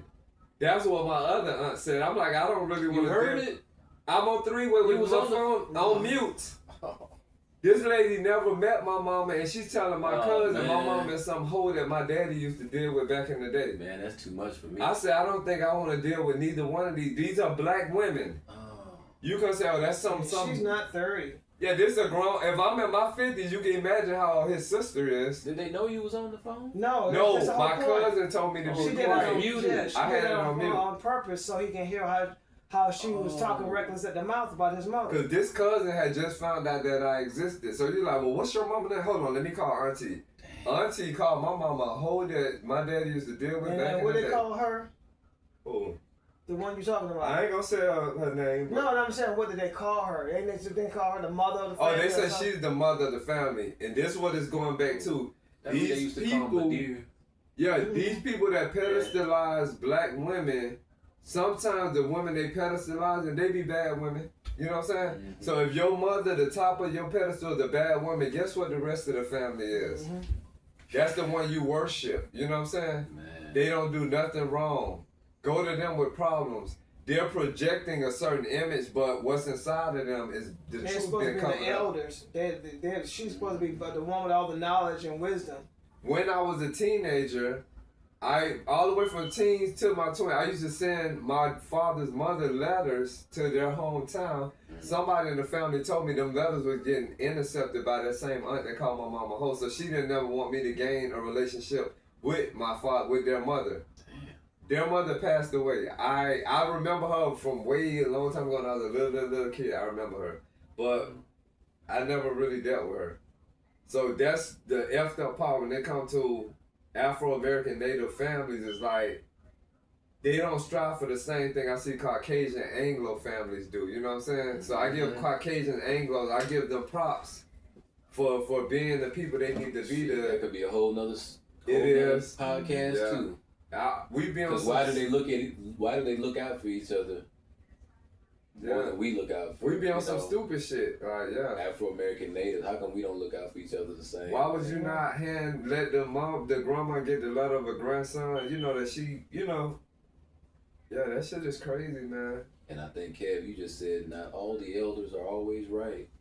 It's bad people. Just because you're the oldest and you're at the top of the food chain don't mean you're always right. It's bad people. You could just be wrong as hell But and yeah, in charge. Yep, in 89.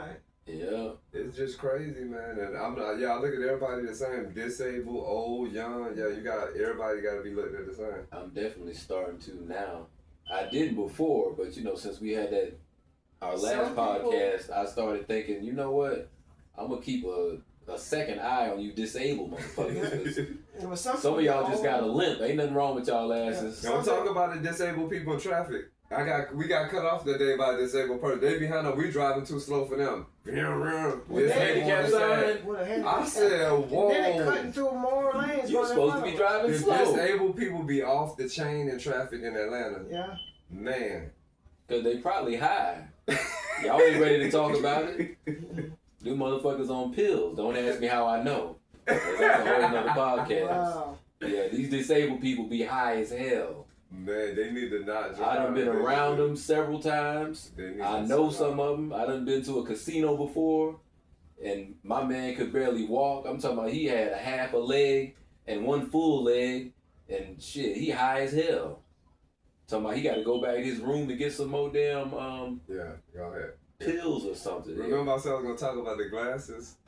So, one of my dad appointments, this how nasty he is to me. When he sneezes, when I sneeze, I got this thing where I ain't even got to open my mouth. It goes somewhere in the roof, it don't come out. Or I do this, or if I got something. When my dad So I sneezes, sneeze. my dad sprays. He did not. Achoo! No. He Yeah. sprays.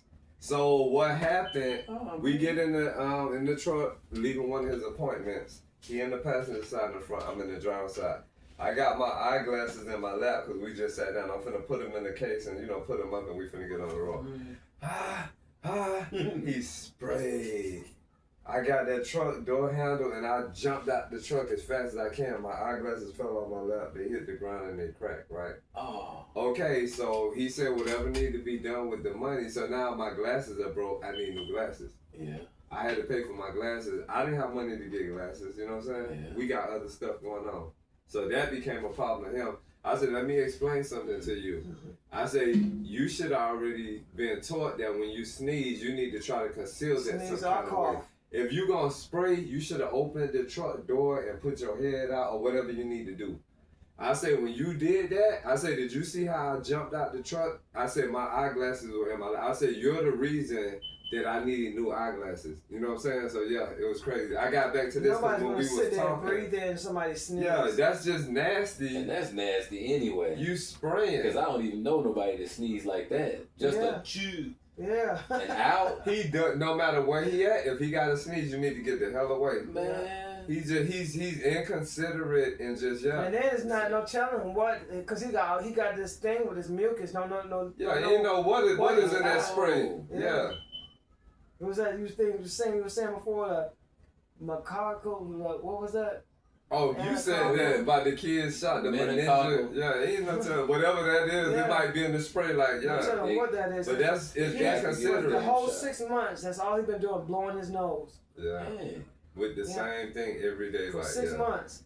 And I wonder if that's something to do with the medication. And he I'll wasn't have to taking. say something about that, and then I guess That's weird. he'll say something, and then when I come back, he done switch whatever he was blowing it with. So you know you're supposed to do this. He's just lazy. He's But he lazy. never washed his hands. And don't want, yeah, so that's me. Man, I done cleaned doorknobs so much, metal doorknobs The are rest of the white. the bathroom doorknob looks white. Yeah, I done bleached the And shit this out it of was some like shit. a bronze silver. I done bleached and Lysol the hell out of shit every single day. I'm a germaphobe. Yeah. I'm And a that was germaphobe. before COVID. Yeah. We had a friend that was supposed to be a roommate, didn't make it. Oh man, He that's didn't make the another cut. that's another story. Yeah, didn't make Yeah, the he cut. was staying with us, and every time he used that bathroom, I ain't had no sink, water running. You might have mentioned him to me. And it's the crazy thing. Because I was like, damn, he never washed his hands? Yeah, Like, wait I a don't be minute. trying to listen for water to run, but it's just a thing that. But you can just naturally hear it. Yeah, I'm like, whoa. You naturally hear when somebody, just like you hear the toilet flush. Like if somebody go in the bathroom for 20 minutes and the toilet don't flush, What the hell they I'm doing? gonna peek up a little bit. The fuck? Yeah. And we had that situation. They What you been doing for 20 minutes? No, they ain't at the toilet ain't flush. They was doing drugs. Oh yeah. That's what I'm saying. One of my cousins. Usually you We had a always hear the toilet situation with flush. Somebody standing in the kitchen. And we trying to figure out what the fuck is going. We don't hear the refrigerator open. We don't hear the And I sink said that running. because it's like you're not trying to listen. Yeah. But when you're in the house and somebody go to the bathroom, it's finna flush within 15 minutes. You know, if their stomach was fucked up, okay, they've been there for a while, it's gonna flush in a minute. But if they go in there and come out and then shit happen, You got question marks. no flush, no sink, You got question marks. I'm gonna just peek and be like, what was you doing? Was you We changing had- clothes? We was had you, that situation. was you fixing your hair or something? I'm just wondering It's because a I ain't hear human. the I toilet think it's a flush. human It is. thing. It's natural. It's a natural. When you hear a reaction. toilet flush, I think you automatically hear water run after that. Like, you Especially know, I when you flushed it, live I'm with washing my hands. Yeah. Yeah. But that person Kel talking about, I ain't trying to pull along our thing, y'all. Whenever y'all ready to. Oh, yeah, It's I'm 9:13. But that person Kel was talking about after they had built up, I had to say something. So they told me, a doctor told them as long as they use hand sanitizer, they good. I said no. Hand sanitizer retards the germs. I said running soap and water, that washes it away. Wash it away. Because when that hand sanitizer dry on your hand, you got a film on your hand of retarded germs. They still That makes functional. sense. They went back and forth, back and forth. I'm like, I'm really arguing with a grown ass man about washing his hands. He storms out of our place at 3 a.m. Not to mention he had been sitting there sipping on whatever the hell he was drinking. I don't know what He had some type of drink. You made me And think it was about that alcohol. song, sipping on some scissors. Yeah. His ass But, was He was too. drinking on something, some alcohol the whole entire day. Yeah, so he storms out of the place at 3 a.m. and 3 we in ain't the seen him morning. for like 3-4 days. I go online, he done got locked up. He got locked up the night he walked out. Walking in the What? streets, Yeah. in See, Gwinnett but- No, County. he's already drunk. Yeah. though. Gwinnett County one They day, don't you know, play. yo, what you doing roaming out here? Where's your ID? Da da da da. Damn. Yeah, that shit was crazy. Crazy ass. That's Yeah, what I his had no ass did. idea. All you had to do was wash your hands. I was about All to you say had to do that. was wash your hands. And then had you take. no ID on him How and long was it take? drunk. Yeah. He went to jail for How long does it take to wash your Yeah. hands? Yeah, that is crazy, man. But yeah, Gwinnett County, they don't play. Gwinnett County, man, they Oh, excuse me. But yeah. Y'all, this been a real one, y'all. This really was. This was really touching Y'all because this still was here? first. This Okay. was Yeah, it's still a real situation that happened, Yeah. and it needed to be addressed, and we need to talk about it, and we want to see if anybody else that this will help them in the long run, because things like this happens to everybody, and some people don't talk about it. Yeah. And then I a lot gotta of these say, situations, I'm sorry. a lot of these situations involve African American, Native black men, and you have no outlet, you have no support sometimes, and sometimes this might be a way of helping others to know that they're not by themselves. So feel free to comment. Y'all add comments. We have a community part where we could just keep constant conversations. It's like a blog. So yeah, y'all chime in and make it do what it do. We can communicate. We can respond back, and yeah, it's a real thing. Gotta And help as each we other say, out. each one teach one. Yeah, Each one reach we one. gotta help each other out, man. We gotta be Yeah. here for each other. That's right. Yeah. These times is crazy.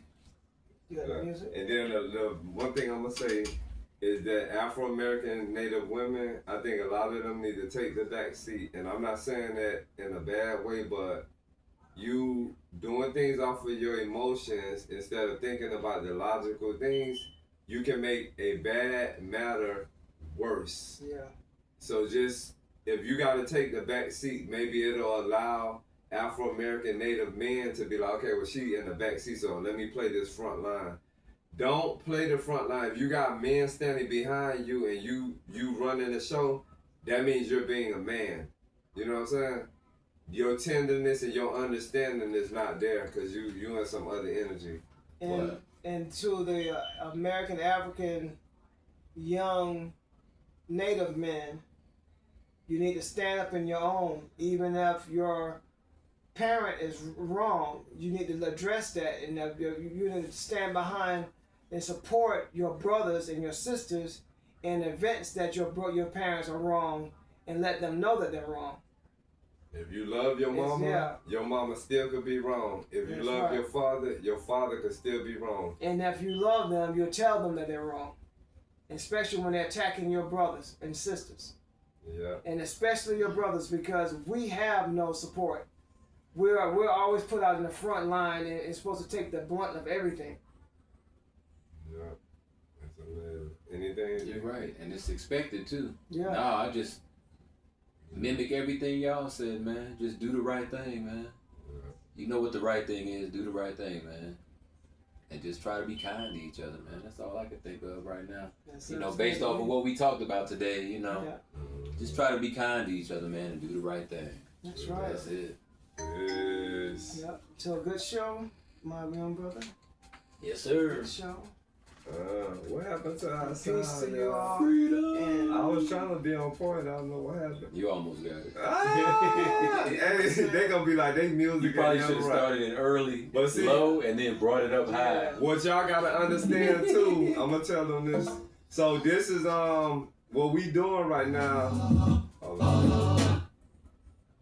on, dang, I got a lot going on. This is called a pilot season. Pilot episodes, y'all. So what y'all usually encounter with shows, you get, I think a pilot show is like that first show. yeah, the very So in this entire season is a pilot season. So this is where y'all getting a lot of our goofiness and stuff. It is raw footage. By the time season 1 come, you know what I'm saying? I'm gonna be matching D Jones and Kev. I'm gonna have my suit and my tie on. You know, I'm gonna be sitting. You know, well not today, but Kev usually be y'all sitting there usually be on point. Had a hat on. And D Jones be digging in that closet. So look, by the time season 1 come here, I'm looking gonna for all kind of stuff in there. You be coming through though. You be coming through. When I look back Trying at the to dress for videos, y'all. yeah, I'm like, okay, I gotta step. It's my a game special up. occasion to me. Look, I can't front. This shit is big for me, so Same you know, here.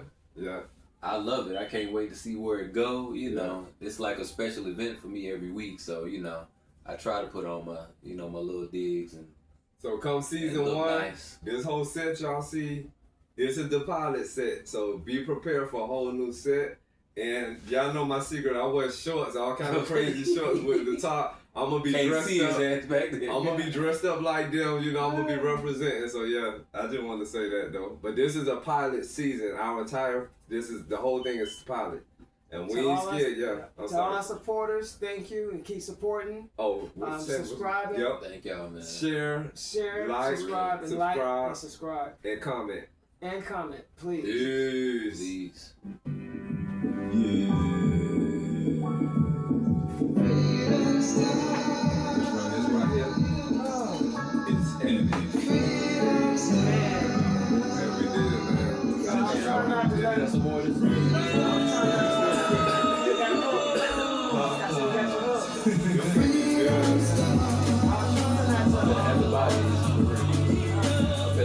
I didn't want that. I was trying not to do the 3 hours. Oh, we didn't know what time we started. It's hard, man. Just before hours.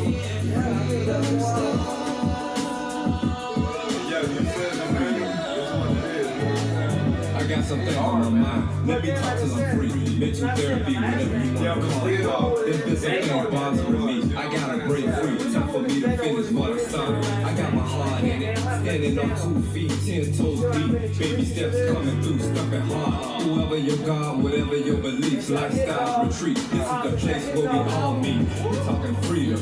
You best believe it. Energy from the stars, we receive it. Oh, yeah. Advice, some words and always nice. Suggestion, Vegas figures, transcend, trying to direct frequency. That's what we waiting on. Forgiving and I'm forgetting if I envy balance within, no past ink pen. Pull out a check, I wanna check for a minute. I'm here.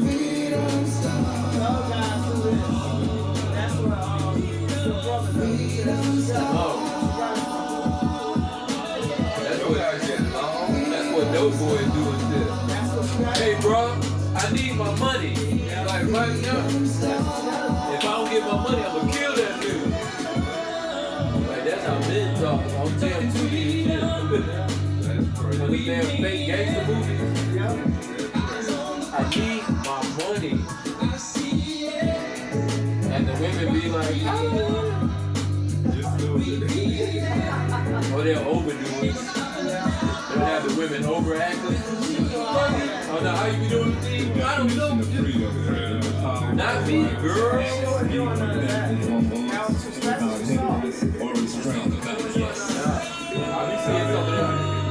I be seeing some of them damn Tyler Perry shows.